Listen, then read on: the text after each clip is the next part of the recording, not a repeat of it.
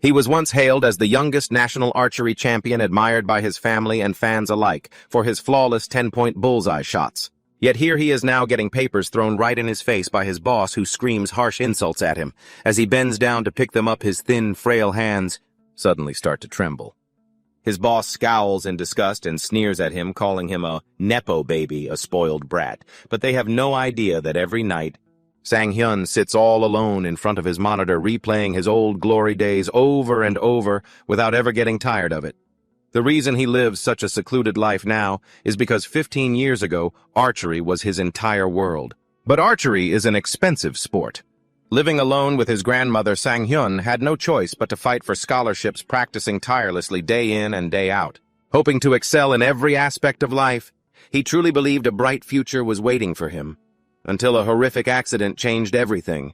It left his hands constantly trembling, just like they do now.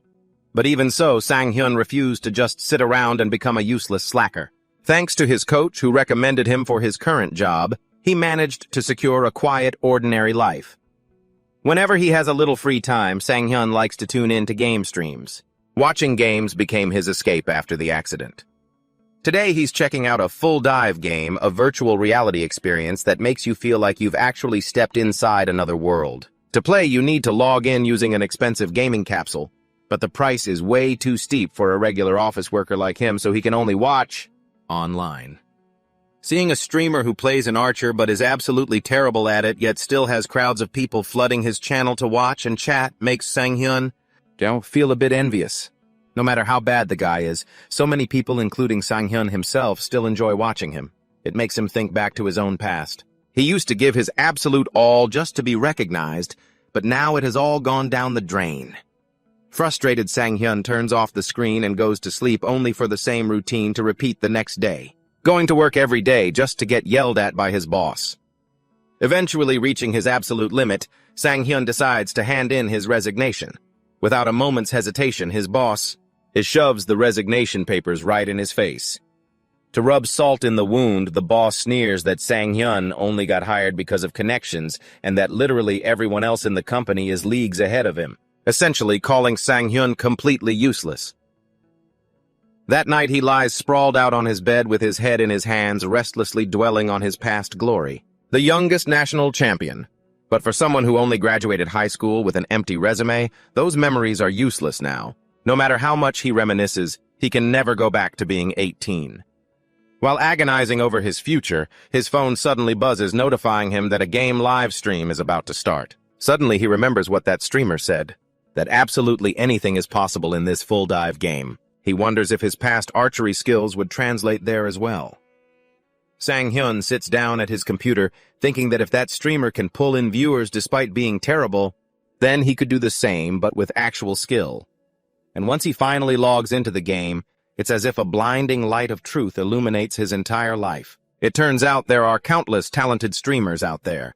Some are proving their skills live, while others are watching to learn and improve their own gameplay. To him, this game feels like a true world of sports. In reality, there are too many variables: family, children, debt, education.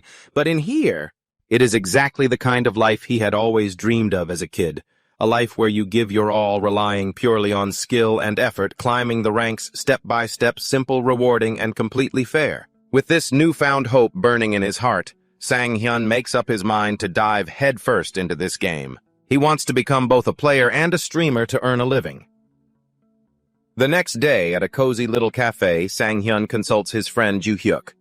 Hearing the plan, Ju-hyuk blinks in disbelief. "Wait, you're planning to buy a gaming capsule?"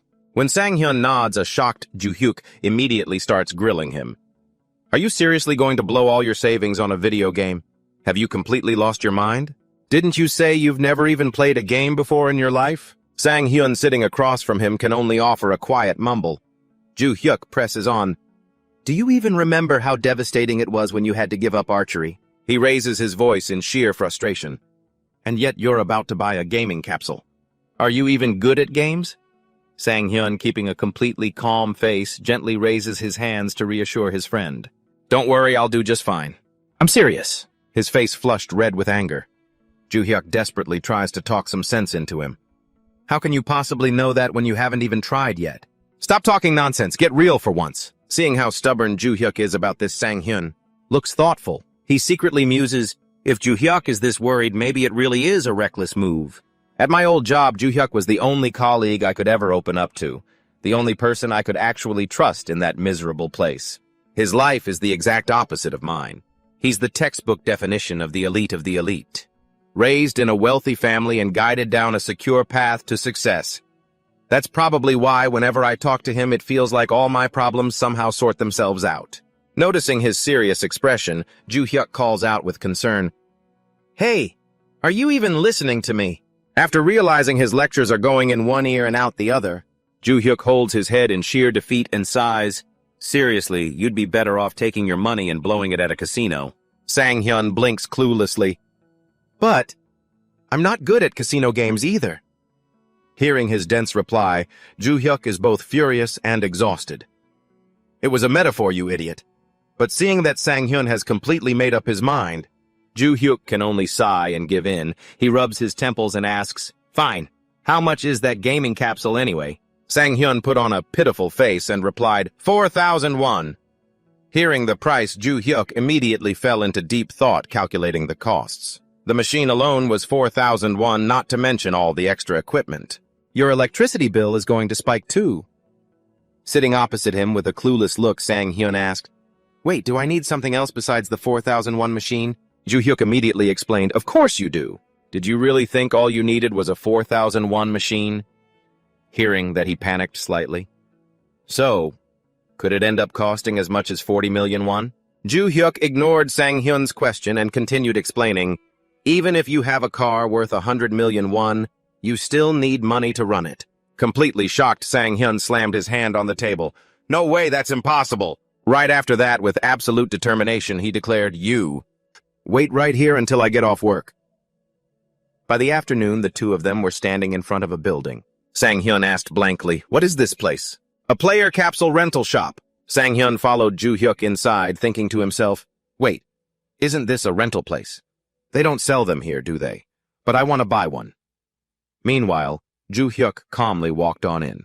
He cheerfully greeted Mr. Lee Kang-suk, who warmly replied, "Hello, I'm Lee Kang-suk. I heard you're looking to buy a capsule. I think we can sell you some used models for a pretty cheap price. Please come on in." Seeing this, Sang-hyun was relieved. "Ah, so he's the owner of this rental shop." He immediately gave a mental thumbs up, thinking, as expected of an elite guy.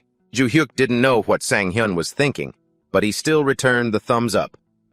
What on earth is going through his head? Inside, the room was filled with capsules. Sang-hyun stared at the scene, utterly amazed. There were capsules everywhere. While he was busy looking around, Kang-suk suddenly spoke up. "So, Sang-hyun!"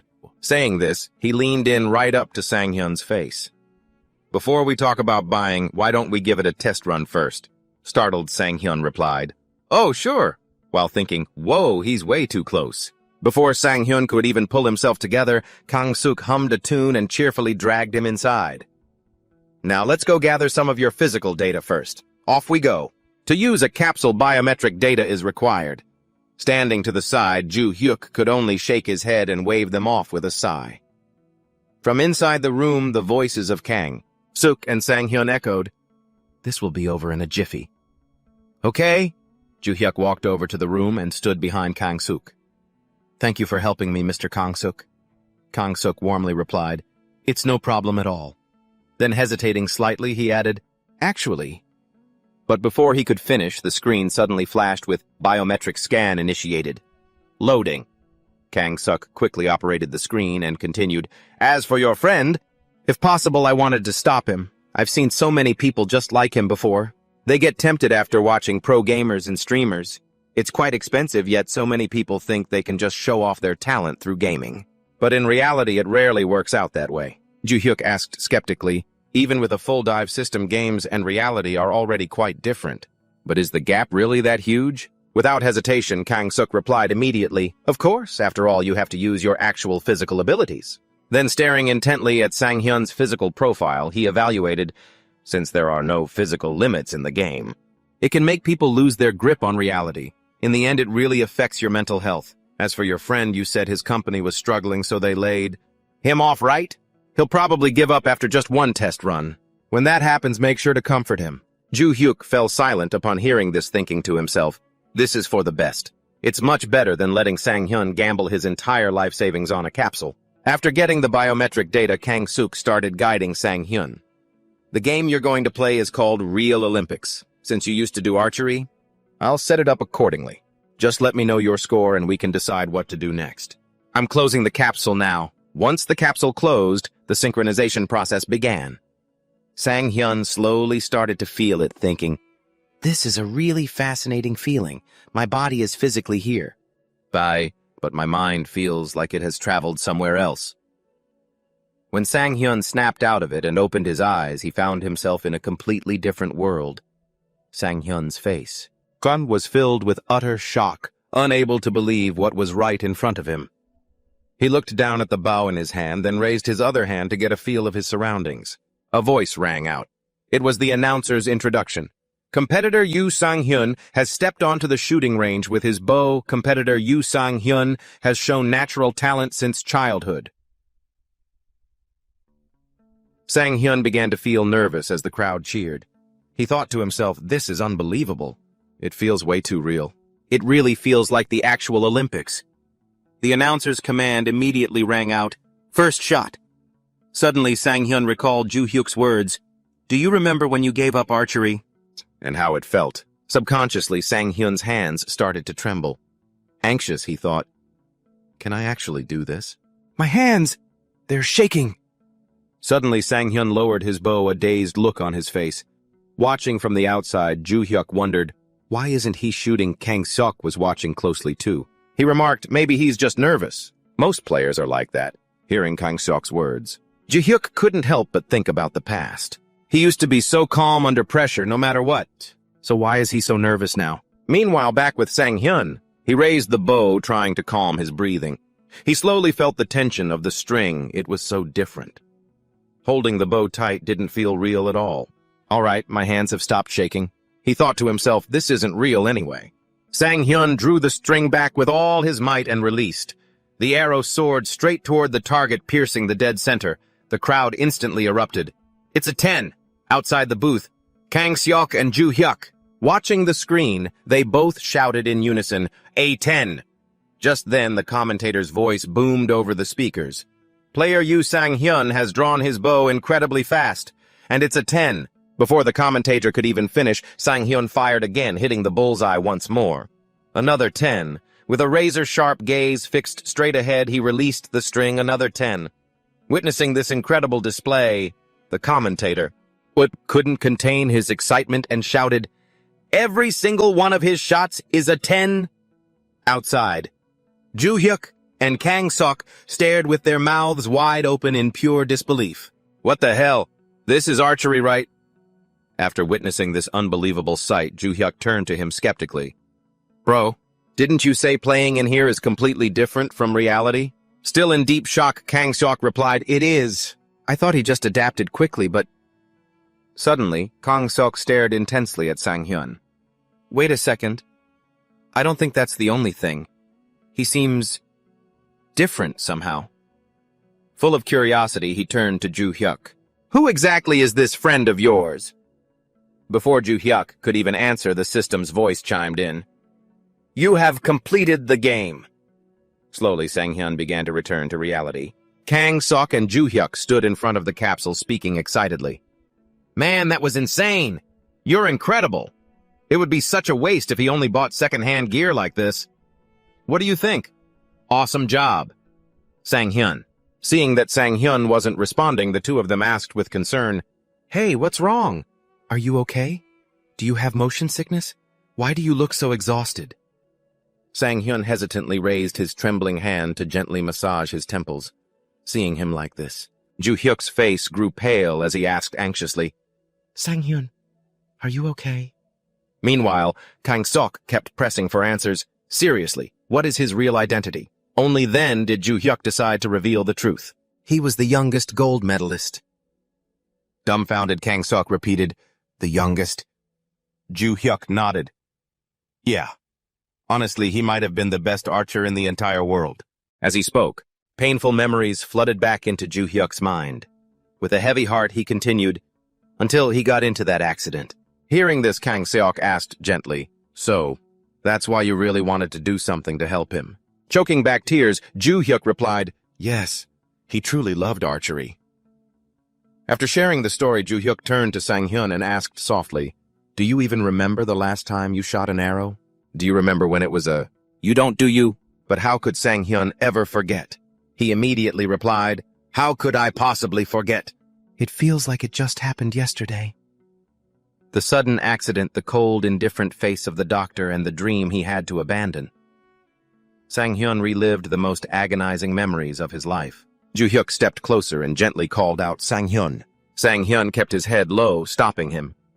"Don't come over here, damn it!" He wiped away the tears pooling in his eyes and muttered, "This is so embarrassing." Standing nearby, Ju-hyuk's lips twitched slightly as he watched Sang-hyun closely.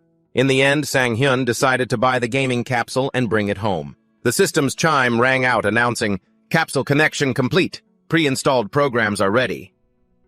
Right in front of Sang-hyun's eyes, countless screens flickered to life. Astonished, he murmured, "Oh, it's starting." Inside the capsule at that moment, Sang-hyun cheered with immense excitement. "It looks like I can finally start streaming today. This is going to be a real challenge," he thought to himself. Fortunately, Kang Seok helped me get a great bargain. I just hope the shop owner didn't take too much of a loss on this. With that thought, Sang-hyun immediately got to work. All right, let's start the stream. The screen instantly displayed, "Ready to broadcast, category settings." By then, he had already decided on his game. I've already chosen the game I'm going to play. It's a game set in the medieval era focusing on the life of a mercenary. It's filled with intense, realistic battles. It might not be a widely popular game, but it has its own dedicated fan base thanks to its unique charm. Usually popular games have plenty of streamers playing them, so Kingdom S is only moderately well known. Because of its high difficulty, not many streamers choose to play it, making this a great choice for a rookie. After a few setup steps, while his game is loading, a notification pops up, "Character customization complete, entering the game in 5 seconds." Sang-hyun looks at the screen with absolute astonishment. Suddenly, a flash of light bursts out, followed by a harsh shout. "Hey! Wake up, you idiot!" Sang-hyun opens his eyes in a daze. He is lying in a completely twisted position. Looking around, he slowly sits up, utterly confused. "Where am I? Inside a carriage." He looks outside. It is complete chaos out there with the sounds of brutal fighting echoing everywhere. Sang-hyun has a bewildered look on his face. Are we right in the middle of a battle? Before he can even gather his thoughts, another shout rings out. "Still slacking off, you worthless insect! Do you want another beating to wake you up?" The man points his sword at Sang-hyun, his face full of rage. That is Roman, the mercenary captain. Sang-hyun slowly steps down and says hesitantly, "I'm sorry." He thinks to himself, so he's the one who beat me. Man, that hurts. Roman growls at Sang-hyun. "You useless piece of garbage, bandits are attacking, grab a weapon." Right after that, the screen freezes and a notification window pops up again. "Choose your weapon." Sang-hyun looks closely. Oh, it paused. So now is the time to choose. Let's see. Spear sword. He scrolls but can't find what he wants, so he wonders, why isn't there a bow that should be an option, right? Suddenly a comment pops up in the chat. An archery challenge. Sang-hyun is completely bewildered. Wait, when did these viewers even join? 5 people. Looks like I chose the right game. He reads the comments and wonders, an archery challenge is using a bow that bad. If it were actually good, they wouldn't call it a challenge. Is this your first time playing? One of the viewers explains to him, bows can hit allies' arrows, bounce off armor, and you have to manage your arrow count. It's going to be pretty tough for you. Hearing this, Sang-hyun says in awe, so that's how it works. Thanks for letting me know. The comments keep pouring in. Is he really a newbie? Look at his ID state admiral. June is amazing. Suddenly, a helpful comment pops up. If you're a beginner, a sword is definitely your best bet. Sang-hyun quickly makes his decision. I'll go with the bow. The system pops up. You have chosen the bow. Seeing Sang-hyun's choice, they get triggered and start furiously smashing their keyboards. This newbie is such a cute puppy. He's triggering us with pure talent. I can smell the capsaicin right through my screen. Capsaicin is extracted from chili peppers. That's why rookie streamers are always the most fun to watch. Looking at those comments, he thinks to himself, They seem really welcoming to newbies. Still, I already chose the bow. But where is it? Right then, a bow falls from the sky and lands perfectly in Sang-hyun's hands. The system announces, "You have received a bow. You have received 20 arrows." The viewers seeing this burst out laughing in amusement. And so the newbie's journey begins. You just killed him. This always happens when someone picks a bow. Right at that moment, Roman drags Sang-hyun back to reality. "Hey, rookie, snap out of it, you bastard. Pick it up and attack." Viewers chime in, "He's so stupid. Stop picking on the newbie. Man, that guy is harsh. Even if you are awake, you couldn't hit a single soul anyway." As soon as Roman finishes his sentence, the viewers try to comfort Sang-hyun. "Newbie, don't listen to him. It's been a while, but Roman is as toxic as ever, huh?" He raises the bow, his eyes full of determination as he aims straight ahead. The arrow pierces straight into the enemy's head. Seeing this, the viewers are completely astonished. It hit a headshot. That was pure luck. Sang-hyun rests his chin on his hand, thinking, the feeling is kind of like the actual Olympics. It is a bit different from traditional archery, like a mix between traditional and modern bows. Sang-hyun asks the viewers, do arrows always kill in one shot like this? A viewer named Ruby Squad explains, no, they only die if you hit a vital spot. This game is pretty realistic, so it simulates actual organ locations. It has a headshot mechanic. So if you hit the head, it's usually an instant kill. The mechanic makes it so aiming for the head takes them down immediately. Drawing his bow, he speaks confidently. All right. Thanks for the explanation, Ruby Squad. I'll take them down one shot at a time. A few people comment, this newbie is way too confident, it's so cute. Seeing this, Sang-hyun thinks, they don't believe me. Well, I'll just have to let the results speak for themselves. And this is sportsmanship. There are about 20 bandits and I have 20 arrows. I need to hit every single one of them accurately. This will be quick. Let's keep going. Sang-hyun takes down the bandits one by one. Hiding behind a fence to observe, he thinks, unlike fixed targets during practice, the enemies can move. I might miss them, but it is actually easier than I thought. Next, there is only the boss over there. Sang-hyun analyzes the situation. A shield that makes things tricky. Should I just shoot anyway? But if I do that, the arrow might just bounce off. Luckily, right at that moment, Roman steps forward to attack him. Sang-hyun saw his opening. He raised his bow, drew it back with all his might, and let loose. The arrow flew straight toward the enemy, burying itself right in his temple. Sang-hyun lowered his bow and carefully scanned his surroundings. It looked like there weren't any bandits left. Was that shield bearer from earlier the last one? Only then did he open the chat. Wait, what? No one was typing anymore. Maybe archery alone wasn't exciting enough, but then the chat suddenly exploded with comments. WTF. What was that headshot after headshot? Is this game glitched? I think I need to go grab some lunch now. This has to be staged. There's no way this newbie is normal. How did you even make a new account? What on earth? He just dominated the whole field with a single bow. That was amazing, but did you seriously just kill the boss? Reading the viewer's question, Sang-hyun wondered, wait, am I not supposed to kill the boss? The viewer replied, it's not that you can't. It's just that they don't usually die like that. But didn't you say everyone dies with a single headshot? Well, yeah, but bosses don't usually get hit in the head, you know. But I hit him, didn't I? That's exactly the point. How on earth did you pull off that shot? Sang-hyun was completely dazed, wondering to himself, did I really do that? The guy continued, the boss has a shield and moves incredibly fast, so he dodges everything. Unless your arrow was at maximum power. Maximum power as in pulling the bowstring all the way back. You mean drawing the string all the way back? That's not even hard. The other guy watched in utter disbelief and replied, but doing that isn't easy at all. Wait, do you always draw your bow to the absolute limit? Shifting back to the game world, Roman walked over to him. Hey, rookie, that final arrow. Did you really shoot that? After that stream, Sang-hyun's viewers reposted the clip of him taking down the boss. A post on the forum feed popped up. I watched a really bizarre stream today. A new Kingdoms player. He's a newbie but incredibly skilled with a bow. To think Roman would make a face like that. People who were intrigued by the title clicked on the video.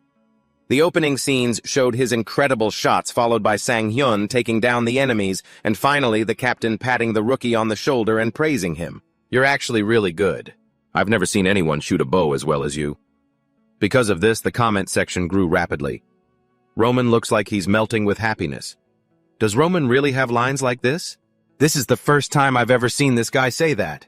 Is it really the first time you're actually really good? This is definitely the first time I'm hearing that line. He doesn't really seem like a newbie.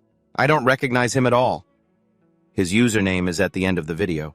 Curious someone skipped to the end of the video. Roman's voice could be heard asking, "What is your name? I truly wish to know so I may report back to the commander." Sang-hyun replied with a bright smile, "My name is Almond." On Google's search bar, everyone was frantically searching Almond. Kingdom's Almond Right. Streamer Almond, I'll remember that name.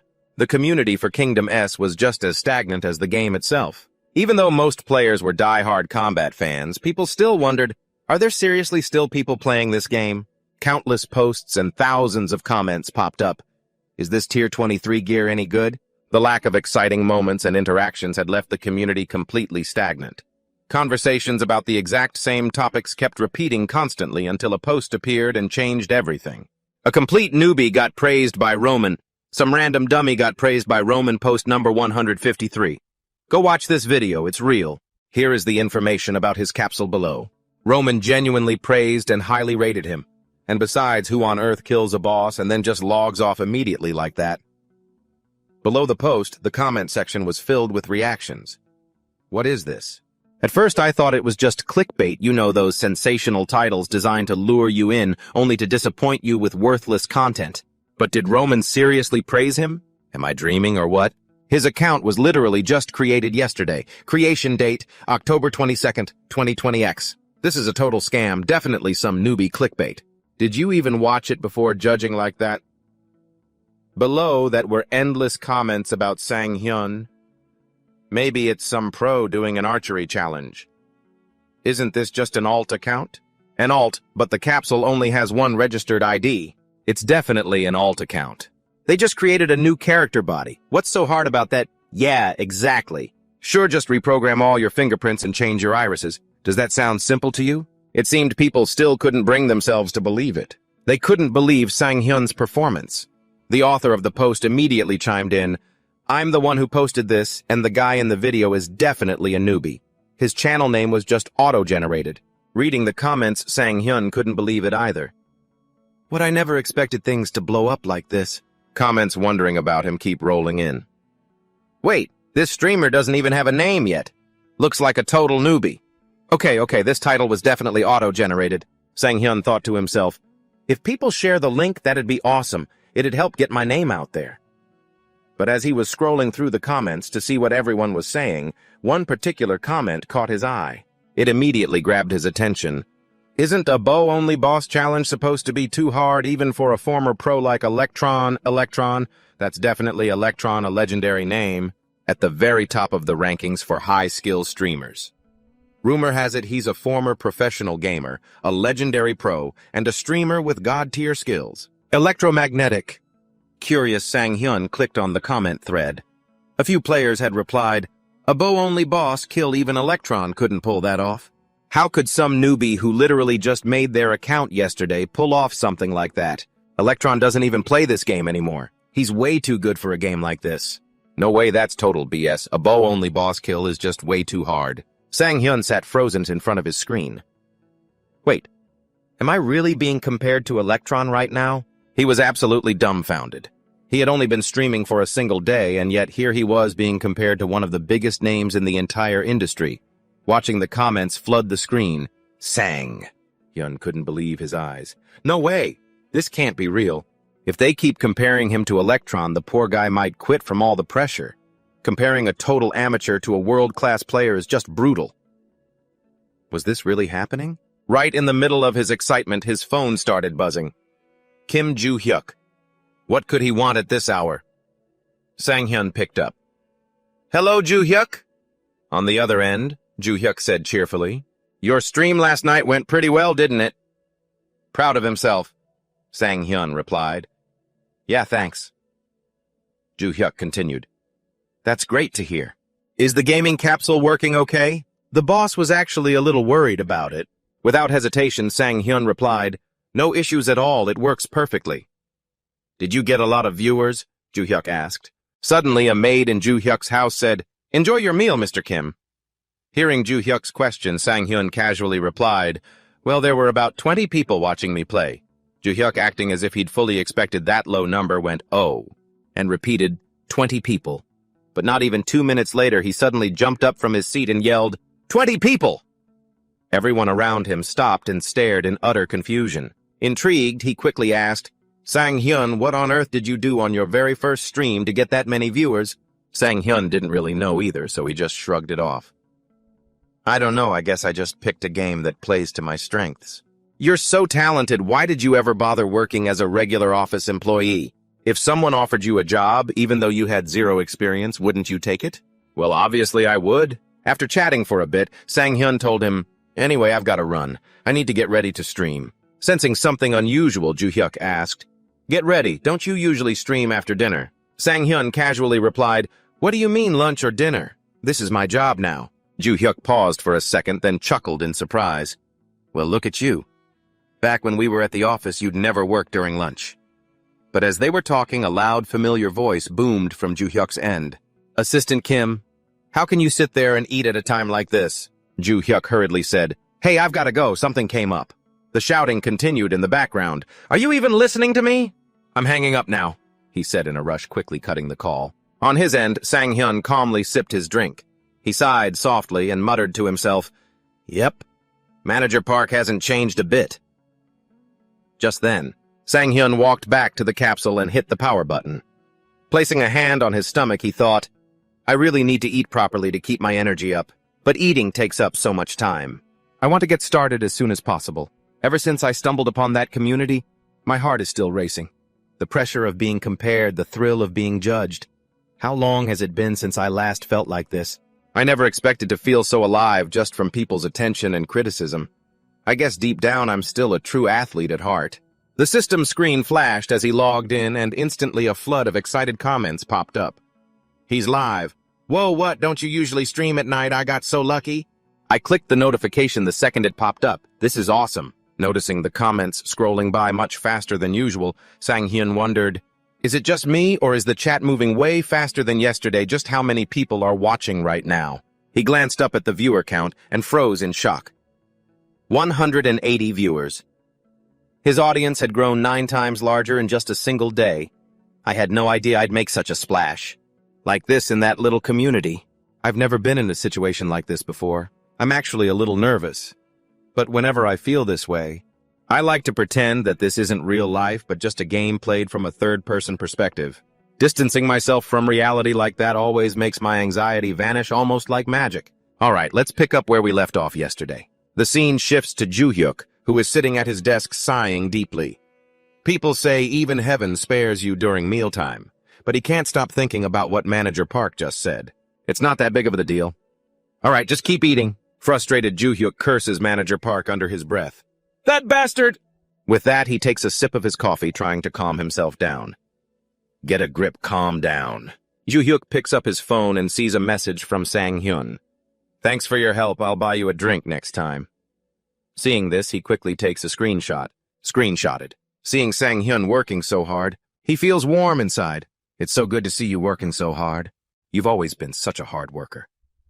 Suddenly, Ju Hyuk stops dead in his tracks as if remembering something.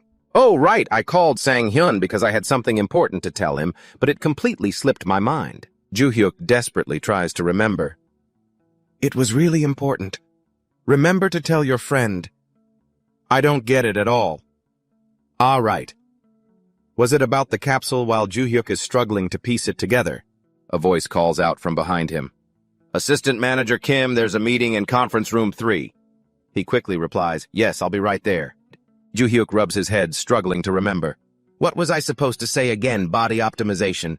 Or something like that." Sang-hyun thinks back to last night. "Before going to sleep last night, I searched online, mostly looking up how popular streamers manage their viewers. I looked into past controversies and some of the major taboos. For example, mentioning your viewer count can kill the audience's engagement, or fueling rivalries with other streamers. At least that's what the articles said. Don't let your audience feel like you're just some distant streamer. Keep the stream cozy like they're just watching a friend play a game."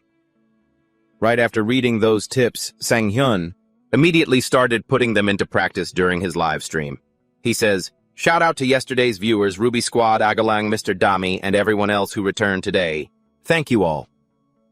The viewers who were mentioned immediately got excited and greeted him back. Ruby Squad, you actually remembered our names? Orkun, I'm supporting you every day. Wait, it's only his second stream and he already has dedicated fans like Orkun. Is this guy some kind of genius streamer? Seeing them hype him up like that makes Sang-hyun a bit embarrassed. Well, calling me a genius is a bit much. Sang-hyun quickly shakes it off. Alright, let's jump right into the game. A beam of light flashes as the full dive initializes. Sang-hyun narrows his eyes and the next thing he knows, he's sitting on horseback. He wonders, does the game seriously start right on a horse? Sang-hyun starts analyzing everything for his viewers. Alright, I'm ready to show you some of my expertise. Since I played a bit longer yesterday, the march has already begun. I heard Roman say he'd introduce me to the mercenary captain, and now I already have a new quest. But first, we have to start with this tedious task. While Sang-hyun is speaking, comments start rolling in, mercenary captain. A legit mercenary group. The captain himself, that's so cool. Sang-hyun gets right to work. I should give the viewers a quick rundown. This quest isn't anything special. Honestly, I thought mercenaries were all about fighting. But it seems like we're just acting as escorts. A viewer immediately comments, wow, this game is so realistic. Aside from a few skilled guys, low-grade mercenaries are basically just weak escorts. Meanwhile, Sang-hyun starts noticing how unusually immersive the game feels. Man, this game is so realistic. It literally feels like I'm riding a real horse. Suddenly, Roman asks, is this your first time on a horse? Turning to face the old man, Sang-hyun replies, not really, but I rarely get the chance to ride one. In his head, Sang-hyun wonders, is this a scripted dialogue? I just blurted that out so naturally. Roman continues, if that's the case, you'd better get used to that horse quickly. Learn fast, you useless brat. We've still got a long ride ahead of us. He says this with a warm smile on his face. It was just a simple gesture, but it absolutely blows the viewers' minds. A flood of comments starts lighting up the chat. Wait, did he just smile? This is literally the first time I've seen Roman act so nice. That has got to be a fake Roman. What did you do to my Roman Allen? Reading those comments, he instantly panics. Wait, what do you even mean by that? Suddenly, a viewer asks, what kind of quest is this? Is it like those starter quests? Another viewer chimes in skeptically. Wait, isn't this the area where bandits usually spawn? Looks like they're about to show up. Reading this, Sang-hyun gasps, bandits.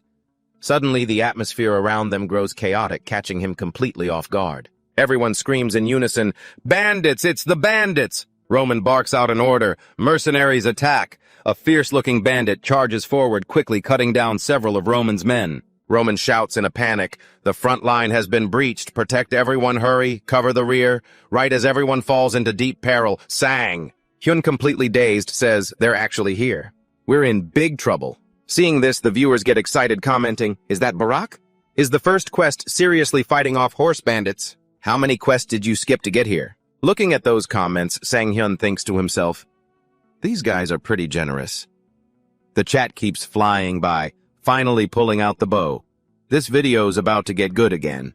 The Legend of Archery. How to shoot a bow in a virtual battle. Seeing them talk like that, Sang-hyun thinks, are these guys doubting me? Are they hoping I fail? In the sports world, this kind of attitude is totally normal. I'm used to it. It's easy to shut them up. Just let the results prove my skills. Sang-hyun speaks up. They're moving way too fast, about 50 bandits. He draws his bow while assessing the situation. They didn't even set up an ambush. Why is this mercenary squad still losing? The viewers agree with him. Spamming, so true, exactly. With eyes full of determination, Sang-hyun says, first let's deal with the one right in front. As soon as he speaks, an arrow flies straight out. It pierces right through the leader's head, killing him before he even realizes what hit him. His underlings fall to their knees, crying out, how is this possible, Chief? The viewers are absolutely stunned, asking, wait, what just happened? It's too far, I didn't see a thing, no way. Burn is dead, that's insane, no way. I didn't see a single thing, he got shot once and just died. What on earth did I just witness? Sang-hyun looks puzzled and responds to the viewers, what's wrong with everyone? In the chat, the viewer count has spiked to 213. Other comments pop up. You literally just one-shot the boss and now you're asking us what's wrong. Laughs. So the video was actually real. Theoretically, you could pull this off by maximizing range and power, then landing a headshot. Meanwhile, Hyun was only thinking, I only shot him first because he was leading the pack, but I guess he was the bandit chief. The chat is flying by. Who said this was fake? Step forward. This is actually legit. Feeling happy, he says, everyone is so hyped, I'm honored. Not wanting to keep them waiting, Hyun draws his bow again. All right, next target. The battle isn't over yet. I'd love to walk away from this battle as the winner. Next target? One after another, before long, he has completely wiped out the bandits. The chat is flooded with praise. That was so cool, and here I thought the video was fake, but now we're literally watching it happen live. The remaining bandits turn pale, screaming to one another. No way, retreat. Fall back. One of the viewers jokes, honestly, who's the real villain here? Hyun's sharp eyes lock onto the remaining bandits. I'm not letting any of you escape. Sorry about that. The viewers get super hyped, cheering, let's go! Right after he speaks, an arrow instantly pierces a bandit's head. The chat goes wild, and he's down. Awesome! This is so intense I can barely breathe. Suddenly, a viewer notices something off. Wait, his posture looks different now. Back in the game, Roman shouts, the enemy is fleeing, hunt them down. A system notification rings out. Quest updated. Quest pursue and eliminate the bandits. Hyun's eyes widen in surprise. The quest updated. Let's hurry up, give chase, and wrap this up. On an online forum, posts about Hyun are taking over the spotlight. Is this for real? On his second day, a newbie unlocked the bandit extermination quest. Someone reading it gasps in shock. What? A bandit extermination quest? Is there actually a way to instantly take out those bandits? No clue, I've never heard of anything like that. Let's stop and see if anyone is talking about me. A young guy browsing the forum looks confused when he sees a name trending on the front page. Almond. Who on earth is Almond? Does he use a bow? On his screen, a title pops up. Streaming right now. Come check it out. Seeing this, he muses. Looks like some kind of archery challenge. Honestly, I'm curious what kind of clueless streamer would choose such an unpopular playstyle. Let's see if he's actually got any skills. The man who just spoke was none other than J-Muck, better known to everyone as the game streamer Acorn Jelly. He says with excitement, maybe he's just like me. But after watching the video, his expression completely changes into utter shock. What is this? All those bandits were taken down with just a single arrow to the head. A normal headshot shouldn't be enough to kill someone instantly, but on the contrary, they died right away without even having time to react. This has to be a perfect shot. J-Muck couldn't sit still, shocked to his core. That's a perfect shot in Kingdom Age if an opponent's vital point is struck. They will die instantly, but this only applies to opponents of a certain level. In other words, if the enemy is a boss-level monster, you can't kill them instantly, even if you hit their weak spot. That's what everyone says, but actually this game has a hidden mechanic. The only skill that can bypass defense, and is even more precise than a headshot known as a perfect shot. But most players don't even know that the perfect shot exists. Stop joking around, is that for real? Prove it. Even among veteran players, opinions are divided on whether it actually exists, because no one has ever pulled it off. Ryomuk looked gloomy but pretended not to care. Well, life goes on anyway. Believe whatever you want. He was so shocked that he slumped down. How can anyone satisfy those insane trigger conditions? You have to land your first strike within 1.5 seconds of drawing, hit the dead center of the target's vital spot, and that's supposed to be normal. Moreover, this streamer didn't just pull it off once, but it seems like every single one of his attacks is a perfect shot. Moments later, Ryomuk rested his chin on his hand and leaned back in deep thought. Is this guy hacking? Not only that, unless he's an idiot, why would he even do that in a dead game like this? Does he only play Kingdom Age? What on earth is he doing? Is he an Olympic gold medalist or something? Ryomuk was even more shocked to learn the truth. He's a newbie. Back to Hyun. He was on horseback chasing the bandits. Roman shouted, chase him, quick, catch him, and kill him. Riding alongside him, Roman spoke up. Hey, Almond, are you planning to shoot while riding? I think a spear or a mace would be much easier to attack with. The viewers agreed with Roman. Yeah, shooting while riding is insanely hard. I don't think it's easy at all. Hyun appreciated his good intentions. He's right, but I prefer using my bow. Then he replied to Roman, I'll be fine, you know how it is. Roman nodded, understood. Roman smiled warmly. If it's you, I'm sure you can pull it off. The viewers went wild, spamming the chat. Oh my god, the favoritism is real. I feel like I just watched a girl spit in my face only to turn around and smile brightly at the popular guy. What a crazy comparison, lol. Meanwhile, Sang-hyun reached for an arrow while riding. He thought to himself, I've never ridden a horse before and this is my first time. Trying to hit a moving target, but I know I can do it. Yes, no matter how many times I try to picture it. And my hand still shakes. But I can't just give up because of that. Right after that thought, Sang-hyun fired an arrow that pierced the neck of the fleeing bandit ahead. The chat exploded. This is insane, a horse archer. Horse. Is he a Joseon horse archer? Sang-hyun analyzed his previous shot. I aimed for his head, but it hit his neck. This won't do. I need to adjust my body movements to the horse's rhythm faster and sharper. An arrow zipped through the wind, landing a perfectly accurate shot right into the next bandit's head. The poor guy. That headshot was insane. It feels like he's even stronger than before. While the chat was buzzing, Sang-hyun quickly drew his bow to target the next one. 1 down, 2 down. Eventually, the entire gang of bandits was wiped out by Sang-hyun. Roman couldn't help but look at him in awe. I never imagined so many enemies, could be taken down so quickly. Incredible. You really are a genius archer. In all my life, I've never seen anyone with archery skills like that. He's the reincarnation of Robin Hood. We're so lucky to have him in our mercenary group. In the chat, comments were rolling in nonstop. Are these guys for real? This is the first time I've seen them like someone this much LOL. If my teammates were like this, it would just annoy me. He read the comments and smiled happily. He's so good. This is amazing. Why would someone so talented play Kingdom Age? Why is he even interested in this niche game? Then a notification popped up surprising Sang-hyun. Acorn Jelly donated 100,000 won.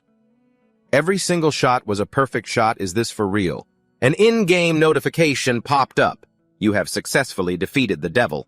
A nobleman approached him and said, Almond, I will certainly remember your name after this. The man kept talking on and on, but Sang-hyun didn't seem to care much.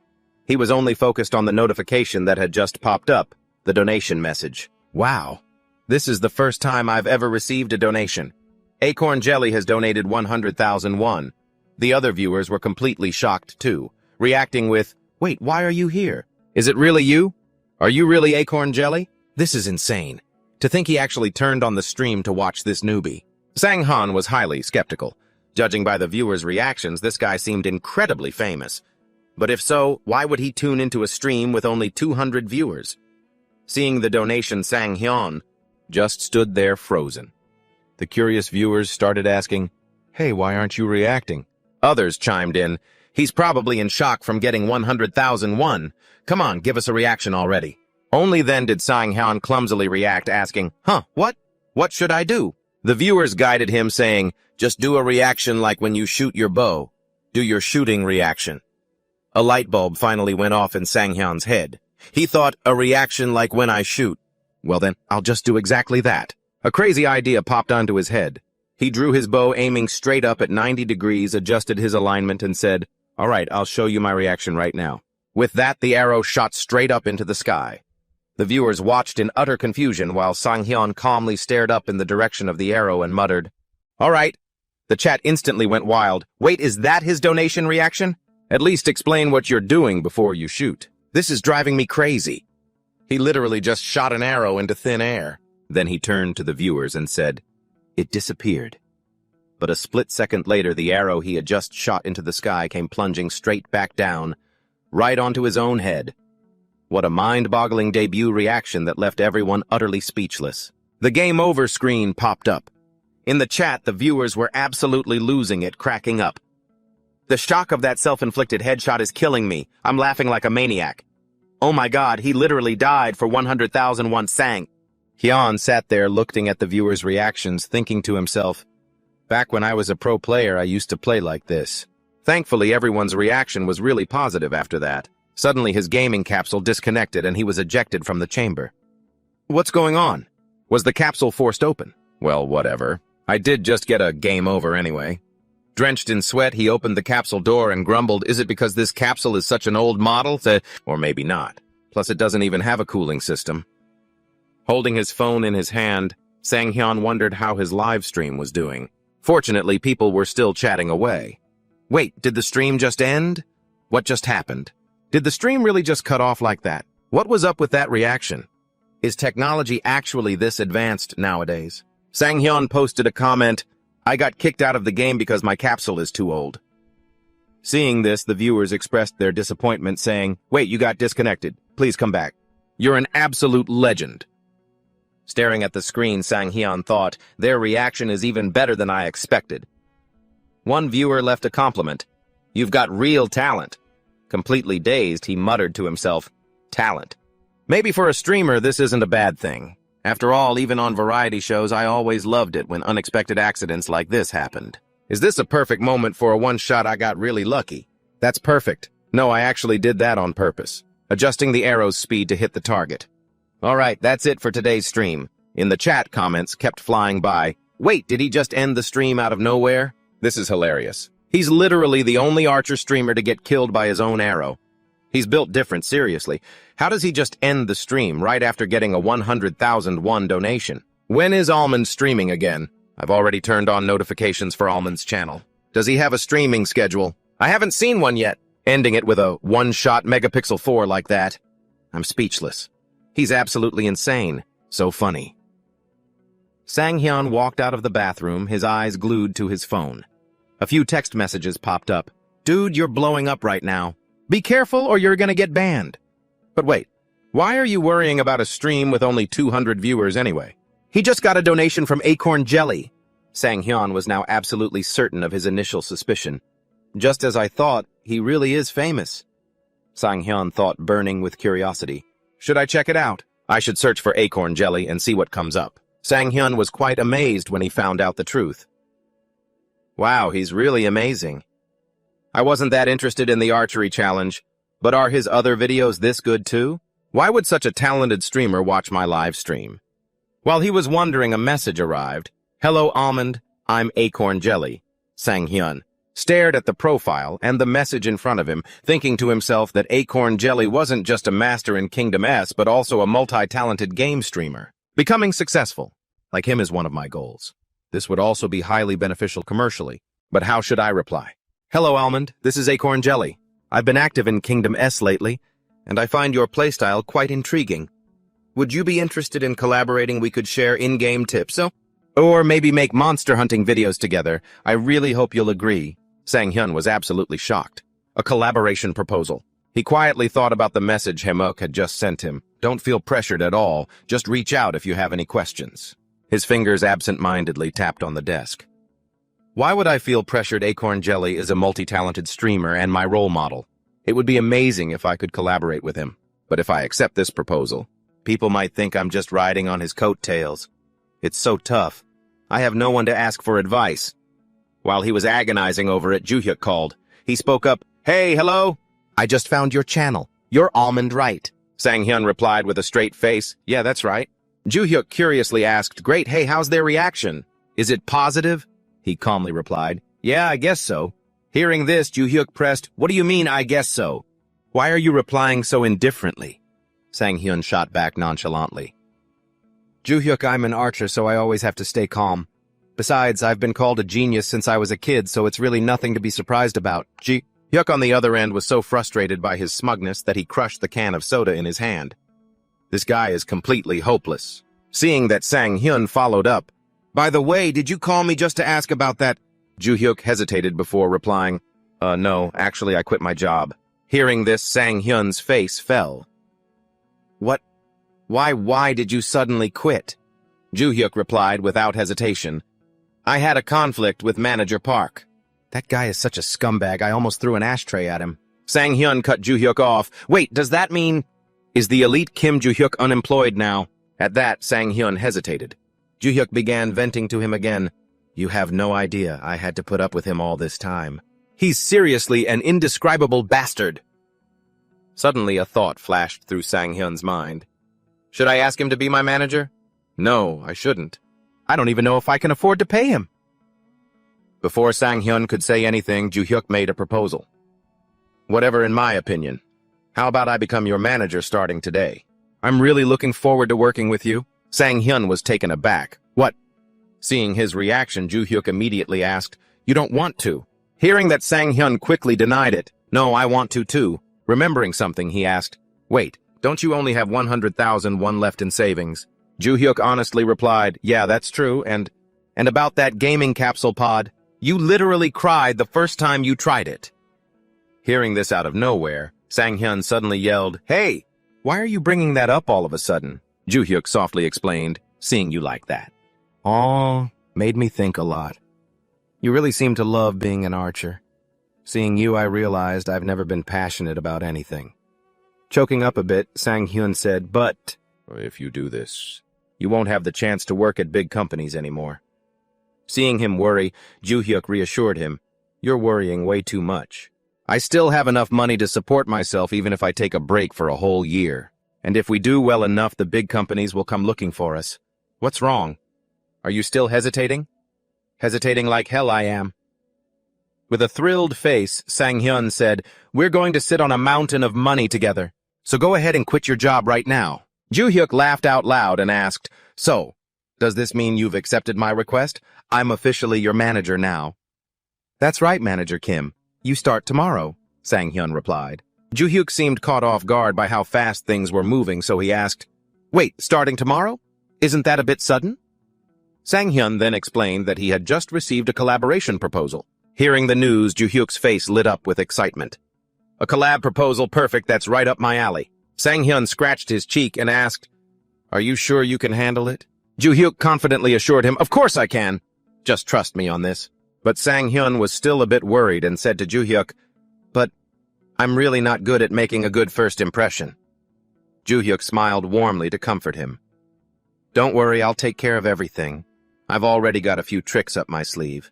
Just show them what you're capable of. That's all you need to do. That alone is more than enough." Meanwhile, inside a cafe in a building, someone was scrolling through their phone, looking up info on Almond. The girl rested her chin on her hand and sighed.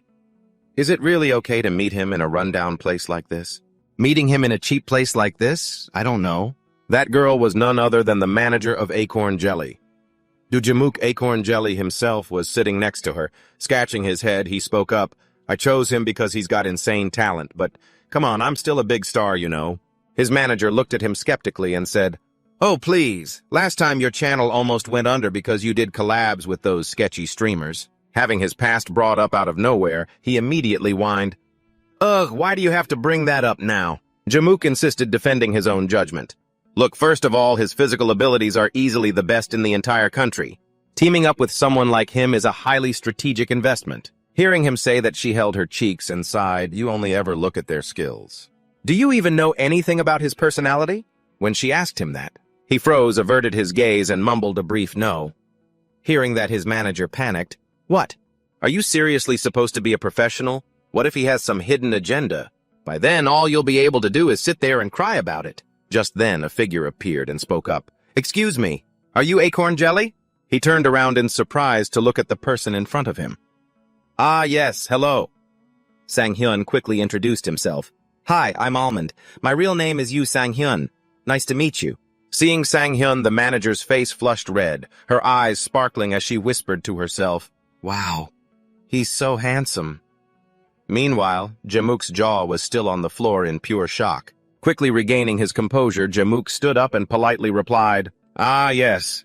Nice to meet you, too. I'm Do Jamook. Hello there. And who might this be behind you?"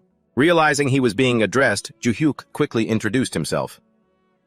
"My name is Kim Ju-hyuk, manager for Yu Sang-hyun. Here is my business card."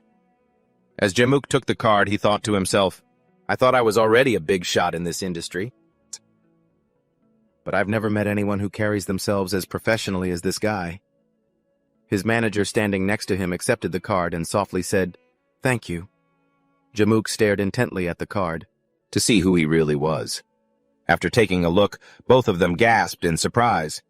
"Wait, Manager Kim, you're incredible. You actually used to work for a major corporation." Ju-hyuk just offered a humble smile and replied, "Oh, it's nothing worth mentioning." Meanwhile, Sang-hyun stood there frozen, completely baffled. Wait, when on earth did he prepare a business card? He's way too prepared for this. Ju-hyuk then turned to the girl next to Jae-mook and asked, "And you are?" The manager quickly chimed in, "Oh, I'm just an ordinary run-of-the-mill manager, nowhere near as prestigious as you." She then bowed deeply and said, "I look forward to working with you." Jmook, watching from the side, muttered under his breath, "Hey, you don't have to overdo it like that." Afterwards, Jmook spoke up politely. "Well, shall we get down to business? Please, both of you take a seat." Joohyuk got straight to the point. You can find the streaming schedule and order of events in this chart. If there are any parts that need adjusting, just let me know so we can discuss them. He double-checked. "Is there anything else we missed?" After they wrapped up discussing the details of the collaboration, Jmook finally spoke up. "Now let's talk about the revenue split." Sang-hyun gestured, wanting to share his thoughts on this. "Since I'm still a rookie in this field, and since I need your help to get my name out there, I won't be taking a single cent." "What do you think of that?" Jmook interrupted him, looking concerned. "Whoa, hold on a second. We can't do that. The era of slave contracts is long gone if we do this. We'll get absolutely dragged online." Seeing Sang-hyun about to blabber more nonsense that would ruin their leverage, Joohyuk quickly covered his mouth, thinking, even slave contracts didn't have a precedent like this. Well, since our experience is still quite limited, we'd feel a bit guilty taking a full share, but if you insist on a fair split, then we'll just charge the minimum hourly wage of a streamer in this industry. We don't pay by the hour. Instead, I have a different proposal. I'll give you 2/2 of the donations my channel receives while streaming with you. Hearing this, Joohyuk secretly rejoiced. Half, that's a lot of money. Joohyuk immediately asked, "Sang-hyun, what do you think?" Scene cuts to the outside of the building. Joohyuk was absolutely thrilled. "That was a smooth start, wasn't it?" He beamed at Sang-hyun. "Half of the donations during the stream." Seeing this, Sang-hyun asked, "Is that really a lot?" Joohyuk happily replied, "Of course it is. According to my research, the minimum donation Akon Jelly's stream brought in last month was 2 million won. So we can make at least 1 million won, which is quite a lot." Seeing how much Joohyuk knew, Sang-hyun asked in curiosity, "When did you even look all this up?" Joohyuk, holding his phone, showed something to Sang-hyun. "Here, look at this." Sang-hyun asked in confusion, "What is this?" "A voice recording." Joohyuk replied gleefully, "Who knows what could happen? We've got to cover our bases." Sang-hyun thought to himself, he really is meticulous. So this is what a corporate executive is like. Joohyuk turned to Sang-hyun and said, "By the way, regarding our profit split, if you can make more than 3 million won a month, I'll only take 20% of it." Sang-hyun asked in disbelief, I don't even make minimum wage yet. "Are you sure about this?" Joohyuk reassured him, "Don't worry, I have plenty of savings. They call me an investment genius, you know. Buddy, I've got everything covered." "All right, I'll trust you." Sang-hyun thought, he really was born with a golden spoon in his mouth. How generous of him. Afterwards, Sang-hyun went back to his own work, and before long, people started commenting on Almond's channel. Smiling, Sang-hyun said, "Hey everyone, it's been a while, hasn't it?" The comments started flooding in. "Almond, why didn't you stream yesterday? He's saying hi." "Almond, no way, I'm missing an Almond stream." One comment caught everyone's attention. "I heard you're collaborating with Akon Jelly, is that true?" Sang-hyun was taken aback. The rumors were already spreading. How did this get leaked? Akon Jelly is collabing with Almond. That's huge. He's already teaming up with a top-tier streamer that's insane speed. Since there were way more viewers than usual, Sang-hyun decided to play dumb. A collab, what could a small fry like me possibly do? Then he quickly changed the subject. "Today we're going after the bandit leader. I'll try to take him down with a single shot." The system notification popped up, logging into Sword Rush. The viewers didn't buy it and commented, "One-shotting a boss, no way. How can a boss die from a single headshot?" What a newbie. Reading the comments, Sang-hyun was confused. "A single shot won't work, but the last time I fought DK, he went down in one shot." The viewers immediately explained, "It's BK, not DK, and seriously, that's enough celebrating. Boca was just an elite mob, not a boss. Real bosses are way bigger. Once you see them, you can tell the difference between a mid-boss and a real boss instantly." Now that it finally clicked for Sang-hyun, he thought, so he wasn't a boss, I get it now. But then, he started to regret it. Uh-oh, this is bad. I shouldn't have bragged about one-shotting the boss. Suddenly, a notification popped up. Ruby Sword has donated 10,000 won. Quest one-shot the boss to receive 100,000 won. Accept decline. Seeing the amount, Sang-hyun was shocked. 100,000 won. I have to accept this. He actually accepted it. Well, who could say no to 100,000 won? You have accepted the quest. Reward, 100,000 won. Objective one shot, the boss to receive 100,000 won. Looking at the notification, Sang-hyun suddenly realized, wait, bosses can't be one-shotted in this game? But even if it's an impossible quest, this is actually a good thing. A massive donation like this makes it easier for other viewers to start donating too. So I'll just have to play along shamelessly. Sang-hyun spoke up, thanks for the donation. Ruby Sword, let's go get that 100,000 won. Eggplant has donated 2,000 won. Go for it. One-shotting the bandit boss is now up to 110,000 won. Here's another 10,000 won from me. Bopsum has donated 1,000 won. Show us what you've got. Donation alerts kept popping up. Look at that, even a side quest fund. Sang-hyun couldn't hide his excitement. If quests are what drive a stream, then this kind of fun, spontaneous donating really helps keep the revenue steady. I haven't even logged in yet, and I'm already getting this many donations. Thank you, Eggplant and Oregano, for the donations. I'll do my best to make it happen somehow. Let's do this. Back in the game. Sang-hyun is remembering the last time he was here. Suddenly, a voice rings out. Sir Mercenary, thank you for saving us from the bandits' attack. Seeing the female character appear, the whole chat room instantly goes wild. She's here. Emilia, I love you, I love you, I love you. You're so pretty. Emilia says shyly. I don't know how to thank you.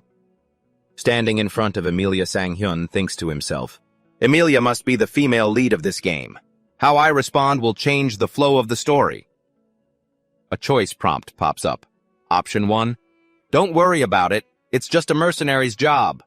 Option 2, if you're grateful, then pay me back. That's what a mercenary would naturally want. Sang-hyun calmly chooses option 1, don't worry about it, it's just a mercenary's job. The viewers immediately comment, boring. Emilia also replies, even so, I am very grateful. Hearing her reply, the chat floods again. Amazing, I only play this game because of Emilia. You idiots, the main story is all about Rosanita. Looking at the chat, Sang-hyun wonders, Rosanita, a second female lead. Just then, Roman approaches and reports, my lady, there is a high risk that the remaining bandits are still waiting in ambush across the mountain.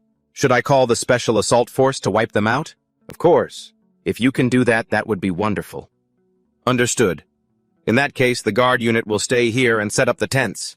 Seeing the plot unfold like this, Sang-hyun realizes, so this is how this stage begins. Night falls and the surrounding grass and flowers remain completely still. Suddenly a rustling sound echoed as dark figures emerged clutching swords and weapons. Near the bandit camp, Roman and his mercenaries lay in ambush scattered all around. Roman raised his hand to signal, we'll get as close as possible and ambush them from behind. Everyone get into position, got it. Sang-hyun thought to himself, this is way more intense than I expected. My senses in full dive are so realistic that I can't even tell if this is real or virtual anymore. I can't just treat this like a simple game. Roman drew his sword and ordered the charge. The whole group rushed out, catching the bandits completely off guard. It's an ambush. Damn it! Where did they come from? From afar, one of them was already taken out by Sang-hyun. Another bandit cried out in a panic, damn it, an archer! But it wasn't long before he suffered the exact same fate. And just like that, the other bandits fell one after another, each taken down by a single shot from Sang-hyun. The remaining bandits screamed in fury, over there, take out the archer first! While the bandits were in chaos, a system notification popped up. You have completed the 3 conditions, 3 consecutive headshots. The skill double shot has been unlocked. Sang-hyun was stunned. So I had this sub-skill all along, Sang-hyun thought. Even so, it was still a game. One of the viewers immediately commented, how do you always unlock skills so easily? Seriously, this is insane. Sang-hyun drew his bow and aimed at the target as a surge of mana enveloped the entire weapon. Let's see what makes this different.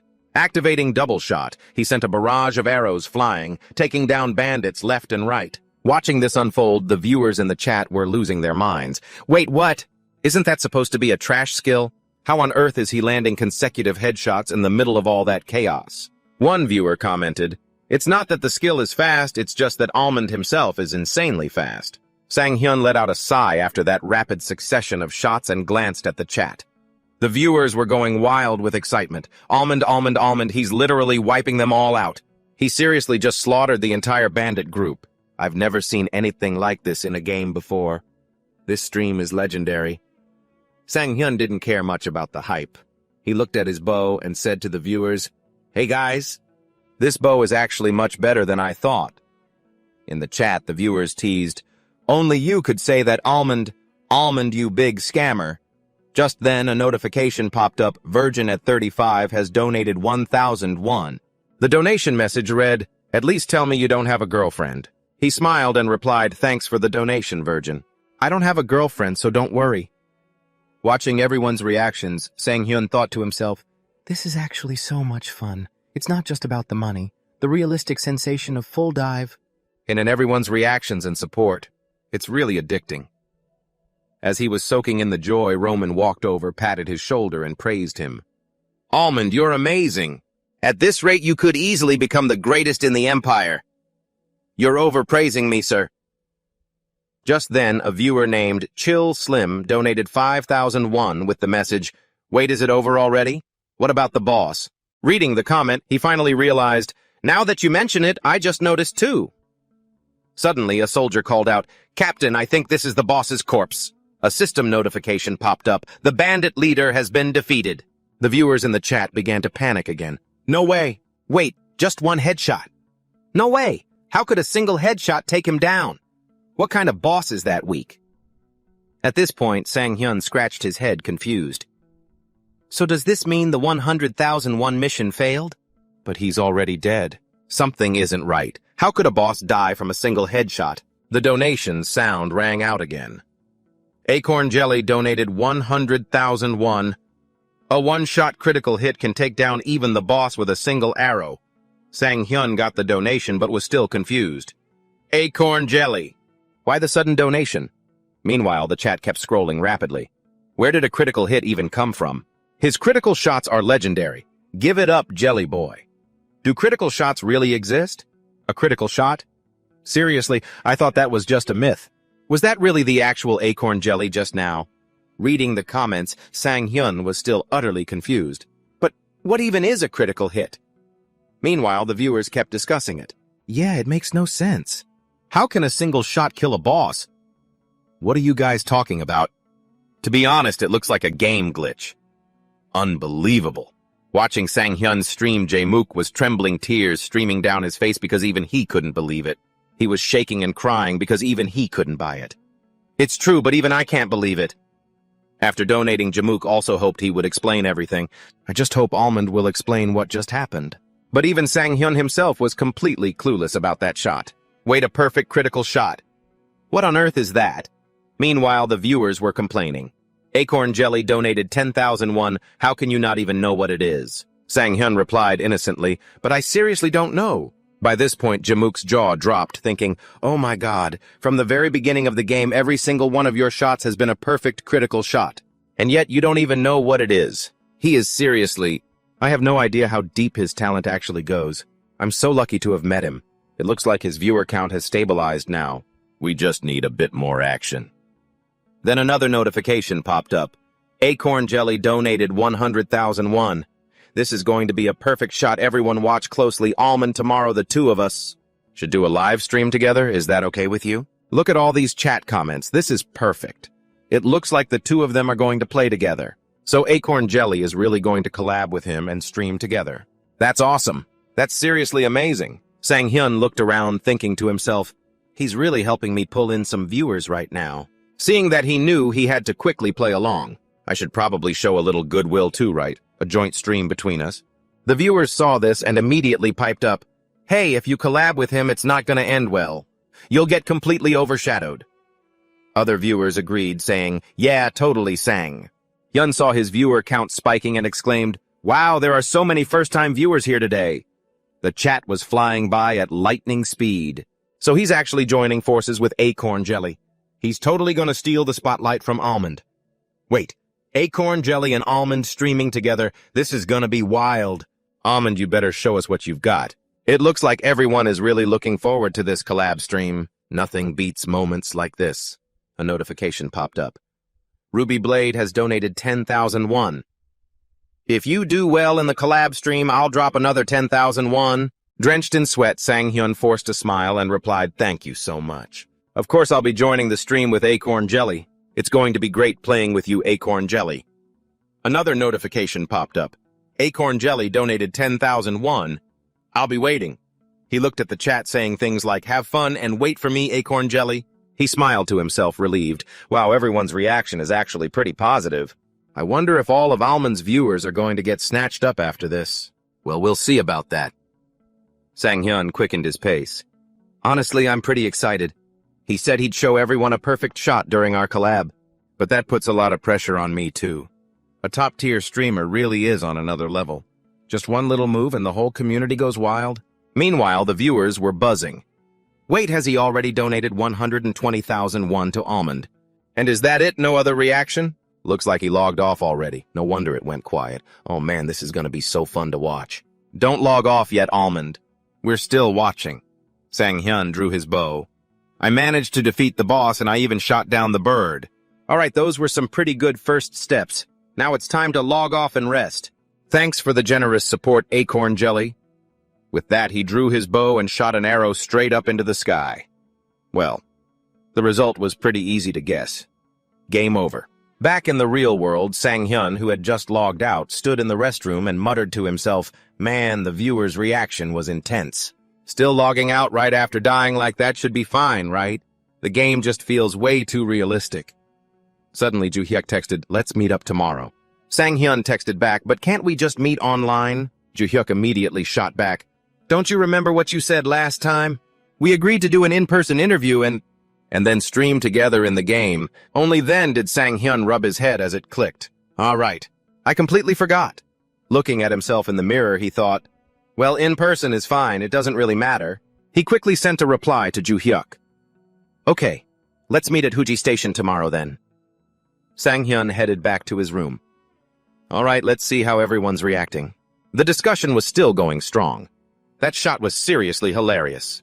Almond died again. Wait, Acorn Jelly actually showed up today and set up a collab stream with Almond.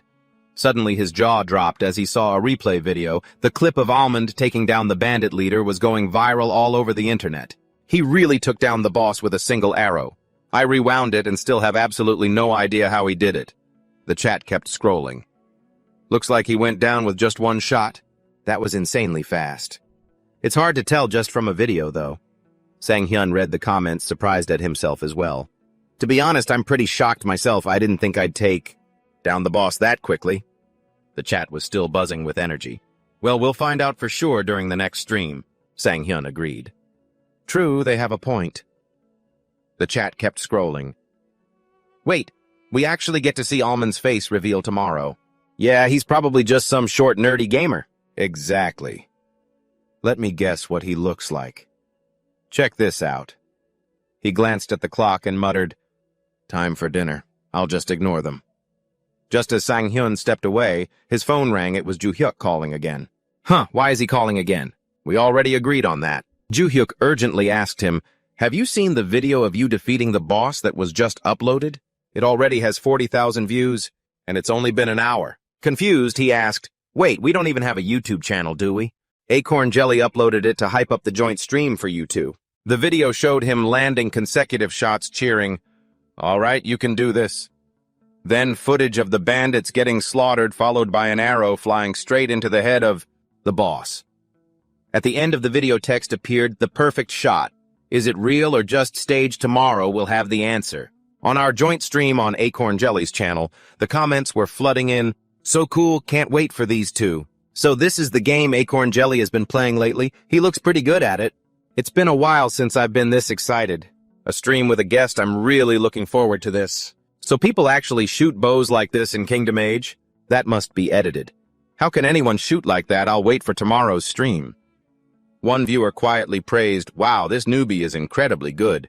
It seemed everyone was looking forward to our stream tomorrow, and during Acorn Jelly's live stream, the live viewer count was breaking records on YouTube. At Acorn Jelly's streaming studio, he reminded him, "Almond, we're going to show them your face today. It'll probably start with around 3,000 to 4,000 viewers, so keep that in mind. So get yourself ready." Almond replied, "All right. Let me go fix my clothes and tidy up a bit first." Standing behind him, Ju-hyuk praised, looking sharp. Ju-hyuk walked over to his seat silently, wishing Sang-hyun luck. Good luck, Sang-hyun. And then the broadcast started. All right. We're live, hello everyone! Instantly, countless comments flooded the screen. Jae-muk gasped in astonishment. The viewer count is 10,000. We just started, and there are already 10,000 viewers. This is a new record. Welcome, everyone. Thanks for subscribing to my channel. Hey guys, it's already lunchtime. What did everyone eat? Standing to the side, Sang-hyun silently praised. He's engaging the chat to buy time for the viewer count to go up. He's really good at this. Suddenly, the chat started shouting, "Bring Almond out already. We can't wait any longer. Almond, is Almond really coming? Almond, Almond, Almond." Reading the comments, Jae-muk introduced. Today we have a special guest joining us. Since this is his very first appearance, we'll do a short interview so you can all get to know him. But most importantly, today we're going to show everyone the perfect shot. The chat immediately went wild. All right, we're waiting. Hurry up. Stop talking and show us. Let's see this perfect shot. All right, put him on. The perfect shot. Almond. Perfect shot. Jae-muk excitedly called out. Everyone please welcome Almond. Instantly, thousands of comments flooded the chat. Almond. He's finally doing a face reveal. I'm so nervous. Is this really the first time he's showing his face? Please let him be ugly. Sang-hyun stepped up to the chair, slowly took off his cap and said, Hello everyone, I'm Almond. The chat immediately went wild over his face reveal. Whoa, this is insane. Donaldinium has donated 1,001. You're way too handsome. Why is he so good looking? I'm so disappointed. Please stop. Oh my god, you're so handsome. Please let me see your handsome face has donated 1,001. Seriously, his face is a national treasure. The worst streamer on earth, Almond, taking advantage of the hype, Jae-muk chimed in. So what do you think, isn't he handsome? I was really surprised when I first met him too. The viewers immediately shot back, no way that's real. That's definitely a filter. Did you change your face to look handsome? Jae-muk asked for their opinion. Should we do the interview first or just play the game? The viewers started voting, just play the game. Go King, wait, no, I just want to keep staring at his face. The True Investigation team donated 1,001. I want to see the perfect shot. Just start the game already. Is this Acorn Jelly's judgment? Are you seriously bringing in a newbie to carry him? Seeing how excited the viewers were, Jae-muk smiled with delight. Now I know everyone is super excited, but we have a guest here. So everyone please mind your manners. The chat was moving so fast that Sang-hyun just stared at it completely dazed. It's moving way too fast, I can't read a single thing. Jae-muk turned to Sang-hyun and spoke. All right, I've heard your feedback. Shall we start the game then? Sang-hyun replied yes. At that moment, Jae-muk asked, What's your optimization code? Hearing this, Sang-hyun was confused. What's that?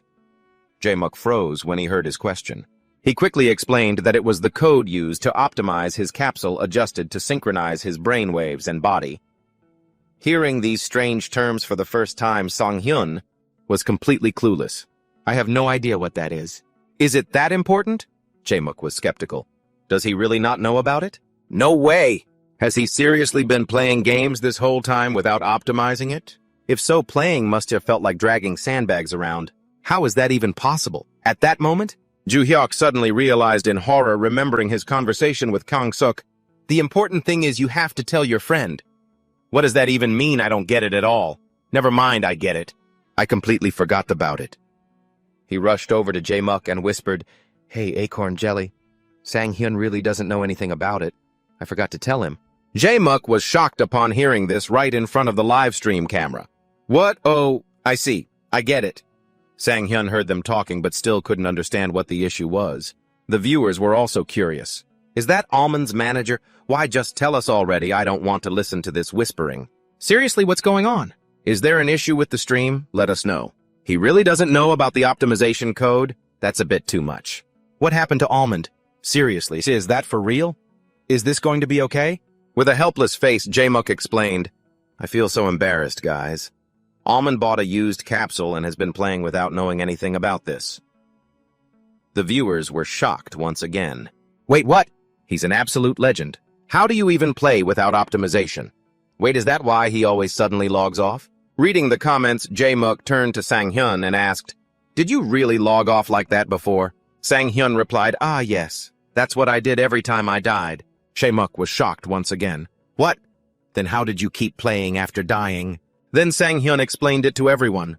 The viewers were amazed once again. "Seriously, if you die in this game, do you have to start all over? Well, just don't die then." Actually, he's never even died. He just shoots himself in the head. Is that his power button? Hearing the answer, Jae-muk was full of admiration. "So you really are a genius."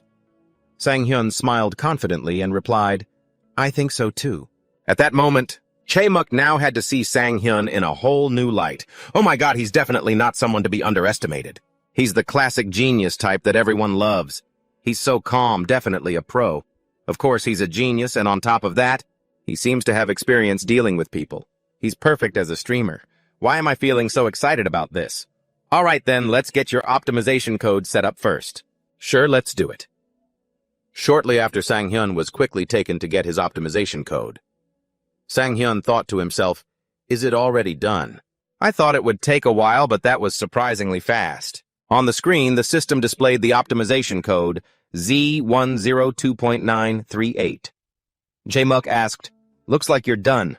How does it feel?" Testing it out. Sang-hyun replied, "It feels great, so this is what virtual reality is like. It almost feels like I don't even have a body." Jae-muk explained, "Of course, because this is our world of consciousness after all." All right, now that that's out of the way, let's go pull off a perfect shot. Jae-muk excitedly suggested while the viewers eagerly egged them on, saying the moment had finally come. "Hurry up, all right, let's go." A notification popped up as Kingdom S booted up, and Sang-hyun started worrying if he should show off his skills here. Once inside the game, Captain Roman spoke up. "I'll explain today's mission. Lady Amelia has handed us a different task." The viewers watched intently, buzzing with excitement. "Oh, are you syncing up with Almond's progress?" "No way it's actually starting. Let's go wreck this boss." Roman announced to the squad leaders that there was a goblin cave nearby, and the creatures had been terrorizing the local farmers. "We're going to find that cave and wipe them out. It's been a while since we got a quest with a payout this big, so we absolutely must deliver results. Got it?" Sang-hyun and Jae-muk shouted "understood" in unison, and the mercenary band set off. While riding in the carriage, Jae-muk spoke up. "So you need to know exactly when to use the perfect shot." He started breaking it down. "In this damn game, even weak points are categorized by a point system. Just picture a circle on the forehead with smaller circles surrounding the center. The first condition is to hit it dead on, just like in archery." Sang-hyun's eyes widened as he asked, "That really is just like archery. So what's the second condition?" Jae-muk sighed. "The second condition is brutal. You have to nail it on your very first try while meeting that first requirement. You only get one shot." Hearing this, Sang-hyun replied with a completely straight face, "I see. So that's why they call it..." "Why, the perfect shot." Jae-muk stared at Sang-hyun's reaction, thinking to himself, why is he so calm? It's like these rules are nothing to him, as if he can actually pull off a perfect shot whenever he wants. So maybe it really isn't that hard for him. Then out of nowhere, Roman marched over and smacked Jae-muk right on the head. The viewers cracked up, commenting, "Roman's acting up again." Roman barked at him, "What the hell do you think you're doing? We just got here." "Don't talk back to me. You want to be sliced in two?" Jae-muk had no idea what he did wrong, but sheepishly muttered, "I'm sorry, sir." His face was incredibly tense as he glared. "Jae-muk, where on earth did you even come from?"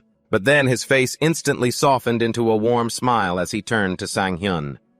"And Almond, let's do our absolute best on this mission, okay?" With an utterly dejected face, Jae-muk grumbled, "Why am I the only one getting singled out like this?" The viewers got another good laugh. "That is so typical of our Roman. Roman carries the comedy so funny." Right outside the goblin cave, Jae-muk whispered to the camera, "Is everyone ready to witness the perfect shot? Then let's..." Before he could even finish, Roman smacked him again. "If you actually want to help, then shut your trap." The viewers were rolling. "Wait, is this Roman's stream now?" Roman continued. "Almond, you take the lead. Show this rookie how it's done." Sang-hyun complied. Understood. Jae-muk looked completely defeated. "Seriously? Why does this always happen to me?" Crouching in a bush from a distance, Sang-hyun held his bow and thought, now that my character has been optimized, moving around feels so much easier. That awkward lag is completely gone. Sang-hyun murmured, "All right then." Meanwhile, Jae-muk watched closely from the bushes, thinking, is he really going to shoot from that posture?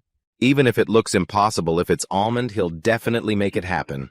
And with a precise shot, the first goblin went down instantly. Witnessing this, Jamuk was stunned and the chat went wild. Seeing it live, that shot was on a whole different level. Sang-hyun drew his second arrow, taking down the second and third goblins in rapid succession. Watching him eliminate the enemies so effortlessly, Jamuk was completely awestruck. Incredible!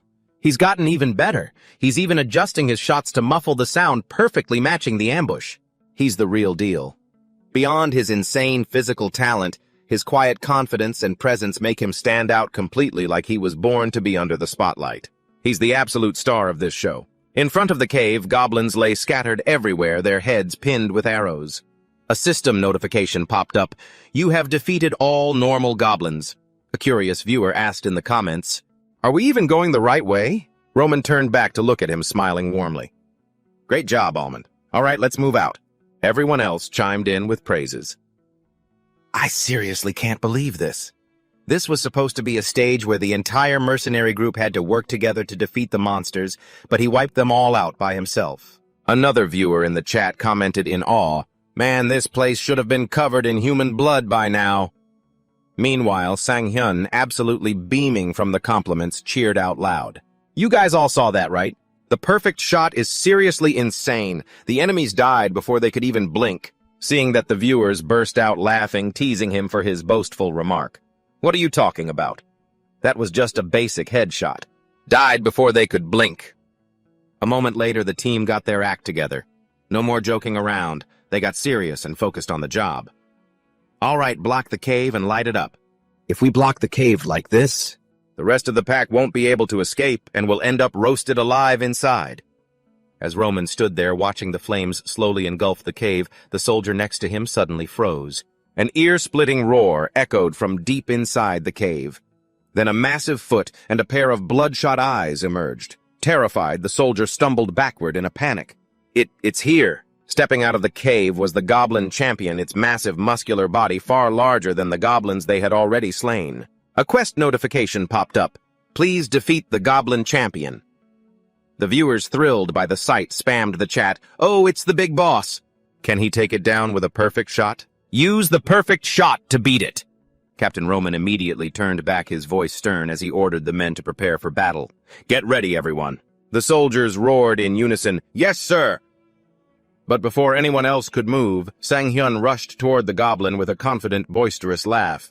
He was already celebrating his first milestone. The chat was highly amused by his bold move. "Isn't this the perfect time for us to see how powerful a perfect shot really is? Just shoot the boss already." But as he drew his bow preparing to fire, a sudden thought crossed his mind. He then lowered his bow, leaving the viewers dumbfounded, bewildered, and even dismissive. What's going on? Why did he stop? Is he nervous because he has to get it right on his very first try? At the end of the day, Almond is only human. The real reason Sang-hyun stopped was because he had closely observed his opponent. He groaned and complained internally, "Damn it, this is bad.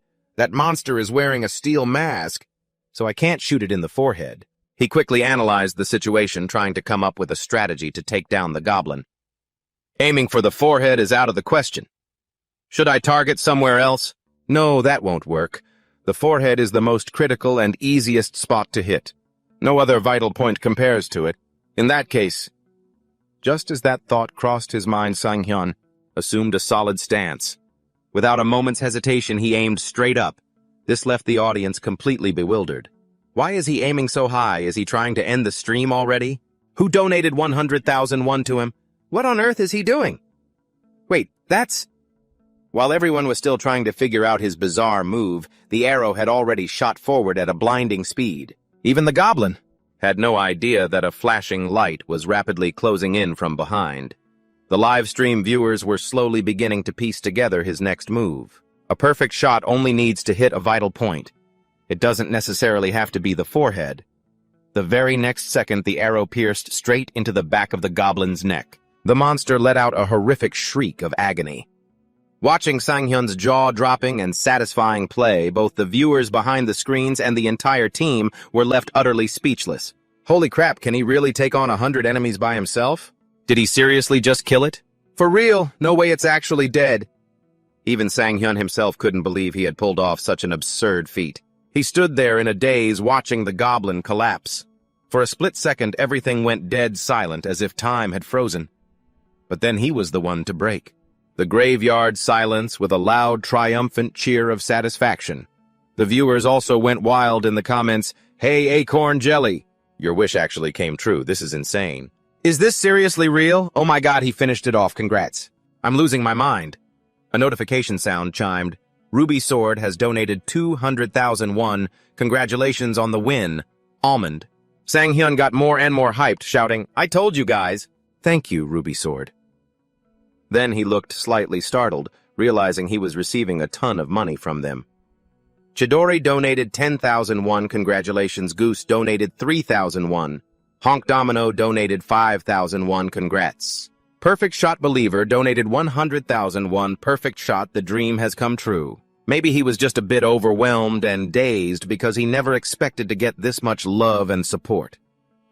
He stepped out of the game capsule completely drenched in sweat from the heat. Stepping out, he couldn't help but complain to himself that even the latest capsule models didn't seem to have a cooling system. It was way too hot. But after taking just a few steps, he stopped dead in his tracks, staring blankly. Jae-muk was holding Na-yeon's hand, grinning from ear to ear and crying tears of joy. "Na-yeon, did you see that? I finally did it." Meanwhile, Na-yeon stood there helplessly playing along. Yes, you did great." Then she turned to Jae-muk and added, "By the way, did you know the stream crashed because the server got overloaded?" Jae-muk, still beaming, replied, "Yeah, I figured it would lag out.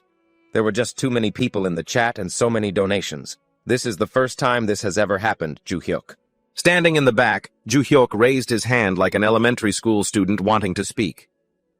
"Right, I didn't expect it to glitch out from the flood of chat messages and donations from the viewers, but the stream is actually still live. If you two sit in front of the camera for an interview, we can still get more donations. What do you think?" Jae-muk quickly chimed in, "Awesome, let's do that." Sang-hyun turned around and started, "Wait!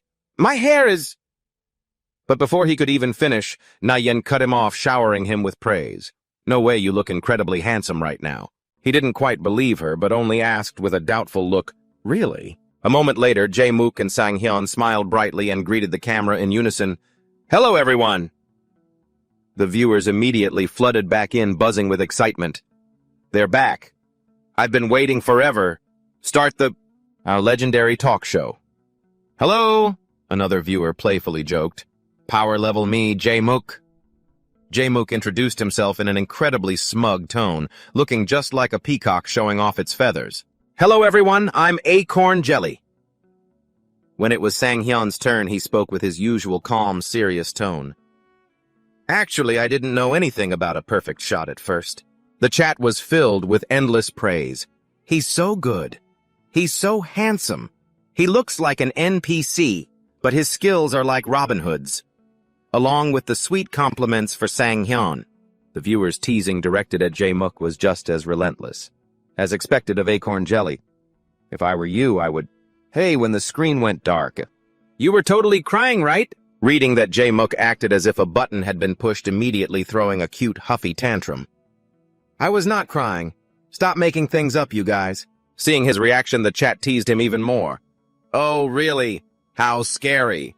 Open your mouth. Here comes the money." Just as that message popped up, a viewer named Seo In-ha donated 5,000 won. Jae-muk quickly tried to explain in a fluster while Sang-hyun just sat there frozen like a statue. "Everyone, we can't read all the donation messages, but the viewers were incredibly generous, acting like total high rollers. Just open your mouths, you two. We'll feed you money." "Thank you, everyone." Joan donated 10,000 won. Wish Come True donated 30,000 won. "I'm donating to Acorn Jelly." The stream went on and on just like that. While Jae-muk chatted away warmly and cheerfully, Sang-hyun sat beside him as quiet and still as a statue. "Thank you, Doran Seo In-ha Marinated Crab Juwon and Wish Come True." Despite his silence, Sang-hyun's heart was beating like a drum. "Over 40 people have already donated. Just how much money did we make?" Everyone in the room froze in shock. Even he became completely bewildered. Seo Ji-ah has donated 1 million won.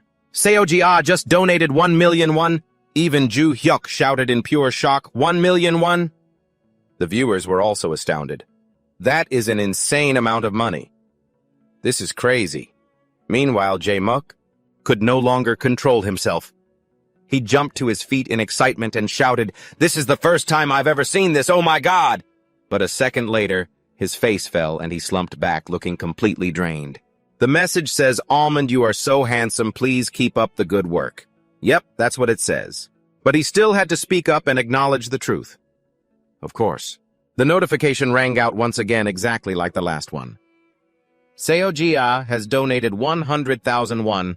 Almond, you are so handsome, please keep up the good work. This drove Jae-muk absolutely crazy and he screamed, "Are you serious? She donated to you twice. Is her family just made of money?" Meanwhile, he simply bowed deeply in gratitude. "Thank you so much, Seo." Jia. The chat exploded again like a flowing river. Everyone was donating to Almond. It's all for Almond. Almond is the real deal. This is no joke. Please keep up the good work. He's so handsome. This is hilarious. Jae-muk was utterly helpless, crying silent tears in his heart before speaking up with a pitiful voice. All right, let's wrap it up. Let's start the interview now. He cleared his throat and said, "I've compiled a list of questions based on the poll results from my channel." On the screen, the questions displayed were completely baffling. Questions like, what is your skincare routine? What lip tint do you use? Do you have a girlfriend? What is the secret to your success? These questions successfully made our funny guy Jae-muk fly into a massive rage. Hey guys, what kind of questions are these? The viewers cracked up immediately. Doesn't Acorn have a ton of female fans anyway? Sang-hyun calmly answered, I don't use any lotion or lip tint. Jae-muk, whose face was completely red with frustration, yelled at him, "Why are you actually answering these questions?" He paid him no mind, still smiling with bright, clear eyes as he continued, "I don't have a girlfriend." Jae-muk's mood shifted in an instant. He was no longer red-faced or annoyed and instead smiled warmly as they talked. It was such a warm feeling. Perhaps this was the true charm of live streaming, but playing games while streaming was even better. By the end of the day, someone outside called out, "Thank you for your hard work, everyone." Inside, Nayeon handed Sang-hyun a towel, saying with a look of concern, "The capsule doesn't have a cooling system, which is why you sweated so much." Looking completely drained of life, he sluggishly took the towel and muttered wearily, "The one at my place is the same, thanks." Behind them, Jae-muk stood in a daze, pointing at his own face, but no one paid him any attention. She then turned back to ask him, "By the way, is there something wrong?" When asked, Jae-muk blankly replied, "Not really, I just think it'd be better if we streamed at home." "What do you think?" "Well, anyway, you've worked really hard." With that, he eagerly stepped in front of Ju Hyuk with a beaming smile. Ju Hyuk handed over a gift box and said to him, "Thank you for taking care of us. This is just a small token of our appreciation, please accept it." Jae-muk quickly took it and opened it. Inside were neatly and exquisitely packaged pastries. "What is this?" Nayeon, standing next to him, looked absolutely thrilled. "They look so delicious, I'll definitely enjoy every bite." Sang-hyun felt a bit embarrassed, secretly praising Ju Hyuk in his heart. "I didn't even think about doing something like this." "He's really amazing," Jae-muk said. "While Nayeon gets things ready, why don't we talk for a bit?" As he spoke, he raised the tablet in his hand. "This is the total amount we made today." Hearing this made both Sang-hyun and Ju Hyuk pay close attention. Jae-muk smiled, holding up the tablet, and said, "This is the total amount we made today." Sang-hyun and Ju Hyuk stayed serious for a split second, then completely lost it, their jaws dropping when they saw the figure on the screen. "Is this 5 million? Sang-hyun was stunned and asked Jae-muk in disbelief, "Do you always make this much?" Jae-muk looked a bit embarrassed himself. No, actually, this is the first time I've ever made this much." Nayeon brought over some drinks and said with a smile, "So if we split this exactly in half, it'll be almost 3 million. Hearing that, both of their eyes, Sang-hyun and Ju Hyuk's immediately lit up. Ju Hyuk bowed deeply, even pushing Sang-hyun's head down with him, and sincerely said to the two opposite them, "Thank you so much." Jae-muk quickly waved his hands, stammering, "No, please, I'm the one who should be thanking you. Honestly, even 500,000 won is considered hitting the jackpot for a collab stream." Ju Hyuk sharply picked up on this. "So donations aren't the main source of income?" With that thought, he immediately asked Jae-muk, "Could I ask how you generate your income?" Jaemock wasn't bothered by the question at all. He happily replied, "Of course, if we look at ads as the main source of income, the ad revenue from Chibi is directly tied to the number of viewers. It's kind of like a basic salary. On top of that, and have also brought in third-party advertisers. That's the manager's job." Na-yeon added, worrying he might find it hard to understand. It's basically like game promotions or sponsorships. For example, things like outfits, streaming gear, and gaming capsules. Even this outfit Jaemock is wearing right now is sponsored. Joo-hyuk was enlightened, his eyes widening. "So it's similar to celebrities then," Na-yeon gently added. "Exactly. For those with good looks.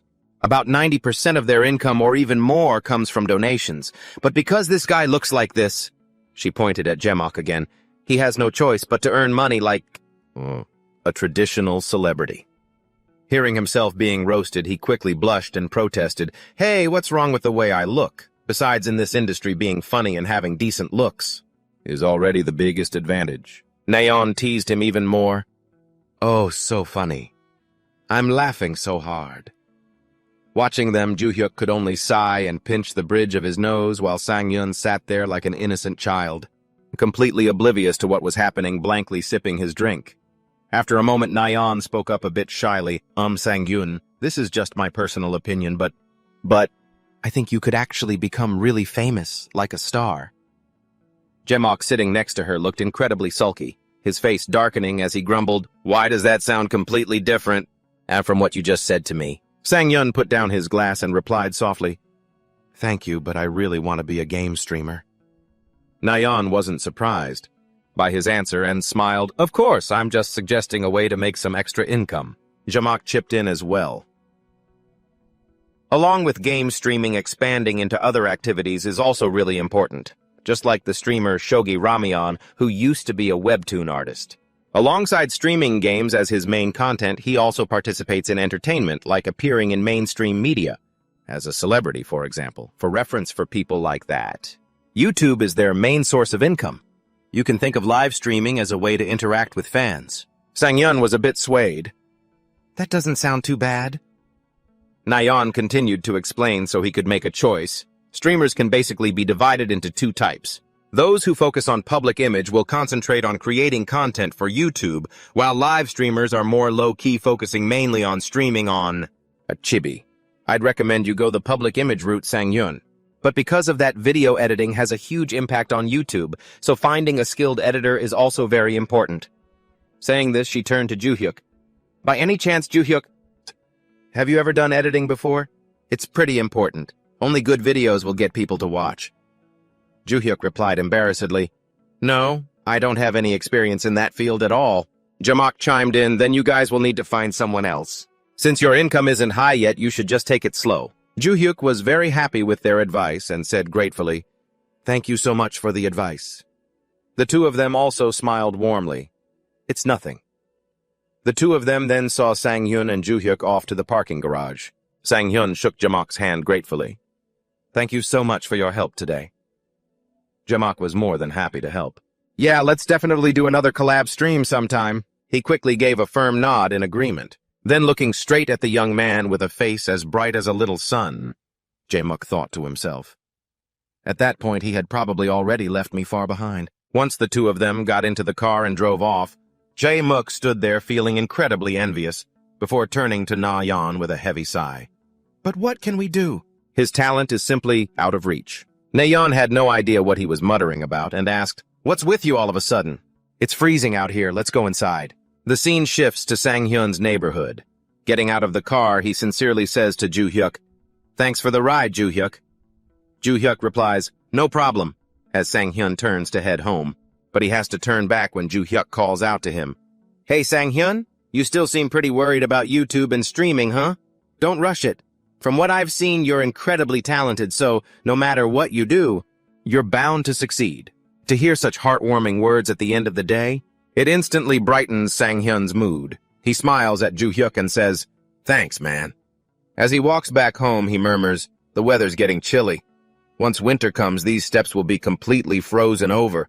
And then he remembers his grandmother. She used to walk right beside him on these very steps. But now he's all alone. He recalls the time he insisted on carrying the groceries for her, helping her up. "Let me carry those bags, Grandma. It's slippery, so please be careful." But his grandmother, always caring more about her grandson, had replied, "Oh, I'm fine." A wave of sadness washes over him as he speaks, but anyone watching would know he isn't just talking to himself. He's sharing his day with his grandmother. "I used to worry so much about you slipping and falling. Grandma, I made about 2.7 million won today. Ju-hyuk didn't even take a single one for helping me out. The money is great, but honestly, it was just really fun. I'm thinking about keeping this up." He pauses, staring quietly at his clenched right hand before slowly continuing. "And my right hand didn't shake at all. It was completely steady." Memories of the past flashed through his mind. The car crash remained a horrific trauma, not just for him, but for his grandmother, too. He could still picture her eyes, so wrinkled, as she secretly cried all by herself. That was why his right arm was more than just a painful memory. It was a hateful curse, the very thing that had brought her so much sorrow. Yet at the same time, it was the one thing that had been with him through everything.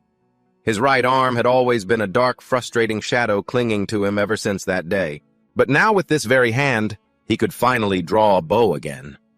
Sang-hyun looks up, taking a deep breath, and forces a smile as he speaks. "Isn't it amazing, Grandma? You'd probably faint from joy if you saw me now. If only you could see me. And right now there are so many good people around helping me out. It almost feels like you sent them down to me yourself, Grandma." For some reason, the walk home tonight feels longer than usual. As he continues down the path, he thinks, "I don't even know how to repay them, but I'll do my absolute best." But is it already too late? A tear suddenly trickles down his cheek. He remembers the times his grandmother would playfully smack and scold him. "You wouldn't want me to say it's too late, right? Since you know that you should work even harder." Wiping the tears from his face, he softly replies to her memory, "I know, Grandma. I'll work hard." He drags his weary feet along the road filled with regret and sorrow. If only she were here to see it. It's such a shame, and it's my biggest regret. Meanwhile, viewers and fans who watched Sang-hyun and Acorn Jelly's live stream are posting absolutely wild, hyped-up comments. If you missed Acorn Jelly's stream today, you literally missed out on half your life. And who on earth is almond people who don't know him are missing out on their entire lives? Are they living under a rock or something? A genuine perfect shot actually happened. The boss literally got taken down in just one shot. And that was against the undefeated Goblin King. Is Almond the savior of Kingdom C? Just watch that insane video Acorn Jelly uploaded and pretend it's a teaser trailer. This is insane. Can you really pull off something like that in this game? I'm logging off and getting a refund within 2 hours. This talent gap is just ridiculous. Seeing all these comments with his own eyes, his spirit, Shaemuk goes from slightly panicked to incredibly excited as if he's struck gold. As expected, the reaction is wild. Is this the first time a Kingdom S post has made it into the top 10 on the community boards? Sitting nearby and working. Nayeon looks at him in confusion and asks, "Are you browsing the community forums? Is the video really that amazing?" Jaemuk points at his phone and replies, "Nah, nothing special's been posted." Hearing his reply, Nayeon retorts, "Oh, come on, that's not true. I'm talking about the one on the editors community. Were you surprised about the editors? Now everyone knows you didn't even know such a community existed. Let me send you the link so you can check it out." As soon as he opened the link, Seojia sent Sang-hyun's eyes widened in shock and cold sweat began to break out on his face. It was as if heaven itself was lending him a hand. At this moment, Sang-hyun, who had just finished showering, stood in front of the mirror drying his wet hair. Let's organize what needs to be done based on what we heard yesterday. MyTube live streaming has two main revenue models: viewer donations and ad revenue, which is directly proportional to the number of viewers. This is the main concern of streamers. In another live stream, Jaemuk told everyone that if they received advice, they should show their appreciation through donations. It's just give and take, honestly. And speaking of video editors, during another person's live stream, they also talked about whether everyone knows how to choose headphones when buying a PC. Getting a lot of ads and sponsorships is what people mainly focus on MyTube. Recalling that, Sang-hyun thought to himself, "Among those, the one that suits me best. This is probably the so-called celebrity style on MyTube." Ju-hyuk had said something similar before. At that time, Ju-hyuk said, "I think both of them are right. You're definitely not like Acorn Jelly. You're more like Onramen." Then he remembered Ju-hyuk. Ju-hyuk was so hyped up he was even aiming for CFs. At that time, he could only stand by helplessly thinking, slow down, just slow down. Then he thought, but Onraman's streaming style is completely opposite to mine. What Ju Hyuk was referring to must be his revenue model, stable revenue from ads and sponsorships. Then, as if waking up, he screamed in his mind, I need to find an editor fast. Sitting in front of his computer screen, he muttered blankly, the revenue is stable, but I need a skilled editor. Should I search for talent through popular game videos?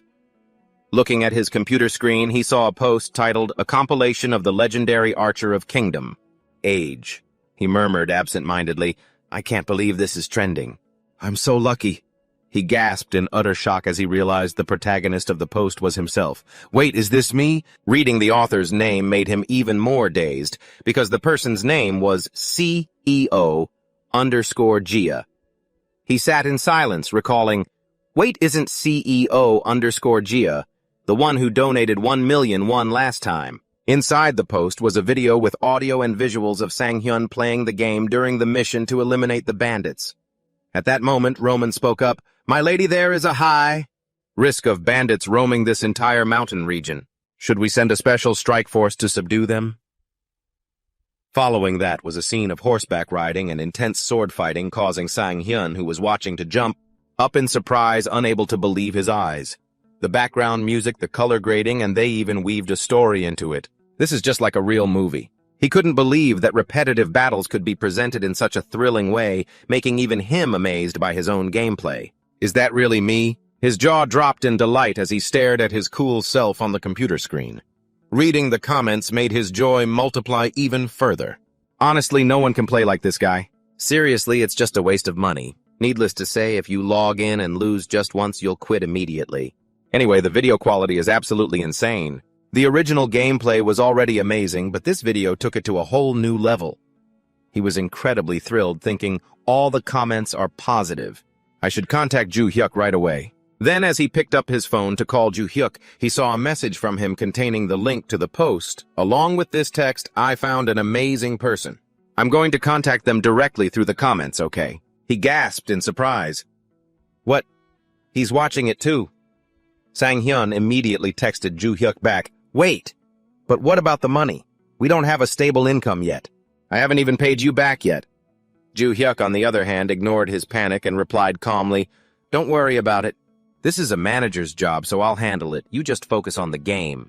We have to strike while the iron is hot. He was deeply amazed by Ju Hyuk's message, then took a deep breath to refresh his mind, reminding himself, since I have such a reliable manager, it would be so disrespectful if I didn't focus on the game. All right, then.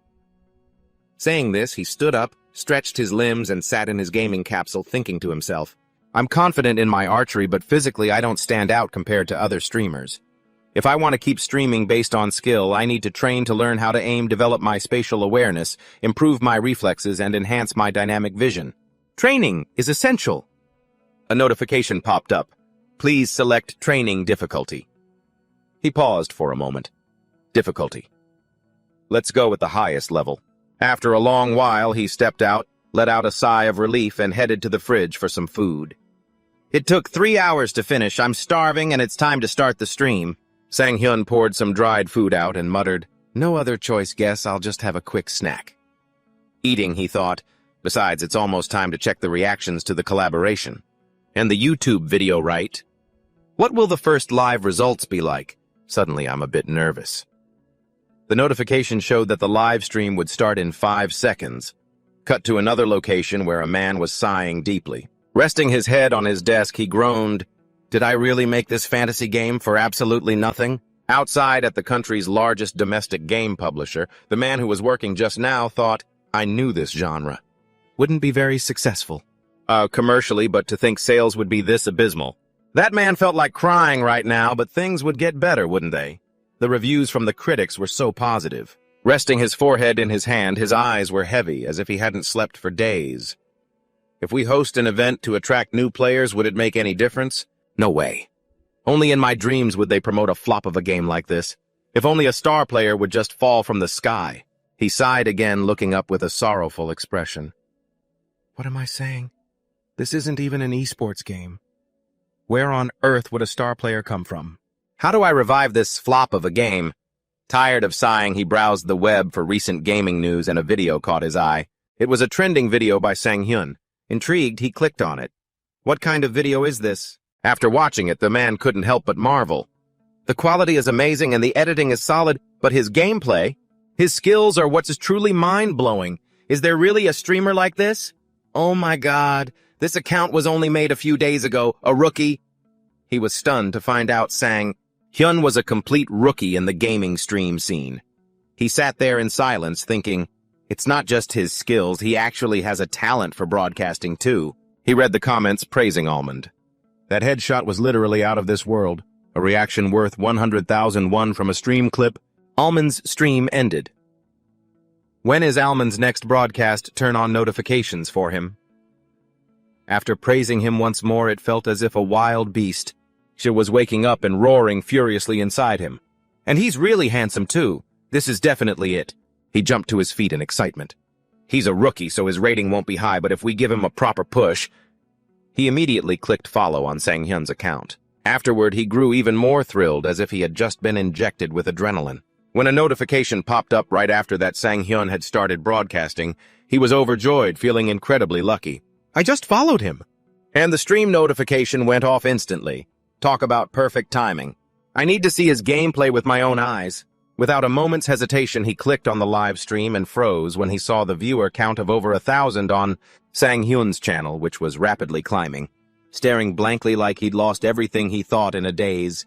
Was his viewer count always this high? The monitor showed over 1,000 viewers. Sitting in front of the screen, Joo-hyuk was so shocked, he just sat there blankly. Are there really this many viewers right now? Right when the stream started, thousands tuned in and it wasn't stopping. Perfect camera angles, great editing. Either way, once you break through the wall of 1,000 live viewers, you can become a full-time streamer. Kim Joo-hyuk was so thrilled he jumped up, but suddenly the surroundings went pitch black and digital text appeared asking a question. What's going on? Then another line of text popped up complaining and cursing. We're live, you idiot, followed by a flood of other chat messages appearing all at once. The chat was pure chaos. If the people behind those messages could meet face-to-face, they'd probably be at each other's throats. Yoo Sang-hyun thought of his two friends, Nadeon and Dojimuk.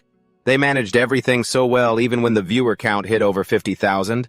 They were absolute pros at this. Yoo Sang-hyun sighed, but now he was completely on his own. But it's fine, I'll do great. After taking a deep breath, he cheered up, pumped himself up, and turned on the mic to welcome his viewers. An energetic voice rang out. A warm welcome from the start. Thank you, everyone. After the opening greeting, Yoo Sang-hyun introduced today's stream topic. Good evening, everyone, tonight. We'll be continuing with Kingdom. The chat immediately started demanding a face cam, complaining, a main stream with no face cam. The messages, oh, kept repeating the same demand for a face reveal, flustering Yoo Sang-hyun. Then someone in the chat posted a message containing his photo. It looked like old videos of him had been leaked. The chat practically exploded over how handsome Yoo Sang-hyun was.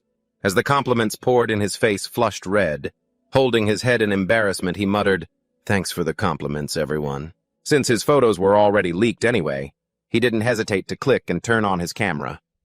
Everyone in the chat was absolutely thrilled that their favorite streamer had finally done a face reveal. Viewers went wild and started showering him with donations. Thank you, everyone. I'll work even harder for you all. Since it's getting late, let's get started. After a few minutes of setting up, the game environment loaded, revealing a sunset sky and a vast meadow. As soon as Yoo Sang-hyun entered, he met a girl. A clear voice rang out. Almond, I've heard all about your skills. You easily wiped out the troublesome goblins in our territory. The chat went wild as Yoo Sang-hyun bashfully deflected. Oh, I just had everyone help me out. No, Emilia continued. I heard everything from Captain Roman. As she spoke, she took his hand. The scene looked incredibly romantic under the sunset glow. The chat spammed messages in a frenzy questioning why they were so close. Ignoring the exploding chat, Emilia went on, I have another quest for you. It turned out she was just sweet-talking him into doing a quest for her. The chat burst into laughter at the helpless duo. Sang-hyun helplessly asked her, Why don't you ask Captain Roman? Her eyes sparkled as she replied, I want you to do this quest alone. The Lord has already given his permission too. Pointing toward a distant stretch of the meadow where a castle faintly came into view, her smile vanished, replaced by a completely blank, expressionless face. Her face grew dark and gloomy as she pleaded, "Please, eliminate the lord of that castle." Hearing those words was like a bolt out of the blue. It made Sang-hyun feel uneasy, and he asked her, "Does the lord of that castle go out often?" "No, you have to sneak inside," Emilia answered with a completely calm face. Her angelic image instantly shattered, sending the entire chat room into absolute chaos. In a split second, her expression shifted. With teary, glistening eyes, she grabbed Almond's hand and pleaded, "Please, I know you can do it." In the comment section, viewers showered him with donations to cheer him on, saying, "Go get them with that awesome bow of yours," and "Take down that entire fortress with just one arrow." Sitting in front of his computer screen, Yoo Sang-hyun hesitated. With such limited gear, he wasn't sure if he should take such a reckless risk. Meanwhile, Manager Oh, sitting nearby, was also getting a headache. He knew that in Kingdom this was an incredibly difficult quest, and completing it using only a bow was virtually impossible. And that is not even counting the inside. Just trying to clear the outer perimeter, he would be surrounded by guards crushed by dropping boulders or turned into a pincushion by a hail of arrows. But none of that was the biggest issue. What worried Manager O the most was Lord Talaran, who wore flawless, heavy armor from head to toe. He was the toughest opponent to face, especially for an archer. But still, what if? What if he actually cleared that quest with just a bow? Manager O pondered. He highly valued Sang-hyun, acknowledging that the young man was incredibly skilled and handsome, but in this industry that alone was not enough. To survive in this industry, to become a true star, you need a little bit of magic. While Manager O was deep in thought, Yoo Sang-hyun accepted the quest. Seeing this, Emilia tilted her head gently and smiled. "I knew you would agree." Instantly, the entire chat room exploded with cheers of support. Sang-hyun closed his eyes, full of determination. "It's going to be tough, but I have to try. If I hesitate now, I'll never get anywhere." Opening his eyes, Sang-hyun perked up. He confidently chatted, "Medieval castles aren't as fortified as you guys think, you know. There are probably only about 50 guards protecting the castle at most. I think I can actually pull this off." But a second later, a doubt crossed his mind, and he wondered why. Emilia wanted the lord of that castle eliminated so badly. Gathering his courage, he asked her. She hesitated for a moment, and her response completely shocked him. That lord turned his own people into slaves. He forced them into high-interest debt and then enslaved them. Women and children were no exception. If he is dealt with, my family can take care of them. But I don't want a war. And this is the only way. Hearing Emilia's reasoning, Sang-hyun felt even more resolved. An indescribable determination burned in his eyes. A torn, yellowed parchment popped up displaying Sang-hyun's quest target. Assassinate Lord Talaran. Night fell, and the eerie howling of wolves echoed through the air. Sang-hyun hid in the tall grass near the castle, following the tips from his stream chat. Once fully prepared, he slipped through the grass, moving swiftly and silently. The chat went wild, witnessing his stealth, and Yoo Sang-hyun grinned happy with his progress. All those 3 hours of daily practice had definitely paid off. Reaching the castle wall, he saw the guards patrolling back and forth, momentarily looking away. In a flash, he dashed forward and pressed himself against the outer wall. Sang-hyun wondered how on earth he was going to climb up without being detected. I have to be careful. One slip up and they'll call for backups. Textbook stealth says to approach from behind cover, their mouths, take them down, and lower them slowly without making a sound. But honestly, I don't feel confident with any weapon other than my bow. Seeing this, the chat was stunned. Are you seriously going to use a bow? No way you'll get caught. If you're doing that, you'll have to kill both of them at the exact same time. However, other viewers immediately disagreed with that idea. Suddenly, inspiration struck him. Hey guys, I have an idea. There's a way to take them both down at the same time using only one bow. Would Sang-hyun's plan actually work? The chat kept buzzing with comments. Don't tell me you're gonna shoot 2 arrows at once like in the movies. Just go for it, and you can't do that. That's only in the movies. But this is Kingdom. Undeterred, Sang-hyun drew his bow and aimed with absolute focus. The chat continued to debate, are you really going to shoot? It's like 1 against 50. If even one guard gets hit, the rest will sound the alarm if you can't take them all down at once. but his eyes were filled with resolve as absolute confidence surged through him. I can do this. Sang-hyun looked up at the wall, calculating his move. First, aim to the left at a high enough angle so the arrow descends slower. He drew the bow back wide, pointing the arrow high up into the sky over the wall. Several comments popped up in confusion. What on earth is Almond doing? The first arrow was released, soaring high into the night sky. As the arrow successfully took flight, he swiftly pulled another arrow from his quiver, aimed precisely, and fired again. The second arrow flew perfectly into the air. The first arrow arched and plummeted straight toward one guard's head. Seizing the perfect split second, Sang-hyun screamed in his mind, drew his bow, and shot again. This arrow struck the second guard standing right beside him. One after another, the guards were swiftly taken down. The chat erupted in absolute shock. What the heck? What just happened, Faye? And how did that even work?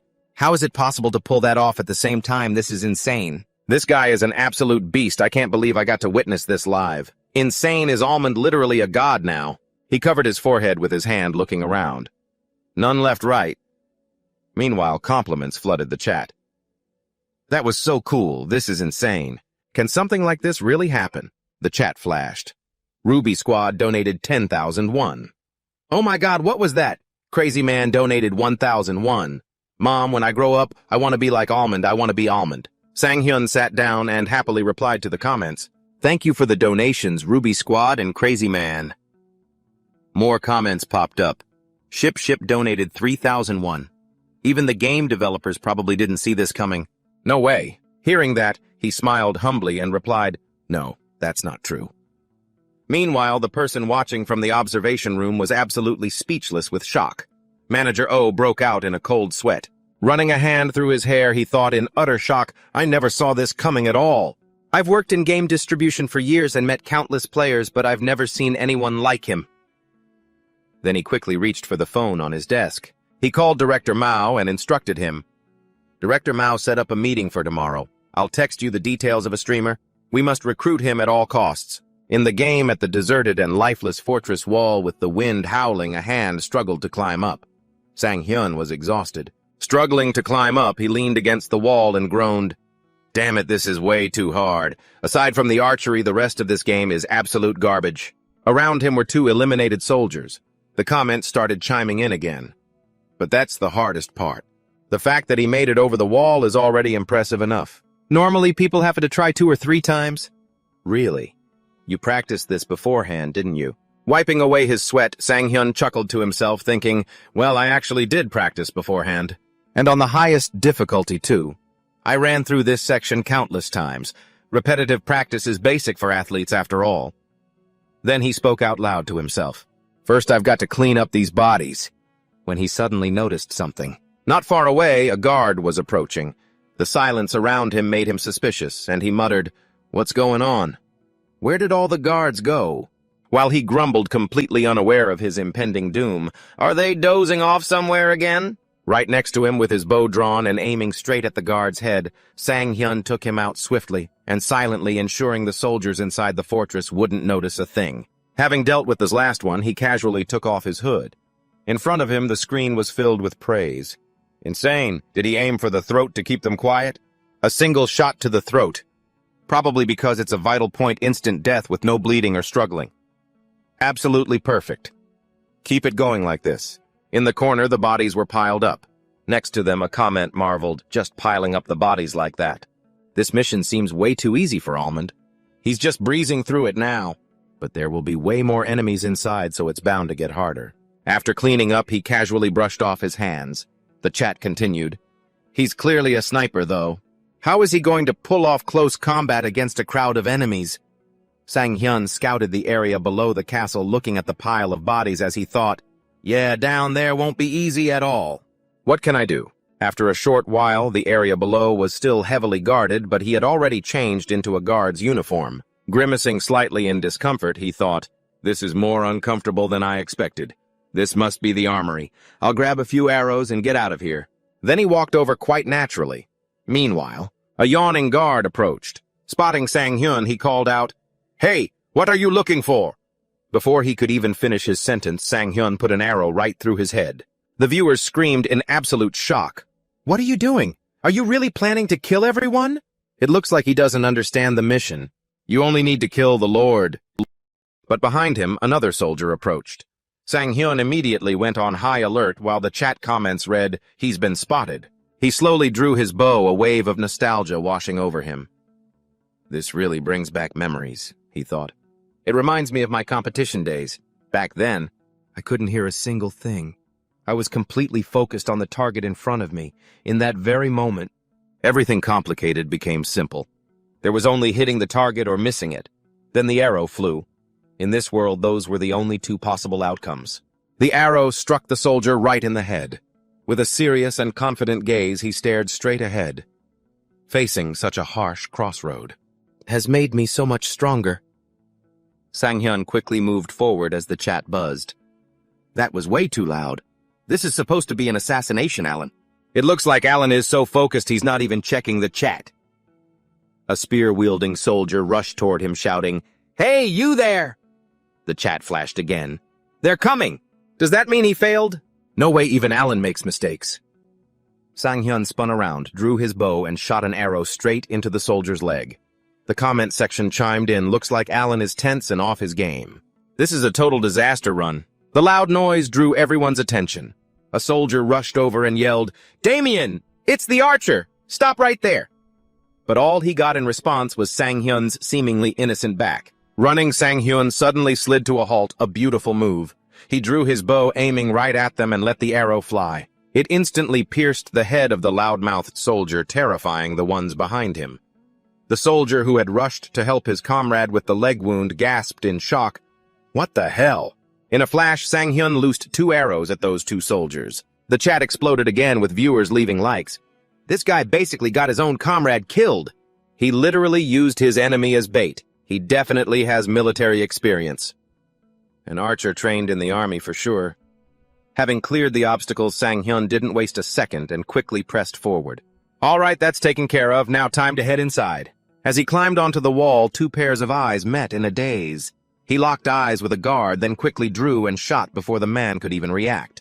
The guard's body slumped down immediately, alerting the other soldiers. A terrified soldier screamed, "Intruder!"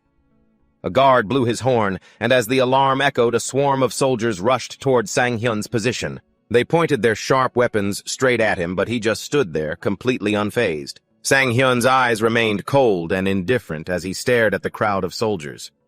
The chat started panicking. Oh no, how did he end up surrounded like this? There's no way he survives this. He's toast. It was over. An entire squad surrounded him, fully armed and looking menacing. But then a curious comment popped up in the chat. What is he going to do? The soldiers roared and charged at Sang-hyun in unison. Die! Worried comments flooded the screen. Oh no, this is bad. Some viewers grew frustrated. Did he completely forget the golden rule of stealth? Others were just confused. You're totally busted now, what's the plan? But he was far from helpless. Every arrow he released claimed a life. He thought to himself, it doesn't matter if I'm exposed.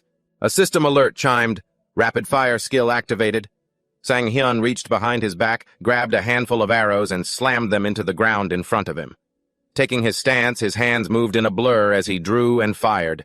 With a row of arrows planted firmly before him, he fired in rapid succession. Every single arrow took down a soldier. One by one, they fell. The soldiers lay dead, and the survivors were paralyzed with fear. But they wouldn't have to wait long because they were next. The first wave of soldiers was completely wiped out. This immediately made the reinforcements hesitate, terrified to take a step forward. A spear-wielding soldier stuttered in fear. What is this? Every single arrow is a headshot. Looking down at the corpses of his comrades, he trembled and whispered, He's a monster. He then shrieked in absolute terror, He's a monster! Run for your lives! At his cry, the soldiers turned and trampled over each other to escape. In the dark of the night, with the moon hidden behind the clouds, it was the perfect night for a slaughter. The fleeing soldier cast a terrified look back at Sang-hyun. A cloud of dust kicked up behind him as he closed the distance at an insane speed. With a face full of murderous intent, he pursued them. The soldiers panicked and ran even faster, screaming, He's coming after us! Run faster. The chat was in awe once again. No way is he seriously running and shooting at the same time. How is he doing that at such high speed? Sang-hyun aimed and shot while on the run. Of course it is, he thought. Even though my right arm isn't physically moving within this virtual space, absolute concentration makes anything possible. He loosed another perfectly aimed arrow. It struck a soldier dead center in the head. Coldly, he drew his bow again. With every arrow, another soldier fell. The spearman looked back and witnessed the slaughter, paralyzed with fear. Trembling violently, he kept running, tears and snot streaming down his face. "Please, mercy," he sobbed. But before he could finish, an arrow pierced the back of his skull. Blood splattered everywhere. After a brief flurry of arrows, the soldiers lay dead, scattered like fallen leaves. As the bodies lay scattered across the ground, Sang-hyun stopped breathing heavily and drenched in sweat. He wiped his brow, flashed a captivating smile at the camera, and asked, "Well, how was that?" The chat went wild. "That was insane." "So cool." Is this what they call a killer smile? Incredible skills, gorgeous face. He's so cool. Ruby Squad donated 10,000 won. Quan Ozone donated 1,000 won. Oppa, I'm totally swooning here. Take all my money. Thor donated 5,000 won. You're awesome. Cracker donated 2,000 won. Sang-hyun smiled as he looked at the flood of donation alerts. He felt a wave of relief, thinking to himself that people were finally starting to donate. Looks like my stream is doing all right after all. Awesome. He slowly stepped down the stairs and said, "Now should we write down the Lord's name?" and took a firm step forward. Leaving bloody footprints behind, Sang-hyun gently pushed the door open. Standing right in front of him was a giant clad in full armor. Holding a massive sword while sitting on the main throne, Sang-hyun scrutinized him. "Is that the Lord? I honestly expected some fat old guy. He really gives off major boss vibes." His eyes widened in surprise, sparkling with curiosity. Sensing something off, he asked the chat, "But wait, why? Why is he just sitting there waiting for me like he knew I'd sneak in? Shouldn't he have gone out there to retreat?" The chat exploded with excitement, screaming, "You said it! You leaked the secret! It's totally scripted!" Just as the comments flashed by, a massive blade suddenly flew straight toward him. Sang-hyun froze in place. It missed him by a hair. It was such a powerful throw. That white smoke was rising from the knight's hand. He roared in anger, "Did you come alone?" Sang-hyun quickly composed himself, drawing his bow as he got ready to fight. To throw a greatsword that easily, he's incredibly strong. But then he suddenly realized something. He stood there helplessly drawing his bow as the chat started celebrating. Finally realized it. It's hopeless, isn't it? Sang-hyun stared at the knight, thinking, "It really is hopeless. That armor is flawless."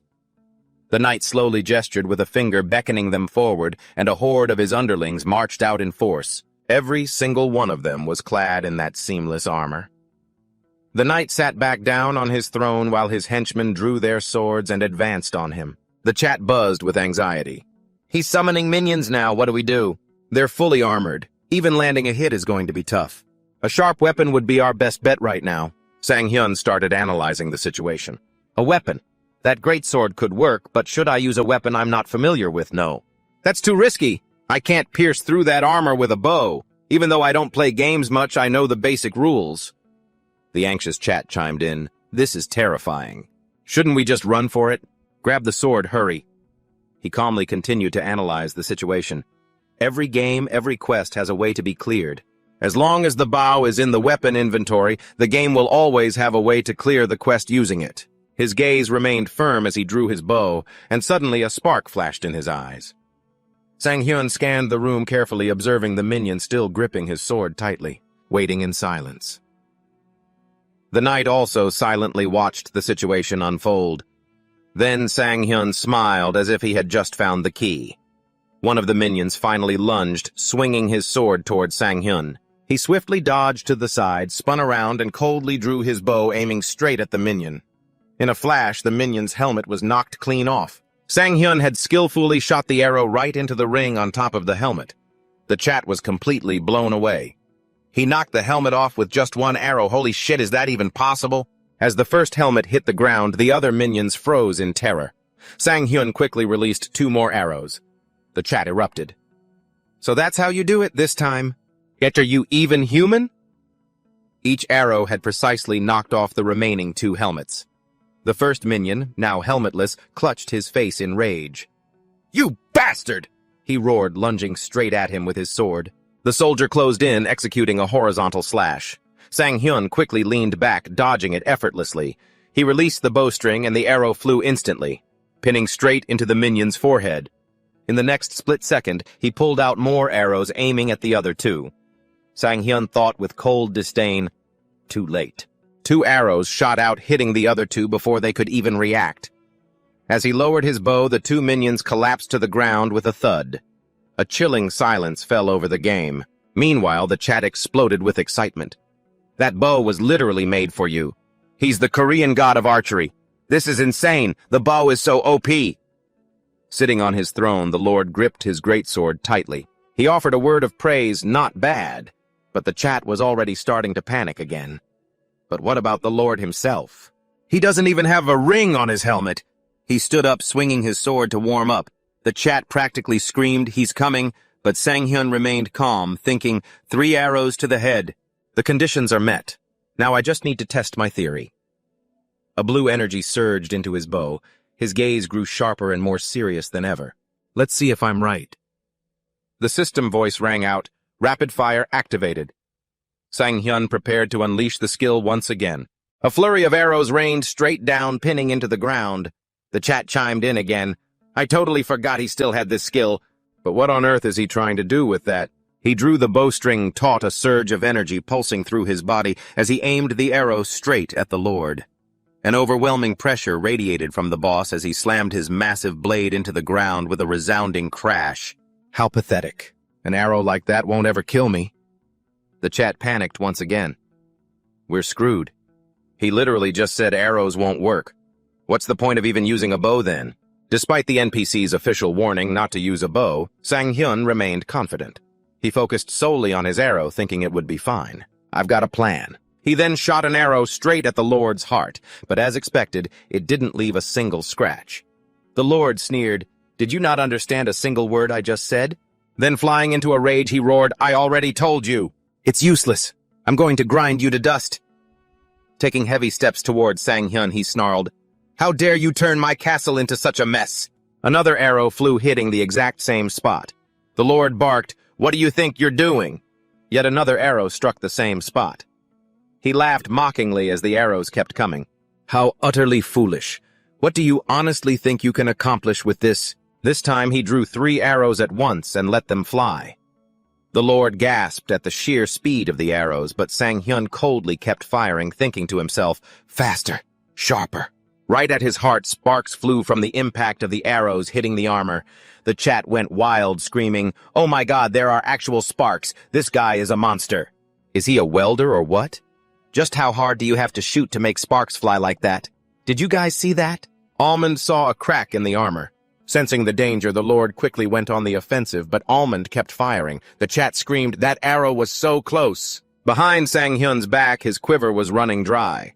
With eyes as sharp as a predator, he loosed another deadly arrow, thinking, "No, this is more than enough." The arrow soared, piercing straight through the already weakened spot. It cleared the path, completely shattering the final layer of defense on the Lord's armor. Shocked and utterly bewildered, the Lord stammered, How is this possible?" Just as the final arrow hurtled toward him, it pierced straight into his chest, delivering the killing blow.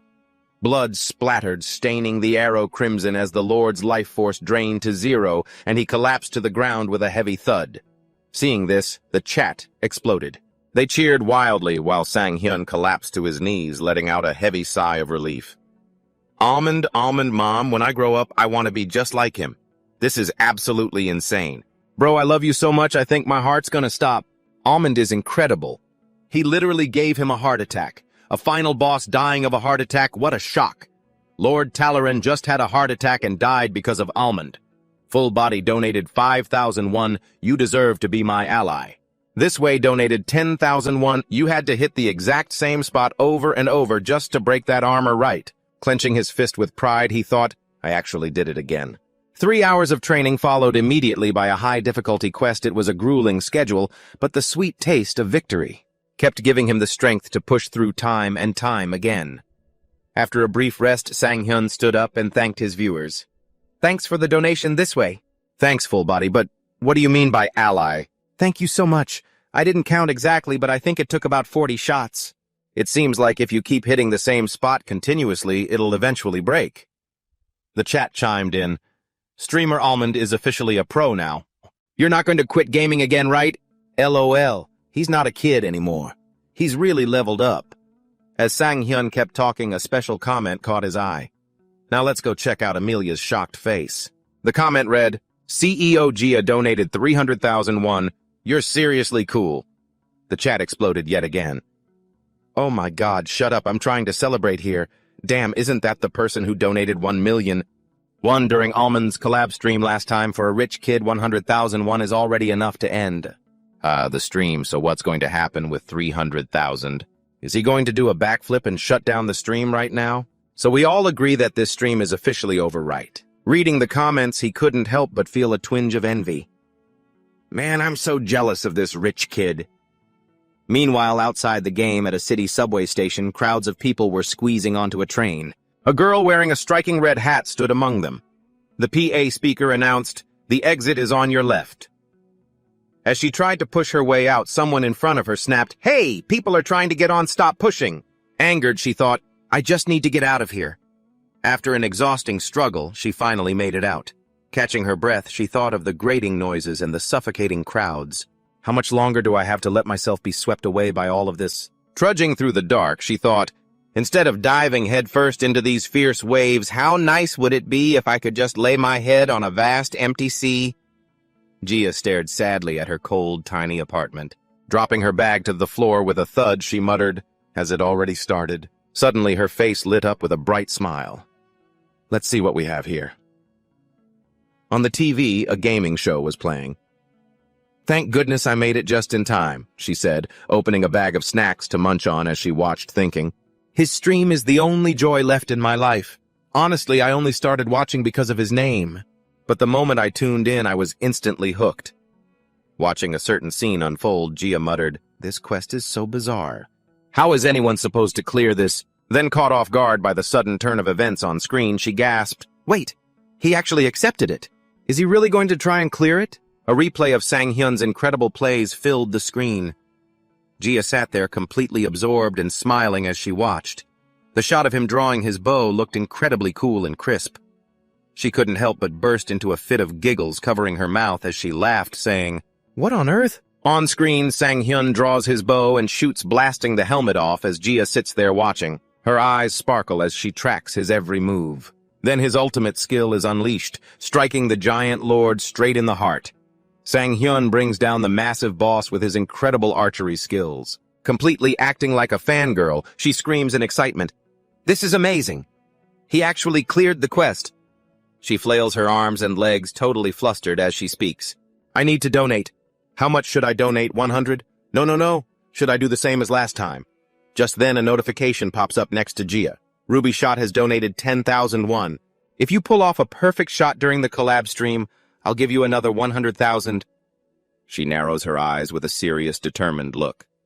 "No, let's go with 300,000 won this time. I refuse to lose to anyone when it comes to donations, though I have spent quite a bit already. But hey, this is the price of happiness." In the game, Sang-hyun is happily receiving gifts from his viewers. He says, 300,000. Wow, thank you so much, CEO Gia. Hearing this, Gia thinks to herself in excitement, the name sounds so familiar to him.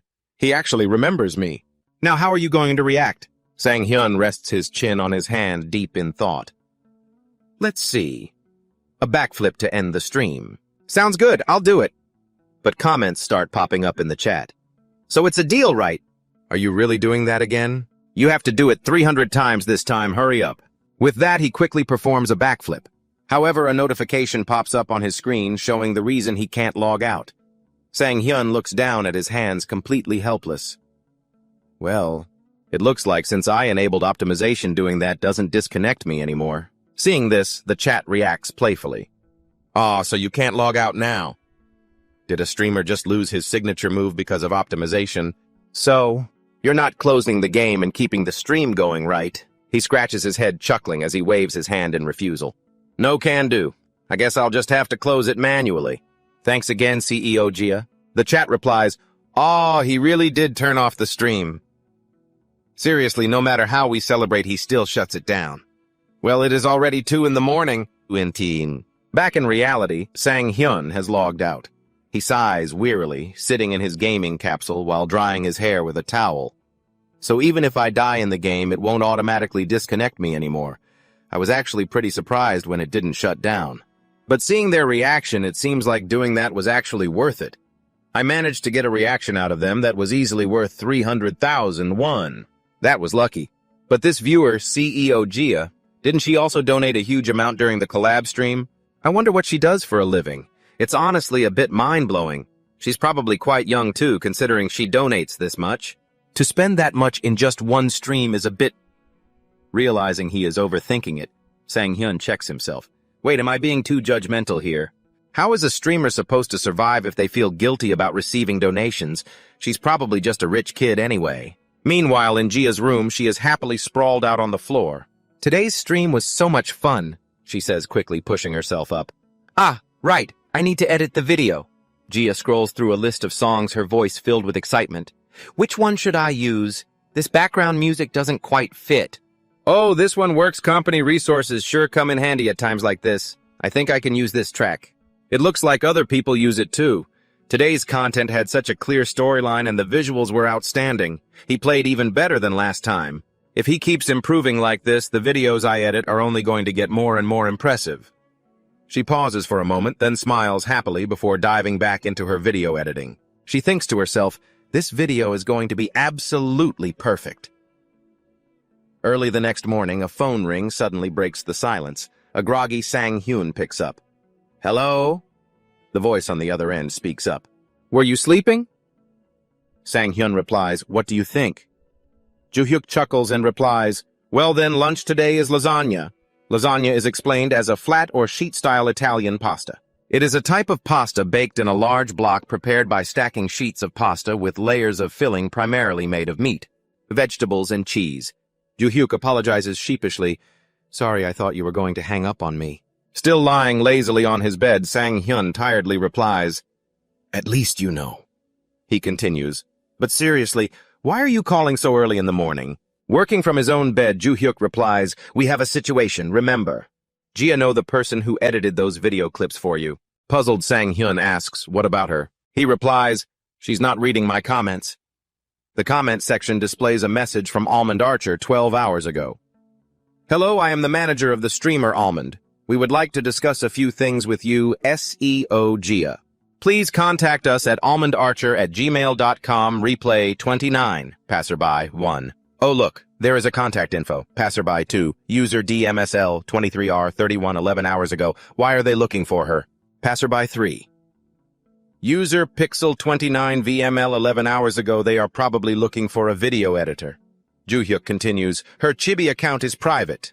Dispirited, he asks back, really now what? On the other end of the line? Joo-hyuk suggested, how about you bring it up the next time she donates? Hearing that, Sang-hyun sat up in bed and immediately rejected the idea. No way, I don't like that approach. With a sigh of helplessness, he said, fine then, we'll just wait, even if finding someone takes longer. Sang-hyun playfully replied, sounds like a plan. In the end, he was the first to compromise and replied, all right, I only called to let you know. Hang up now. Sang-hyun scratched his head, his mind a bit jumbled. After a moment of conflicted thoughts, Sang-hyun grabbed a coat and went outside carrying a large trash bag. Staring down at the trash bag, he thought to himself, cleaning up is the best. But even though I go up and down these stairs every day, I can't help but sigh each time. Exhaling a cold breath, he muttered helplessly, whatever, let's just count it as exercise. I'll get used to it soon enough.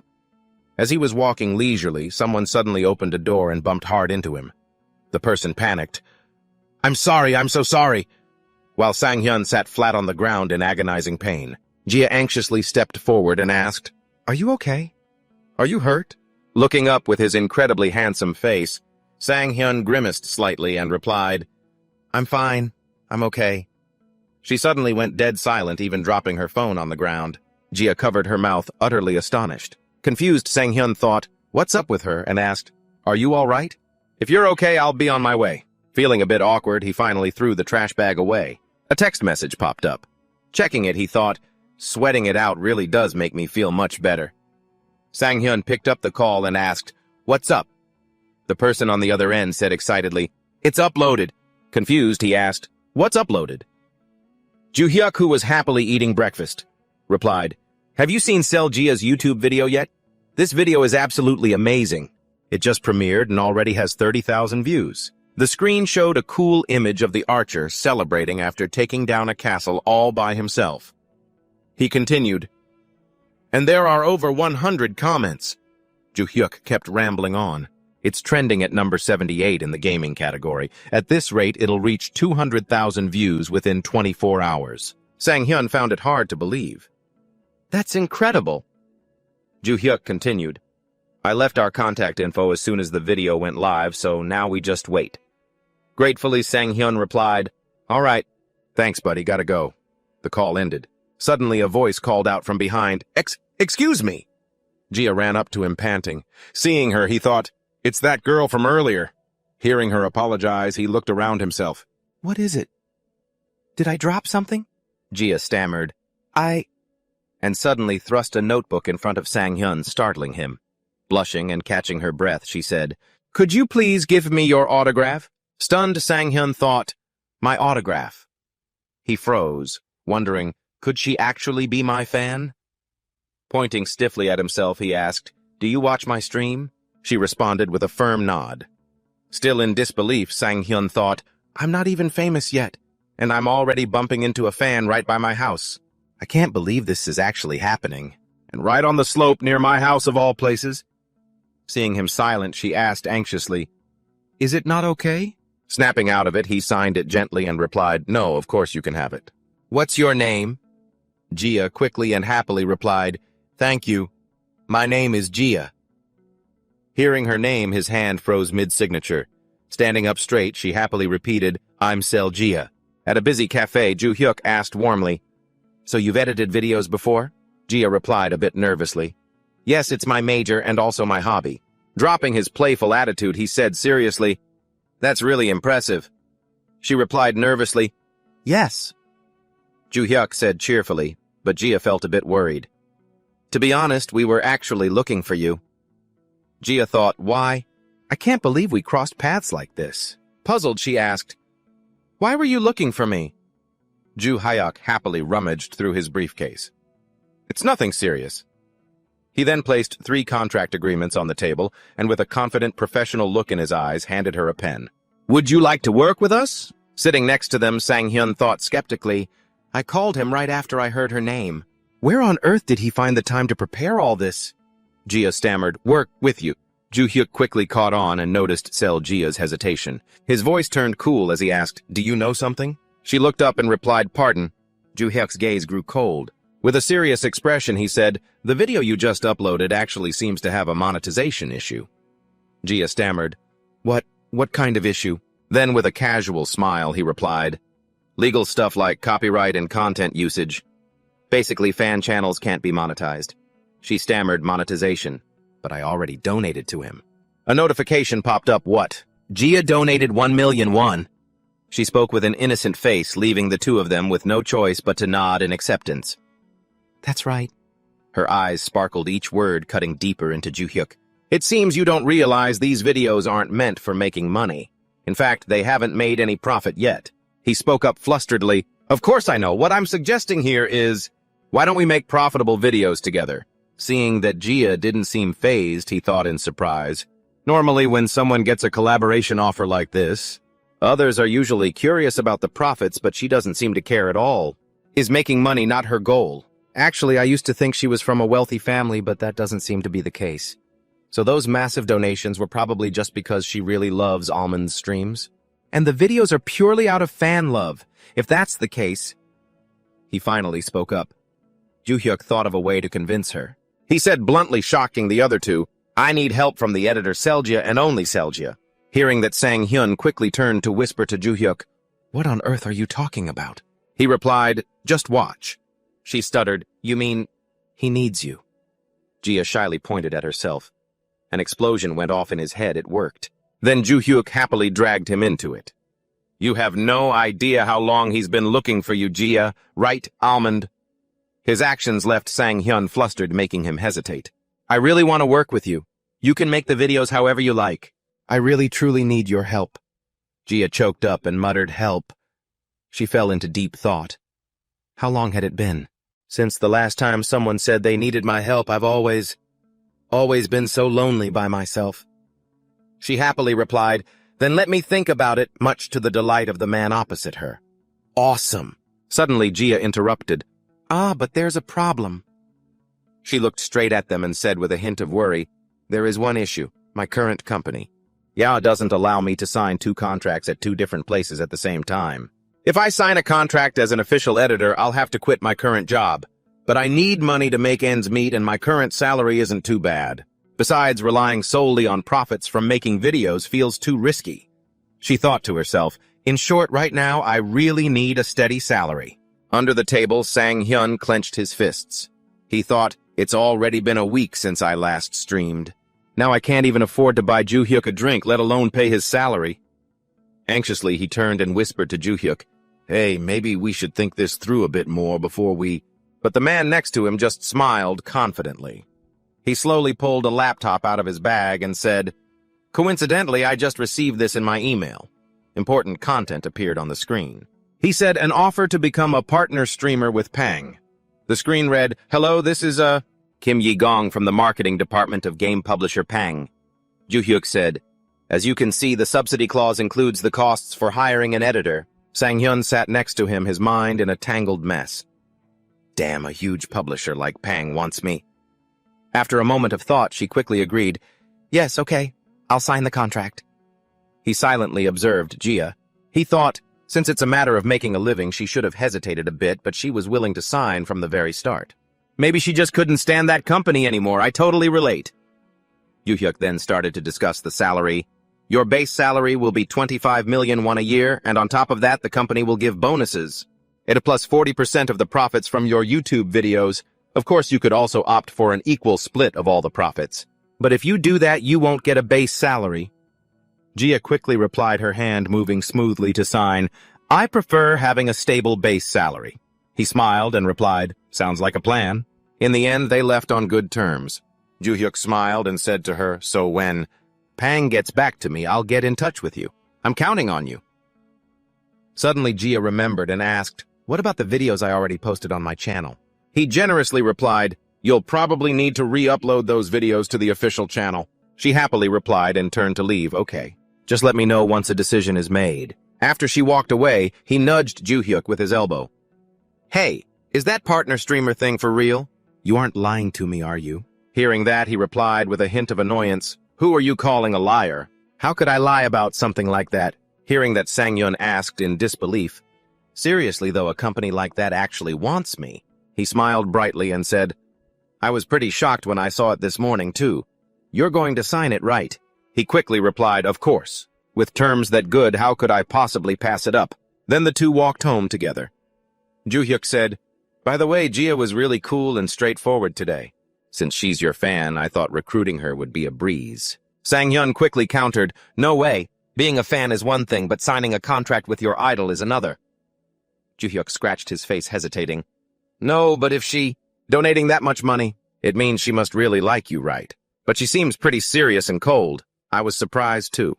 I mean, she didn't even smile once while talking to us earlier. But anyway, if she's that professional, it'll be great working with her in the future. He sighed. Well, you're right.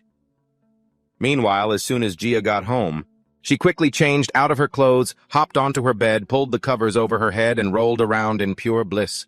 She held her face, unable to contain her excitement, thinking, I can't believe this. Just meeting Almond in person makes me feel like my dream has come true. But actually becoming Almond's editor is on a whole other level. Holding the contract, she thought it was just too good to be true. But it's not a dream. I'm finally out of my slump, she whispered to herself. Then she remembered her past when her colleagues mocked her, hey, what can a community college graduate even do? If you don't work here, where else would you go?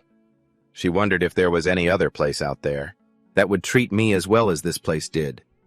Gia thought, I really thought I'd be stuck in that dead-end place forever. Who would have thought someone would actually recognize my talent?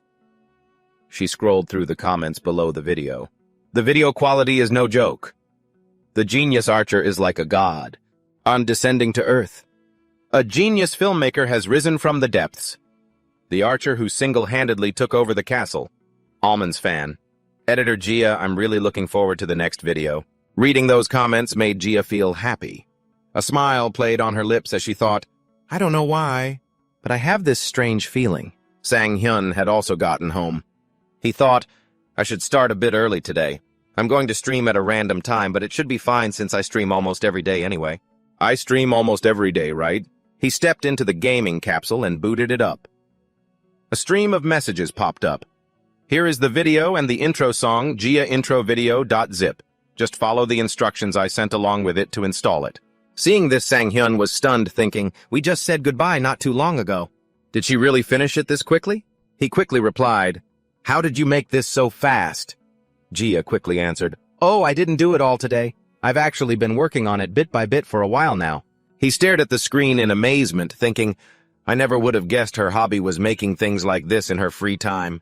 I'm really looking forward to seeing what she can do when she puts her all into her work. Sang-hyun quickly sent a thank you message. Thank you so much, I'll make sure to put it to good use. The system notified everyone that Almond was starting his stream. Eager viewers tuned in immediately as if they had been waiting for this exact moment for ages. Today, he was starting early. The chat started buzzing. No way I'm not the first one here. What is this? He has an intro now.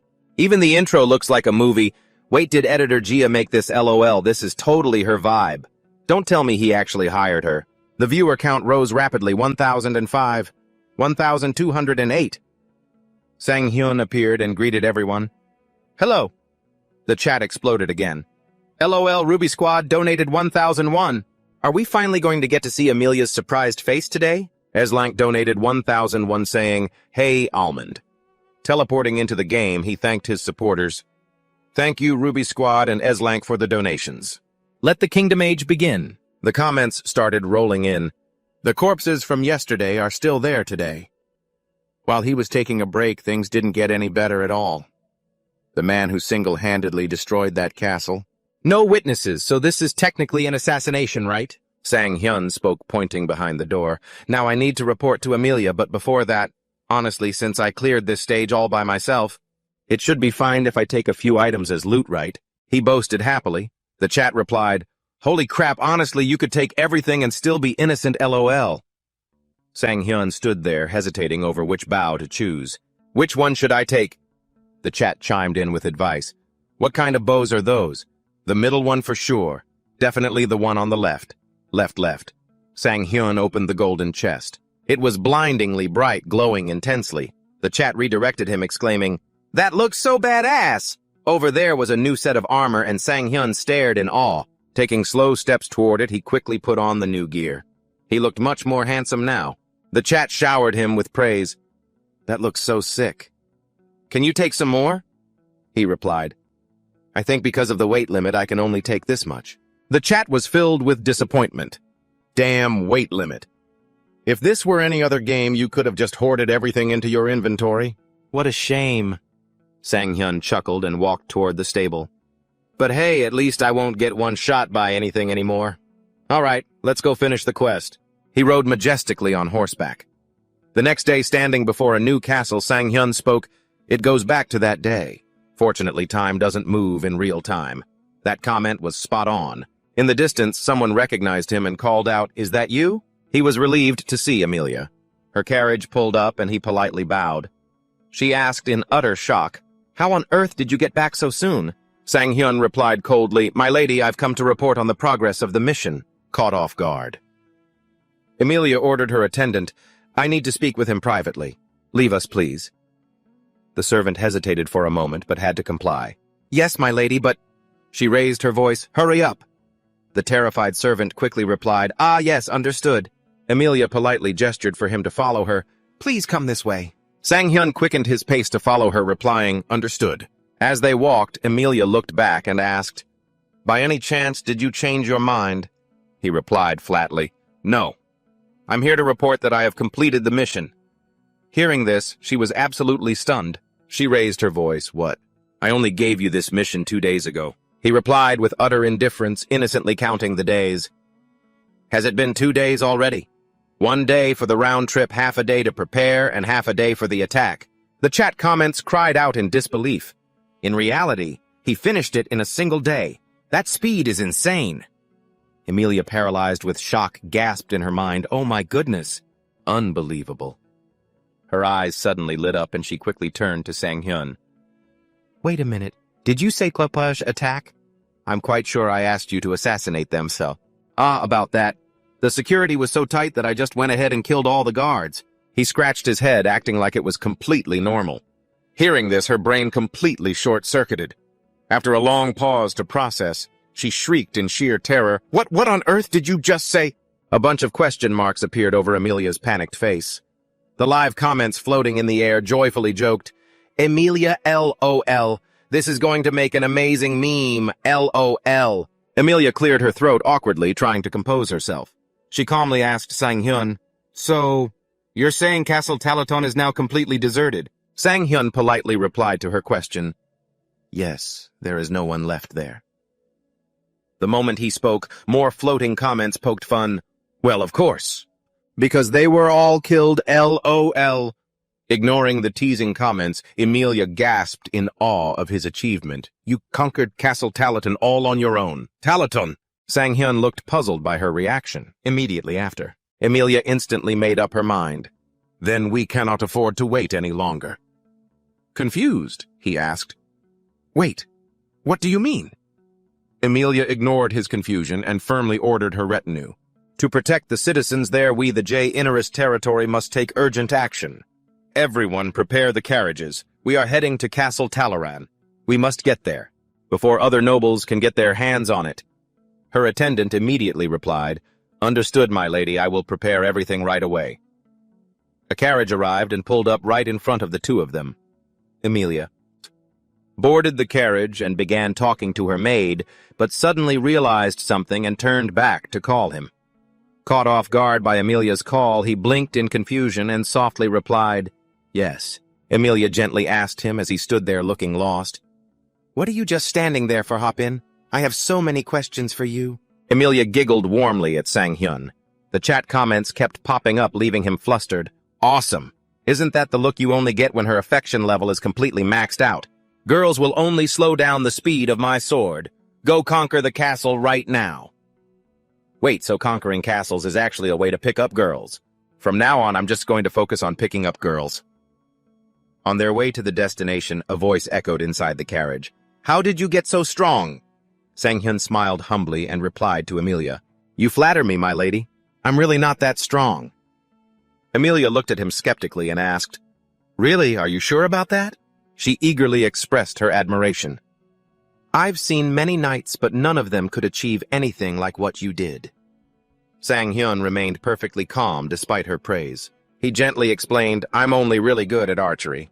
Hearing this, Emilia grew even more excited and asked, "And just with that you wiped out the entire army of a castle?" Sang-hyun replied with a hint of embarrassment, "Yes." His confirmation left Emilia so shocked that she began to stammer. The comments section chimed in, "Is that even possible? Translation, why can't I do that?" "Emilia, you don't get it, do you?" "Neither do we exactly," Emilia said shyly. "This is truly amazing. I've never seen a knight use a bow before." Sang-hyun immediately cleared up her misunderstanding.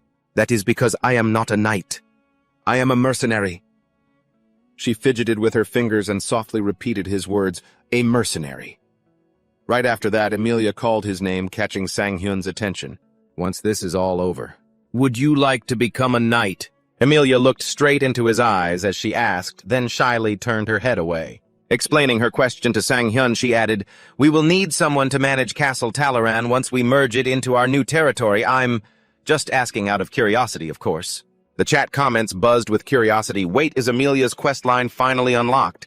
What kind of crazy development is this? Wait, is this really the main route to becoming a knight? Wow, true talent shines under pressure. He wanted to be a knight before anyway. This is insane, right? I wonder how Almond's gonna reply. I'm so curious.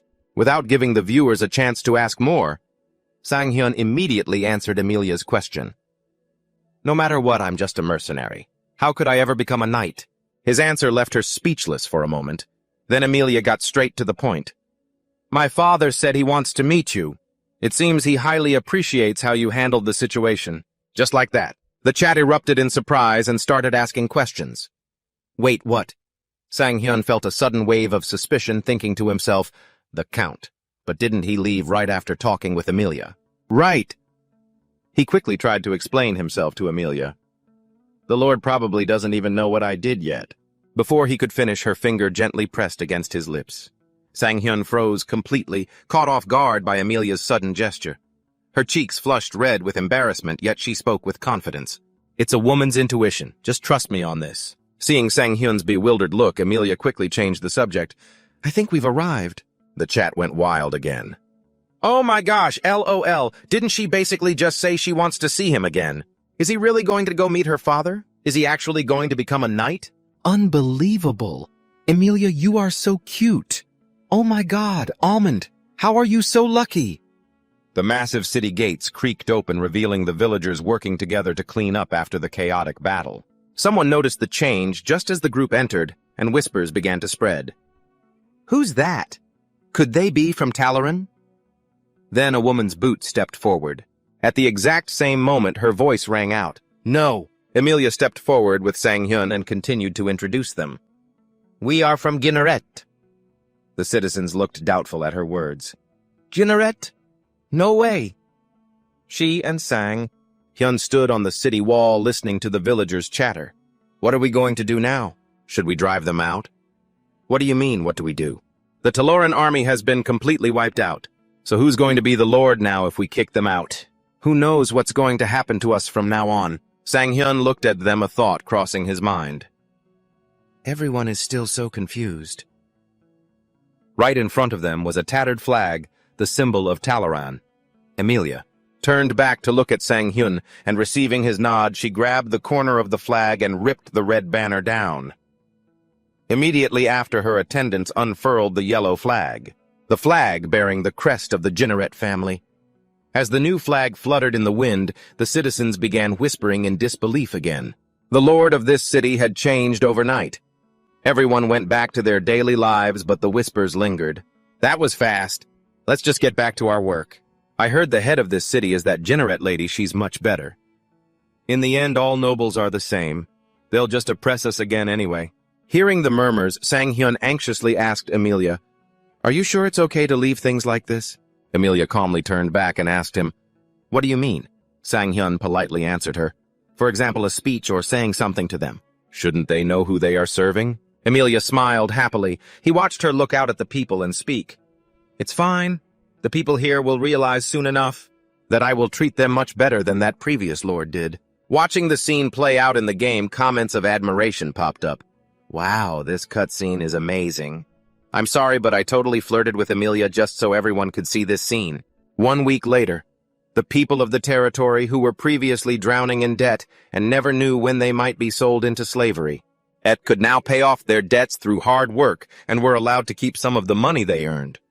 As a result, the number of workers grew, and the territory, which had once been gloomy and desolate, was now crowded and full of life. In the long run, this brought massive benefits to the territory. The chat started wondering, still in the castle, are you planning to become the lord? Suddenly a soft hand touched Sang-hyun's. A voice gently called out, Almond? Amelia happily continued, There you are. Delighted comments flooded the chat. Hey there, Amelia. Wait, what is this weird atmosphere? Amelia smiled gently and said to him, You didn't forget that you have to meet my father tomorrow, right? One comment popped up in curiosity. Father? Sang-hyun gently held her hand and happily replied, Of course, Amelia. The chat boxes suddenly flooded the screen, completely out of control. What they're making their move now? They're holding hands. Is this the ending? LOL, they've gone way too far. LOL, at this rate, we're just waiting to see what they name their kid. Amelia's quest was so short, LMAO. Is this a new record? Sang-hyun and Amelia stood by the window, bathed in the warm sunlight. He blurted out, What a happy ending. But right after he said those words, a comment seemed to realize something and quickly typed, If you say it like that, then predictably. Suddenly, a horn blew. Instantly, the sound drew Sang-hyun's attention. Hyun and Amelia. Recognizing it, she quickly said, This sound? Out on the distant steppe, an army comes charging in. The enemy commander leads the march, standing tall and cold like a silent declaration of war. Sang-hyun looks toward the army and asks in doubt, could they be Talaran's allies? Emilia, standing beside him, speaks up to explain, yes, it looks like they want to take back the castle.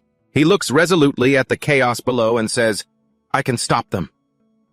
Emilia gently takes Sang-hyun's hand, anxiously praying, Amen, please. Banners bearing the Zingerus family crest flutter in the wind. The commanding general of the battle roars, form ranks. Raising his sword high, he rallies the soldiers. Today we stand here to defend Talaran Fortress for Lady Ganaris, our master. At his words, the soldiers shout in unison, roaring for victory. Sang-hyun looks up to where Emilia is watching him anxiously. Sang-hyun closes his eyes. He calms his mind, steadying his breathing. A golden scroll unfurls with a quest message. Lead the battle to victory. The pumped-up soldiers chant in unison. We will definitely win this battle. A flood of excited comments pops up on the screen. A massive war like this. Now this is the real Kingdom S. No way this feels like the #1 game. I only played for a few days before quitting, so I never got to experience anything like this. Sang-hyun has made it this far in just a few days. Right at the climax, a few comparative comments pop up, catching his eye. Even the symbol of persistence. Symbol of... Bubblegum couldn't even do this. Seriously, Almond did what Bubblegum couldn't LMAO. He seriously cautions his viewers. Please refrain from mentioning other streamers. As soon as he speaks, the viewers in his chat agree. True. Yeah, we should be careful. Exactly. Almond's stream quality has seriously improved. Sang-hyun takes a step forward and says, that's it for today's stream. Having said that, he gives a thumbs up and smiles brightly, leaving his viewers utterly confused. What? Huh, it just got started. Why would you end it right at the climax? Ignoring his viewers' protests, he continues, thanks for watching, everyone. The chat continues to beg, are you seriously ending it now? Please no. Sang-hyun says a quick, decisive bye. Their pleas keep flooding in until the screen goes black. No, don't go. Please come back to his normal self. Sang-hyun happily looks down at his phone. Sang-hyun reads through the comments left by his viewers and thinks, judging by their reactions, it seems like ending the stream. Right at that moment was the perfect choice. Among the flood of comments, there are all kinds of reactions. I can't believe it ended like that. Holding my breath, waiting for Sang-hyun to come back. He grins and says to himself, knowing when to log off is crucial. At the same time, Sang-hyun recalls Liger Musk's advice, you have to know when to end things. The pacing of the stream's story is extremely important. Even if it disappoints the viewers a bit now, it will be highly beneficial in the long run. Sang-hyun intently scrolls through his phone and marvels. There are so many interesting posts. The screen now displays a new search query, how to maximize Emilia's affection. Post number 145, just conquer the castle by yourself. Easy right. The comments under the post exploded. That's insane, I feel so bad for Emilia, she's always suffering, LOL. Easy right. Look at what they're saying. Is this an information post? Yeah, something like that. But please, someone tell me how to clear this game. I don't accept this. Just face reality, bro. Exactly. Sang-hyun looks at the comments on his phone in disbelief. Is my playstyle really that difficult? He lies down on the bed, getting into his most comfortable position, muttering as he rereads a comment. Sure, normal people can't do it, but a professional archer definitely can. Are there other skilled archers playing Kingdom S Sang-hyun wonders? Or maybe... A memory of his conversation with Liger Musk comes back to him. Sang-hyun, your ability to focus must be in the top tier, among everyone I've ever seen. Those words make him reflect.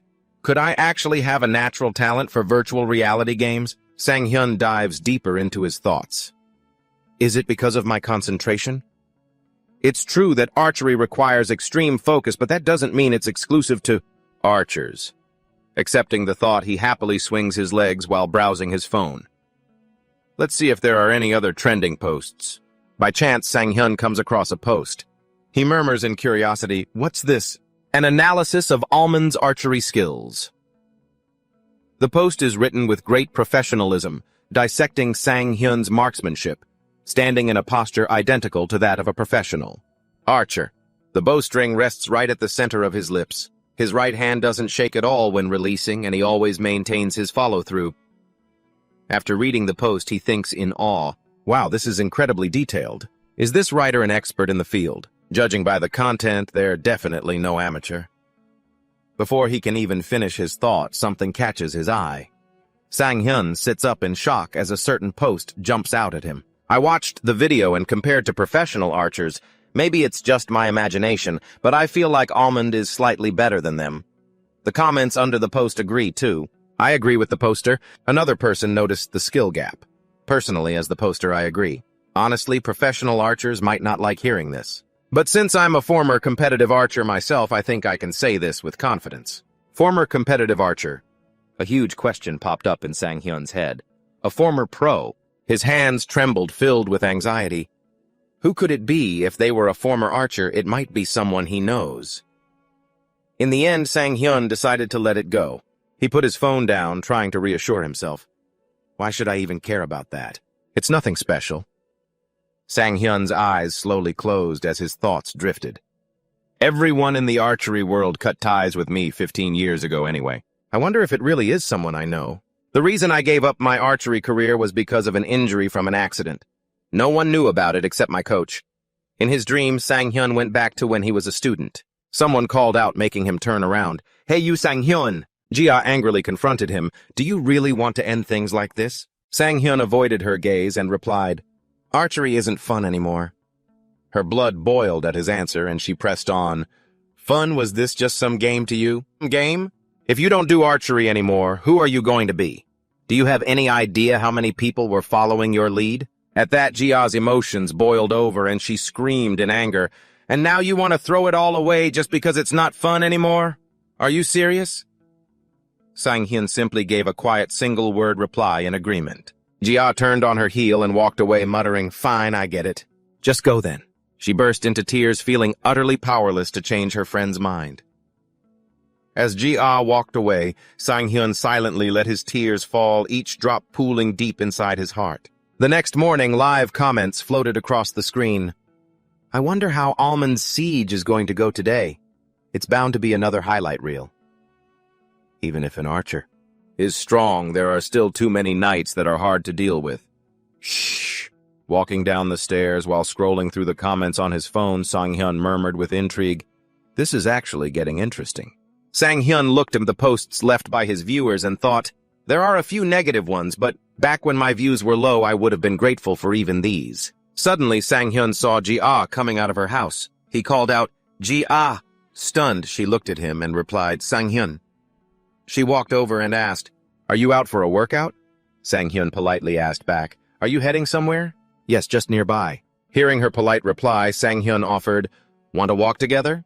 Jia happily accepted, Yes, I'd love to. I actually have something to show you too. Down by the river, Jia sat resting on a bench while Sang-hyun brought over drinks for both of them. He handed one to her. Here you go. Taking the bottle, Jia politely said, Thank you. Taking a sip, Sang-hyun asked curiously, So, what did you want to show me? Blushing slightly, Jia nervously pulled out her phone to show him. Oh, it's nothing major. I just finished some videos to upload to the new channel. Do you want to take a look? As the videos appeared on the screen, Sang-hyun exclaimed in excitement, You're already done! Of course. Am I the first one to see this? Jia hesitated before replying, Yes. I mean, it is going to be uploaded to Almond Farm after all. I mean your channel.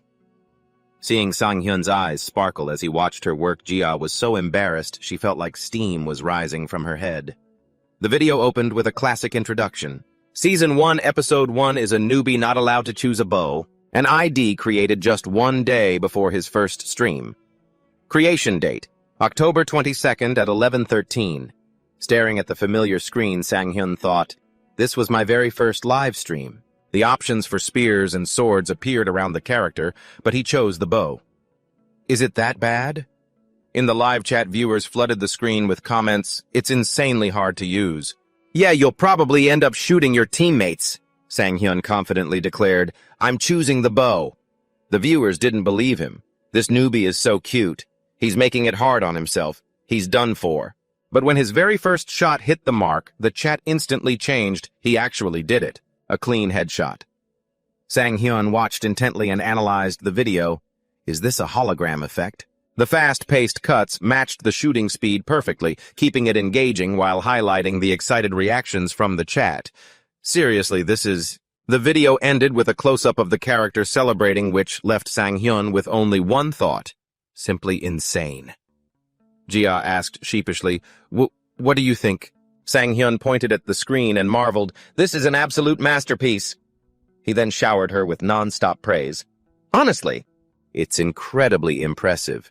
You captured every single highlight, added the CG, and made it so even first-time viewers can follow along easily. It looks clean and beautiful. The pacing of the chat, the ending.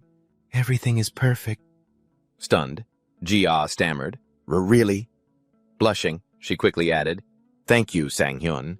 Handing the phone back to her, he said with sudden eagerness, "Wait, actually, can we upload this to YouTube right this second?" Hearing him say that, she stammered, "Not yet," and then quickly explained, "I heard it's best to release at least 3 or 4 videos at the same time." "I see," he replied. Sang-hyun happily replied, "Really?" Jia nervously asked for Sang-hyun's opinion. "If you're okay with it, I'll keep editing in this style." He happily agreed right away. "Let's do that then." Exhausted, Jia leaned against the wall and groaned, "Gosh, I'm so tired." She recalled the look on Sang-hyun's face when he praised her video, calling it a masterpiece. Jia felt happy, thinking to herself, he liked it. Feeling appreciated made her feel so useful. Suddenly, her phone buzzed with a message notification. Looking at her phone, she wondered, who could that be? But as she picked it up, she got excited. Who else would be texting me at this hour? Maybe we're celebrating. Jia's eyes suddenly froze and the air around her grew heavy. Staring silently at her phone, she let it slip from her hand. Her lifeless voice broke the dead silence. "Time for a shower. Still got a lot of work to do." Her phone screen lit up with a new notification. New message from that psycho jerk. Meanwhile, on the stream lobby of Kingdom S, viewers flocked to Sang-hyun's channel. The comments section was buzzing, "Whoa, this is getting crazy. The first archer in the world to attempt the siege challenge, I can't wait. I'm definitely watching right after class today.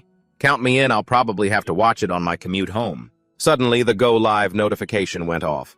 Almond was live. The early start caught everyone off guard. "What, right now? He's streaming 4 hours early. I'm doomed, help me. I'm literally at work right now, but I'm definitely tuning in." Sang-hyun greeted his audience cheerfully on stream. "Hello, everyone!" The chat exploded with all kinds of reactions. "What's going on, bro? We were waiting for you. Oh, so early today. Looking good as always." One particular comment caught Sang-hyun's eye. Reading it, he thought to himself, "I was a bit worried since the timing is off, but there actually seem to be more people than yesterday. This is a great start." He interacted with his viewers.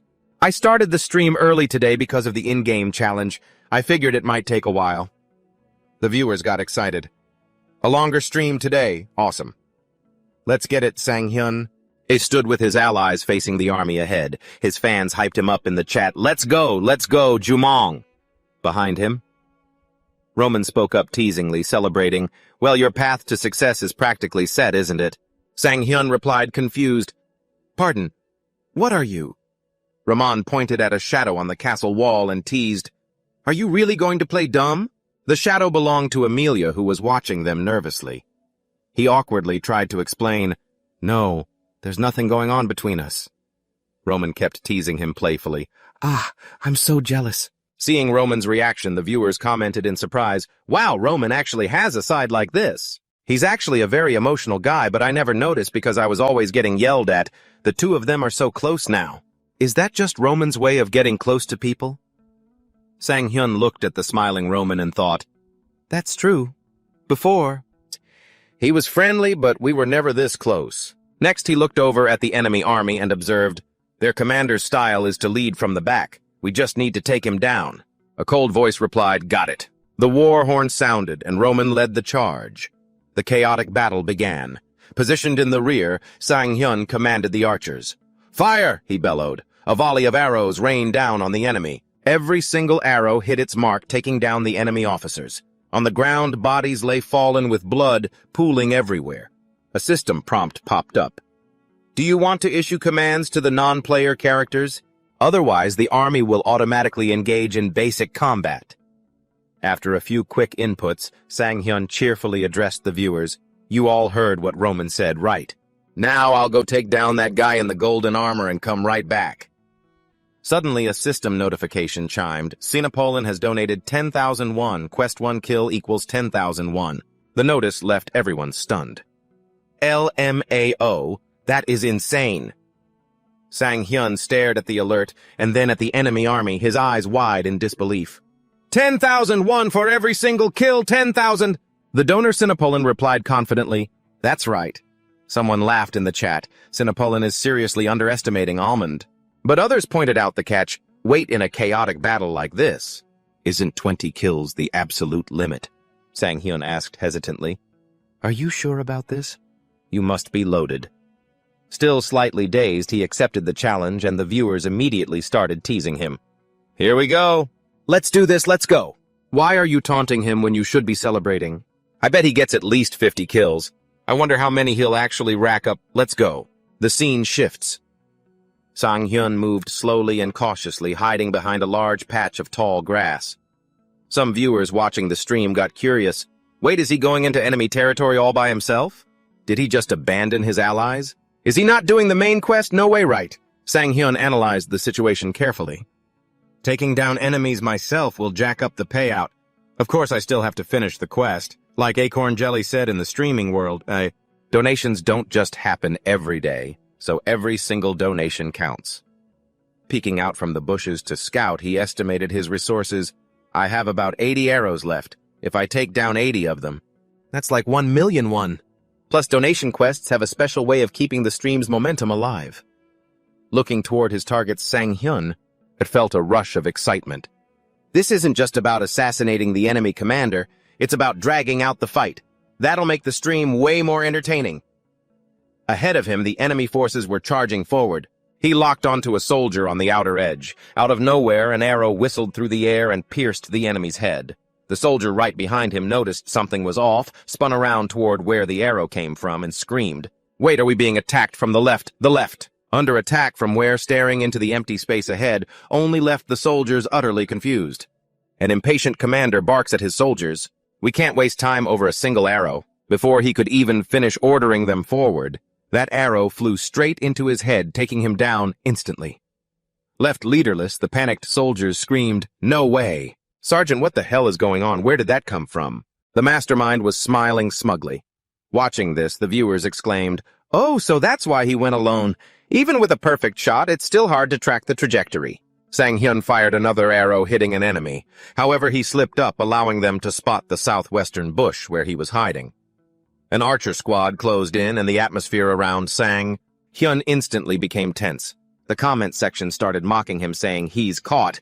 Is he really going to get caught? It's not a squad. It's just one person. Another commander swung his sword toward Sang Hyun's hiding spot and ordered, 20 men cover the left flank. The soldiers immediately roared in response. Yes, sir. The viewers commented with excitement. Drawing 20 people all by himself. That's insane. So crazy. Almond, what are you doing? Run! Ignoring the comments, he quietly counted his arrows. 10, 37, 20. He stabbed the counted arrows into the ground as the line of soldiers marched toward him. Unbothered, Sang Hyun playfully gestured to the chat. There are 20 of them, so I'll need exactly 20 shots. The comment section flooded with question marks and messages like, So confident, damn, that's wild, while the soldiers frantically searched for him. Suddenly, several arrows flew in, instantly taking down a few men, throwing the survivors into a panic. Suddenly, an enchanted arrow materialized in the air and pinned itself straight into another soldier's head.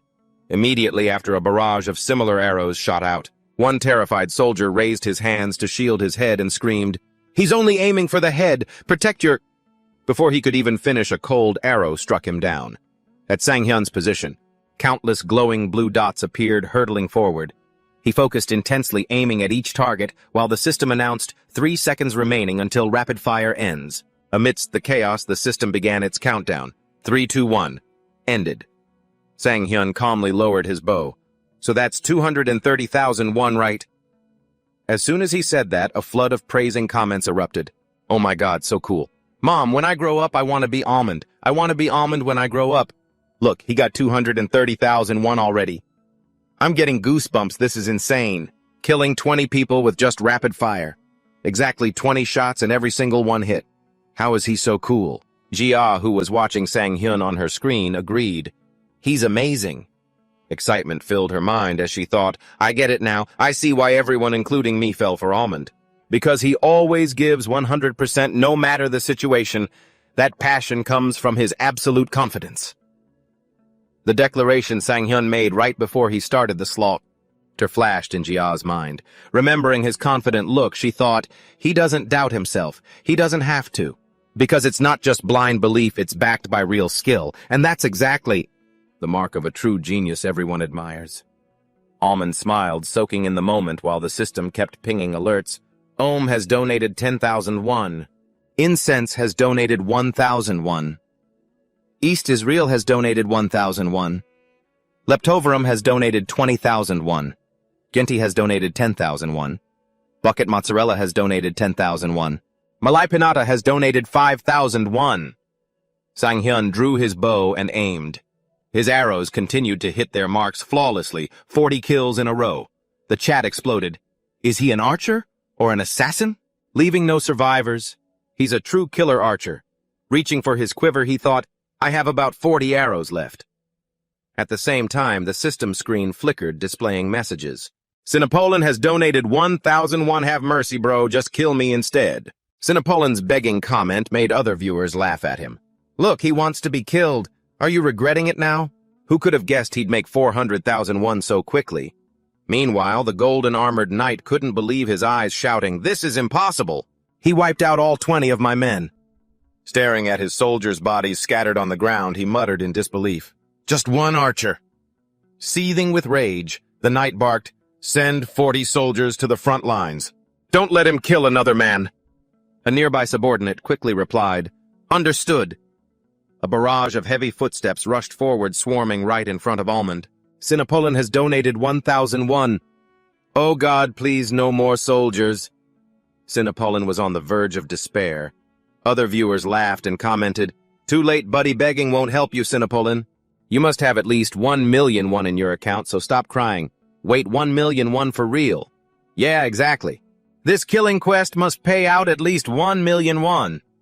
Sang-hyun was finally swayed by the money. 1,000,001, he politely asked the user. Is that true? In the chat, Sinopolan was completely helpless. I'm dead. His hand tightened around his bow. If that's the case, I will make exactly 1,000,001.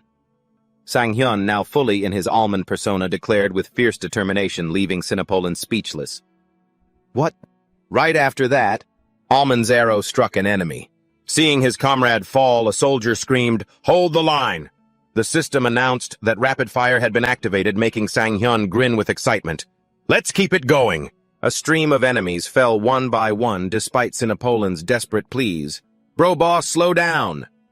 Suddenly, a flash of light gleamed from a nearby bush, accompanied by a shout, Damn it! Another arrow whistled past and struck right next to Sang-hyun. The viewers immediately started analyzing, Almond, do they have archers too? Don't just stand there and shoot, defend yourself. Almond, have you lost your mind? Don't move while using your skill. If you move, your accuracy will drop and you won't hit anything. Sang-hyun turned his head to watch the approaching soldiers, trying to figure out where the threat was, when suddenly another arrow flew in. It slammed into the ground right by his feet. Sang-hyun instantly narrowed it down over there. Instantly, Sang-hyun's arrow blocked the incoming arrow. The chat is flooded with question marks. Did he just deflect an arrow with another arrow? The enemy is toast. Are they seriously celebrating? He's a total monster. What on earth? This is insane. The sniper panicked. What just happened? Before he could finish, Sang-hyun's arrow mercilessly took out his eye and the soldier crashed to the ground. Sang-hyun! She stepped out from behind the bushes. As the soldiers watched in sheer panic, he pulled an arrow from his quiver, drew his bow, and said with absolute confidence, We are at 710,000 now. A trembling warrior raised his sword. Damn it! He screamed, charging straight at Sang-hyun. You bastard! But Sang-hyun's sharp senses picked up on the movement instantly. In a flash, he was shot down. What kind of monster is this guy? His draw speed is too... Before he could finish, the guy right next to him bit the dust. No way! He turned and ran for his life. The chat went crazy, shouting, He's running! Meanwhile, Sang-hyun casually reached back for another arrow, only to realize, Wait, I'm all out. At that, the chat exploded once more. Did you seriously shoot 80 arrows already? Well, it's over now. He actually did it. The massacre is finally over. That mercenary Napoleon escaped by a hair. Talk about lucky. On the other side, running for his life, he looked back panting. Did I lose him? But out of nowhere, Sang-hyun actually chased after him, scaring him half to death. Look at his face. That's exactly why he plays Kingdom X. His reactions are so real, it's perfect. The guy screamed, "Stop chasing me already!" realizing there was an arrow stuck in a nearby corpse. Sang-hyun quickly ran over, pulled it out, aimed directly at him, and took him down with a single, flawless shot. Sang-hyun let out a sigh of relief, giving a strange smile. Only 20 people left. Meanwhile, the chat was still buzzing, and Snapolin donated 1 million won, saying, "That's more than enough." Why did he even suggest a bet? Doesn't he know Snapolin is finished now? He's an absolute nightmare to the enemy. Sang-hyun bowed happily, saying, "Thank you so much for the donation, Mr. Snapolin. Honestly, nothing feels better than completing a quest right." But suddenly the sound of horns and drums echoed from afar, and he instinctively turned his head toward it. "Looks like it's finally over." They chanted loudly, "Robert, Robert, Robert." Those foolish soldiers were singing his praises. "Thanks to Lord Robert's incredible leadership, we won. He is truly admirable. He's the real hero of this war." Hearing that, the chat chuckled, mocking the ignorance of those fools. Celebrating when someone else carried the entire team. What idiots. Meanwhile, down below, Sang-hyun scratched his head awkwardly. "I killed a whole 100 enemies and not a single person even noticed." Just then another man walked up to him. "I apologize for their behavior. The way they treat mercenaries is a bit..." Hearing this, Sang-hyun turned around and asked, "Is there some sort of issue with how we're treated? Do you think there's a problem with it, sir?" "Well," he hesitated before speaking. "You see, the knights only expect the mercenaries to take their basic pay and get lost, despite the fact that we contributed so much while they barely did a thing in this battle." Suddenly, Robert cut in. "So that's what you're unhappy about? What's wrong with paying exactly what was agreed upon?" To which Roman replied, "There was clearly a clause about extra bonuses if we performed well." However, Robert scoffed in displeasure. "Performed well? You mercenaries, did you actually perform well in this battle? On a battlefield where knights fight with their lives on the line, what did you mercenaries even do? You only fought to save your own skins, claiming your lives are your only assets." This blatant insult to the mercenaries made Roman absolutely furious. Seeing this, Robert looked at him with sheer contempt. "What's with that attitude of yours? Am I wrong? Standing in the back." Sang-hyun sighed, thinking, well, that stereotype of mercenaries is indeed strong, but it's just a prejudice. If we don't fight properly, best. We can't build trust, and without trust, the mercenary system won't survive. Roman, standing there, lowered his voice and spoke up. "Didn't you trust? And entrust this battle to us, backtracking on your trust the moment the war ends is hardly honorable." Hearing this, Robert curled his lips in irritation, spitting out, "What did you say? A mercenary dare talk to me about honor?" Roman interrupted, speaking up firmly. "He single-handedly took down 100 enemies, and you still claim we were just trying to save our own skins, and that we made no contribution at all?" Robert burst into mocking laughter. "Single-handedly wiped out 100 enemies." He turned to his guards and sneered. "Did you guys hear that? That archer over there supposedly killed 100 enemies." The stream viewers immediately commented, "Someone drop a tutorial on how to kill this Robert guy already. Can we just shoot him right now?" Roman looks the most furious, yet he's still holding back. I guess he can't do anything because of the difference in status. Roman clenched his fists, but since there was nothing he could do, he just let out a heavy sigh and said, "I get the gist of it." Before he could even finish, a voice shouted from behind, "Let go of me, I can walk on my own." Sang-hyun furrowed his brows, thinking, "Who is that?" Odd. The surrounding crowd started whispering and buzzing. He lost, yet he's still acting so arrogant. He should just shut up and let himself be dragged away. Well, that guy's from a noble family after all. Sang-hyun's jaw dropped as he finally remembered something. That golden helmet and armor. The knight walked up to where Robert was standing and spoke in a deep, heavy voice.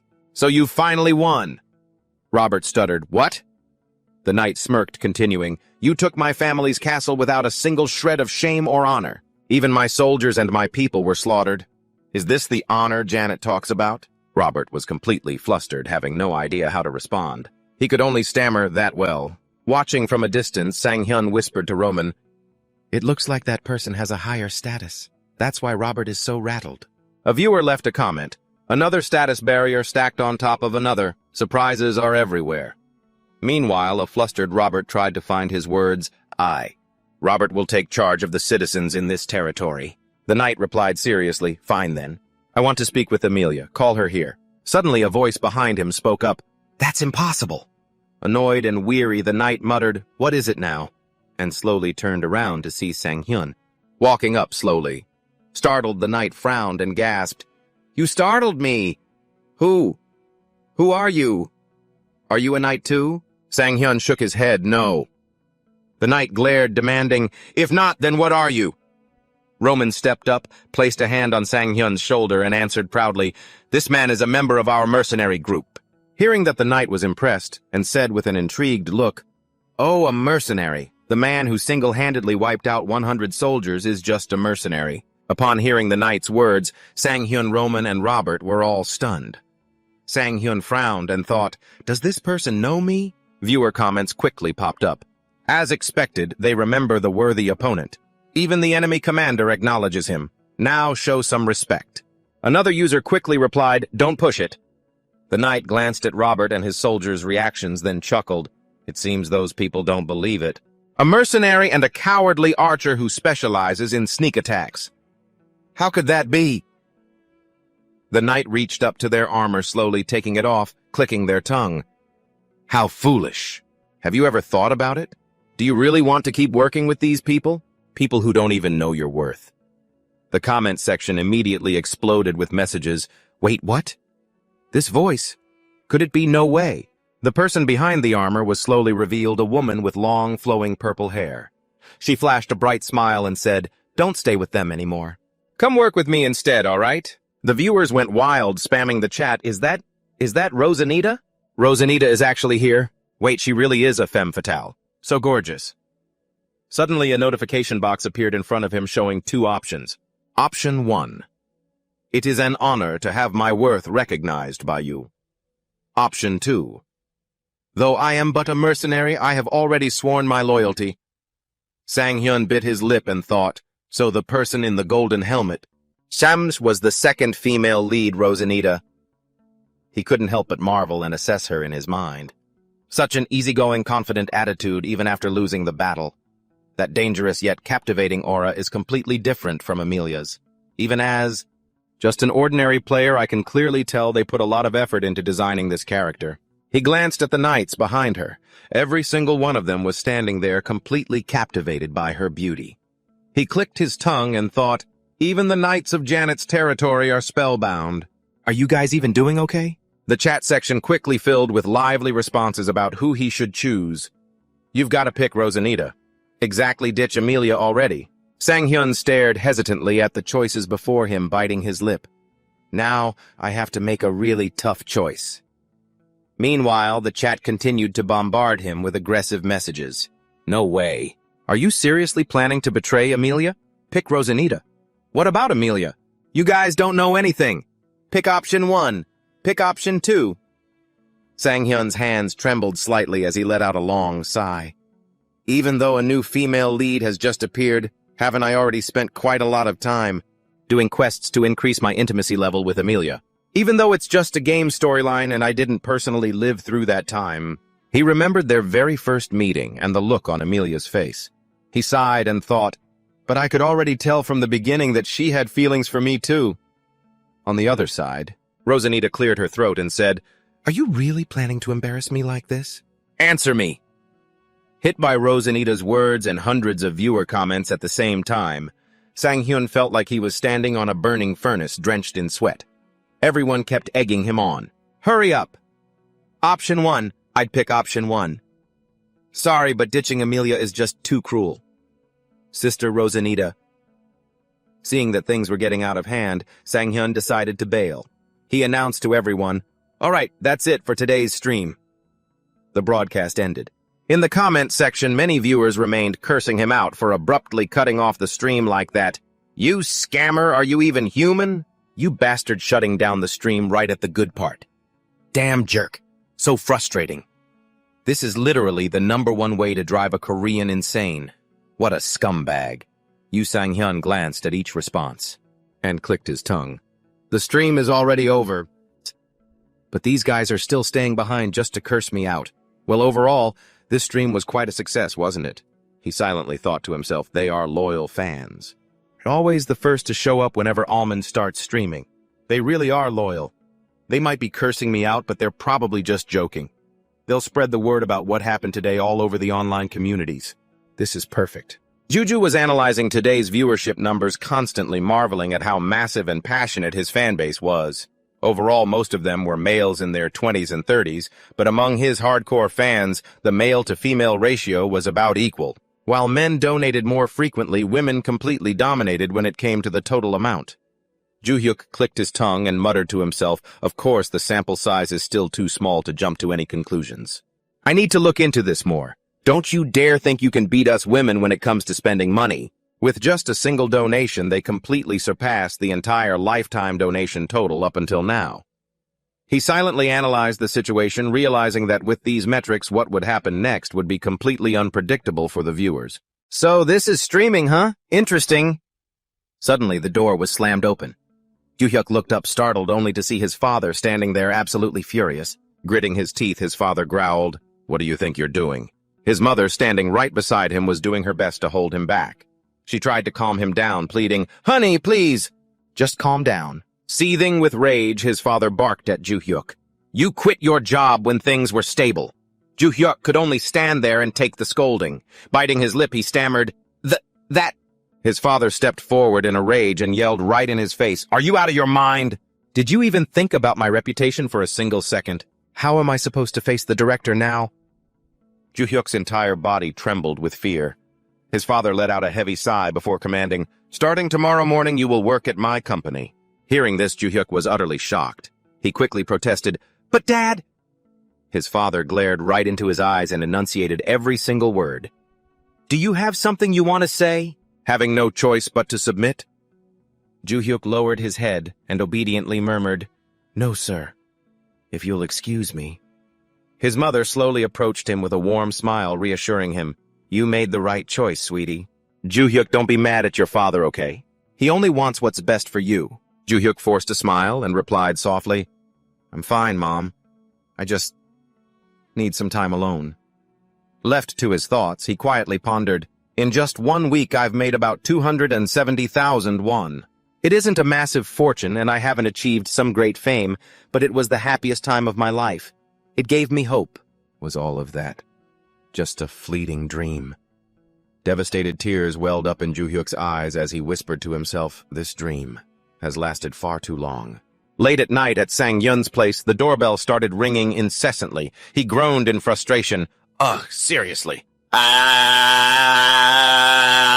Dragging himself out of bed, he opened the door and grumbled sleepily, "Who on earth is it at this hour?" Joo-hyuk, standing outside, kept pounding on the door and urging, "Hey Sang-hyun, open the door, hurry, I've been waiting out here forever." Sang-hyun's eyes went wide in shock when he saw who it was. "Hey, Kim Joo-hyuk, don't tell me you..."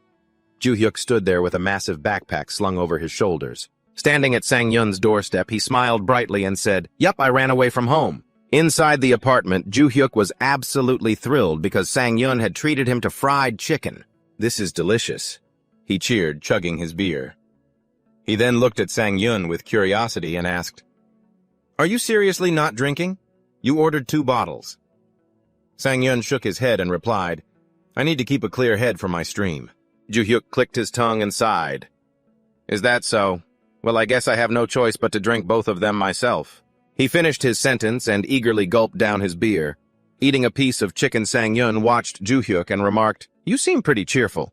Suddenly remembering something important, Sang-hyun asked in a serious tone, "By the way, why did you suddenly pack up and leave? You're not a kid anymore and there's nothing wrong with living with your parents." Joo-hyuk awkwardly dodged the question and stammered, "It's a long story.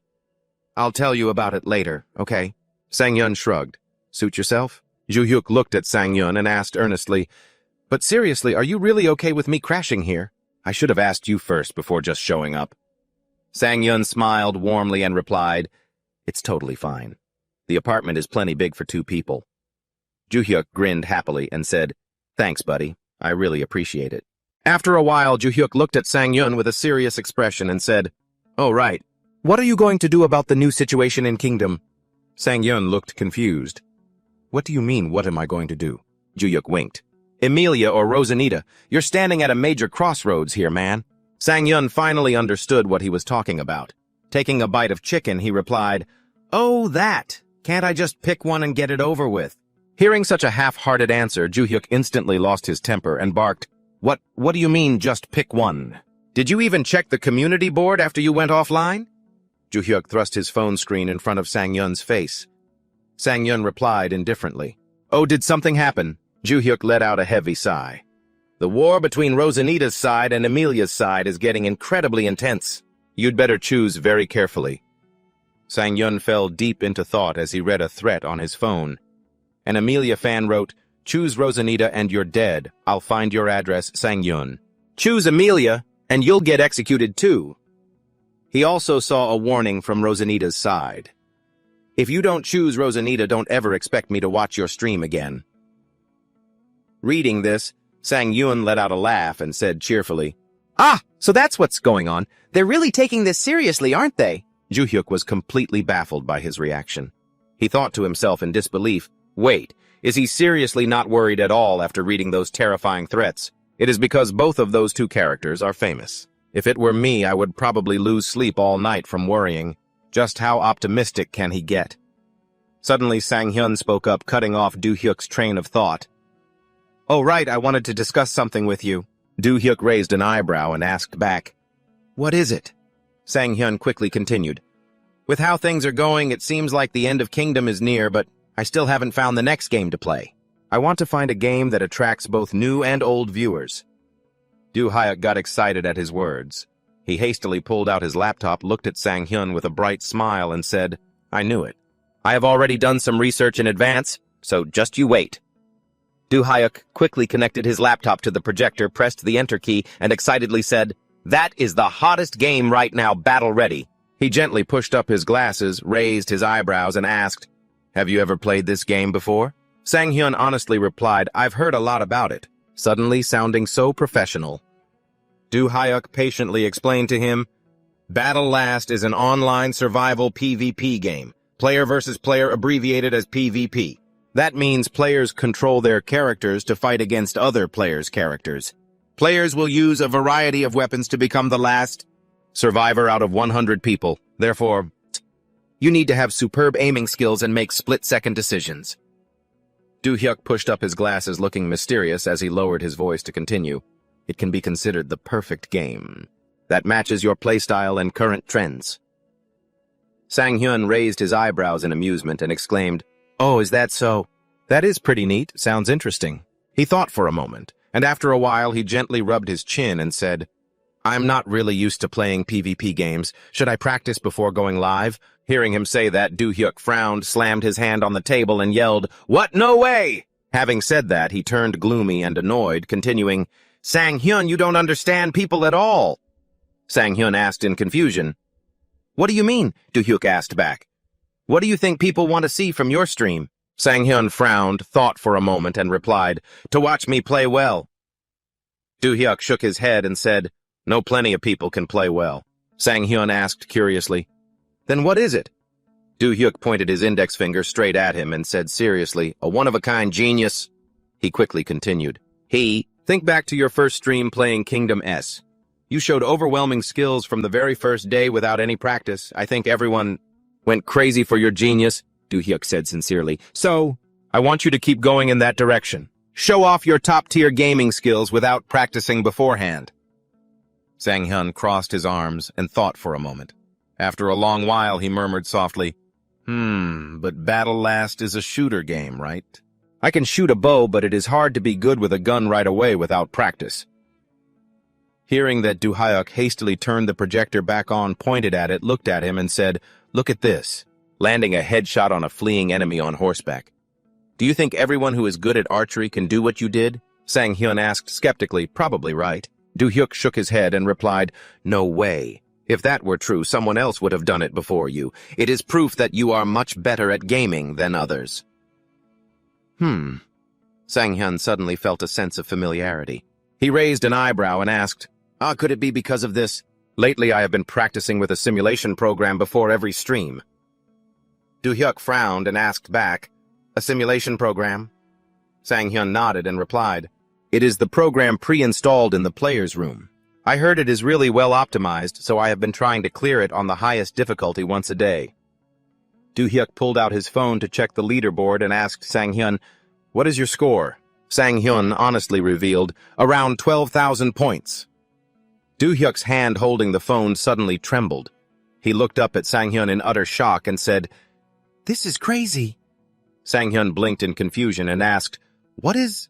Do-hyuk stammered, You are at the top of the leaderboard. Sang-hyun was completely shocked. Unable to believe his ears, he yelled, me! Do-hyuk handed his phone over for him to see and said, seriously, look, this is your rank on the scoreboard. Sang-hyun gasped in surprise. No way, really? Do-hyuk excitedly added, see, I was right. Whether it's archery or shooting, it doesn't matter. You have a natural talent for this. Sang-hyun stared at his name on the leaderboard, feeling slightly swayed by Do-hyuk's proposal. Do-hyuk suddenly shouted at the top of his lungs, let's conquer battle last. A while later, seeing Sang-hyun sit in his gaming chair, Do-hyuk asked in curiosity, it is so early in the morning, are you already going live? Sang-hyun replied honestly, I want to see which time slot attracts the most viewers. Do-hyuk agreed and said, oh, that is a great idea. Good luck with that. Good luck. Feeling a bit creeped out, Sang-hyun gave Do-hyuk a puzzled look and asked, what are you doing all of a sudden? It is giving me the creeps. Irritated, Do-hyuk slammed his hand against the doorway and snapped, what, you jerk? Look at this guy acting all smug when someone is just showing concern. Sang-hyun sighed and said, hey, let go of me or I'll bite you. He then quickly logged into the game world, and as his feet touched the ground, a warm voice softly spoke, what are you hesitating for? Are you planning to stay here all day? A notification system window quickly popped up in front of him, presenting two choices. 1. I am highly honored that you recognize my value. 2. Though I am only a mercenary, I will pledge my loyalty to my lord. Sang-hyun slowly turned around to face Rosanita, thinking to himself, this choice will completely change the direction of the game. In that case, he smiled and said aloud, thank you for your offer, but even though I am just a mercenary, I have already pledged my loyalty to my lord. Those people. Upon seeing this, the chat quickly flooded with comments. So boring. Shouted out, Emilia is the one true waifu. What a righteous man. Hearing his words, Rosanita nodded and replied, then I understand. Your loyalty is greater than that of a knight, a soldier shouted. Take the prisoner away. After that, Rosanita was escorted away by the soldiers. Depressed viewers commented, goodbye, Rosanita. Damn it, Almond, you idiot. Sang-hyun bowed his head slightly and fell into thought. If he had chosen Rosanita, the storyline would have been much longer. But it was time to switch to another game soon. This choice was reasonable, and it also kept him loyal to Emilia. Suddenly, a young girl's voice that called out from behind him. Almond! Sang-hyun turned around in surprise. Emilia? Emilia only stared at him, her eyes welling with tears. Almond! She wanted to run to him, but she was blocked by the other soldiers. One of them said cautiously, my lady, it is still dangerous here. Please head to safety first. But Emilia paid them no heed. She broke past the soldiers' blockade and ran straight toward Sang-hyun. Sang-hyun stared at her in a daze. Emilia, why are you here? Before he could finish his sentence, Emilia ran up and threw her arms around him. As she embraced Sang-hyun, leaving him completely stunned, the chat window exploded with frantic messages. Emilia, she's so incredible. This scene is killing me. What the hell? Let's go. After a long while, Sang-hyun gently released her, looked at her warmly, and said, we won. Lift up your head, Emilia. Following his words, the chat erupted once again. He's so gentle. So sweet. And here I thought she didn't have a lover yet. If I find that guy, I'm going to slice him. This is like a bad joke. Emilia's face flushed crimson. She looked at Sang-hyun and stammered, you're so amazing, Almond. I love you. Suddenly, a flash of light swept across the screen, turning it pitch black. The chat section kept lighting up. Did they just cut the scene? Show us the ending. What a letdown. Back in reality, a rider next to him grinned and asked, "So you're the archer known as the One Arrow 100 Birds? I'm a huge fan." Sang-hyun nodded. "Yes, that's me." Hearing this, Roman quickly chimed in, acting surprised as if he had only just found out. He fell silent for a moment, then continued, "But because of that, the enemy knows our whereabouts. Actually, your whereabouts, to be exact. So you'd better be careful." Sang-hyun clicked his tongue. "Hey, it's not like I did it on purpose. Besides, the commander and the others are already fighting on the front lines. So I just need to focus on backing them up from the rear." Roman smirked, then chuckled. "Thanks. Your words are highly encouraging." Sang-hyun tilted his head, confused. "Well, I am just a mercenary after all," Roman replied sincerely. "To us, you're more than just a mercenary. What I mean is, from now on, you're free to act as you please without waiting for orders." Roman reached out, patted Sang-hyun's shoulder, and smiled warmly. "Thank you so much. Thanks to you, we were able to get some proper rest." Seeing this turn of events, the chat began cheering frantically. "Roman is such a good guy. If you were like Almond, maybe he would treat you that way." "Don't make me laugh. You talk as if you're Roman himself. Give me back the real Roman." "What have you guys done to my real Roman?" At dusk, Sang-hyun and the other three entered the castle. Sang-hyun looked around, curiously marveling in admiration. So this is what the inside of a castle looks like. Emilia led the way. She turned her head back to look at him and said, "Almond, this way." She walked up to the room in front of them and said softly to the guards, "Open the doors. He is my special guest. I will be having dinner with him." "Welcome, young man." The guard obeyed and quickly opened the door, allowing her and Sang-hyun to step inside. The moment he entered, he heard a booming voice, "Take a seat. I've heard a lot about you from my daughter." Sang-hyun stared at the man in front of him and thought seriously, "This man is Lord Jinneret Emilia's father." Jinneret slowly stepped forward, patted his shoulder, and praised him. "You did exceptionally well, young man. I will prepare some handsome rewards for you." With that, he turned to the surrounding guards and said, "Bring in the food." The guard quickly nodded in response. "Yes, my lord." Sang-hyun breathed a sigh of relief and thought, "Thank goodness he's not one of those uptight nobles, but I'm still incredibly nervous." A system notification then popped up. "You have successfully entered the Emilia family's dining challenge." Sang-hyun was utterly bewildered when he saw it. He cautiously sat down at the table, muttering, "A dining challenge." Suddenly, a servant approached and placed a bucket of water on the table in front of him. Sang-hyun stared at it and frowned in thought. "Is this water?" Suddenly, strange button prompts began to appear. Sang-hyun thought in confusion, "What are these buttons for?" Not caring too much, he just mashed them randomly, thinking silently, "I pressed them, but nothing's happening. Could it be?" Suddenly, a light flashed. Sang-hyun knew something was up and panicked. How the hell did this turn into a rhythm game like Audition? The chat is blowing up again as everyone rushes to talk about it. I can't believe this kind of event actually exists. An audition in medieval times. This scene makes me really question my own table manners. Look, they just sent out a warning. Every single day is a battle, and look at that food. Seriously, medieval difficulty is no joke. After a long pause, Sang-hyun wearily muttered, "Meeting the father-in-law for the first time is a bit overwhelming." A few more notifications pop up, rating it like a marriage simulator. Is this game for sale? Let me play too. Jinneret gently set down his wine glass, looked straight at Sang-hyun, and made an offer. "Hey, Almond, would you like to become one of my knights?" A notification popped up. With such big news, a few messages quickly popped up as if trying to speak for him.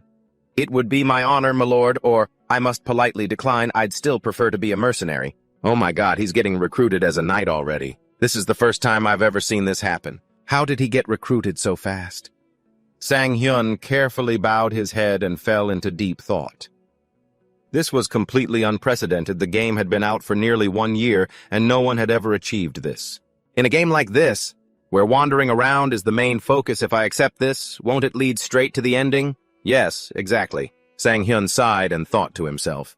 He knew that choosing Emilia would end the game faster, but he didn't expect the system to read his mind.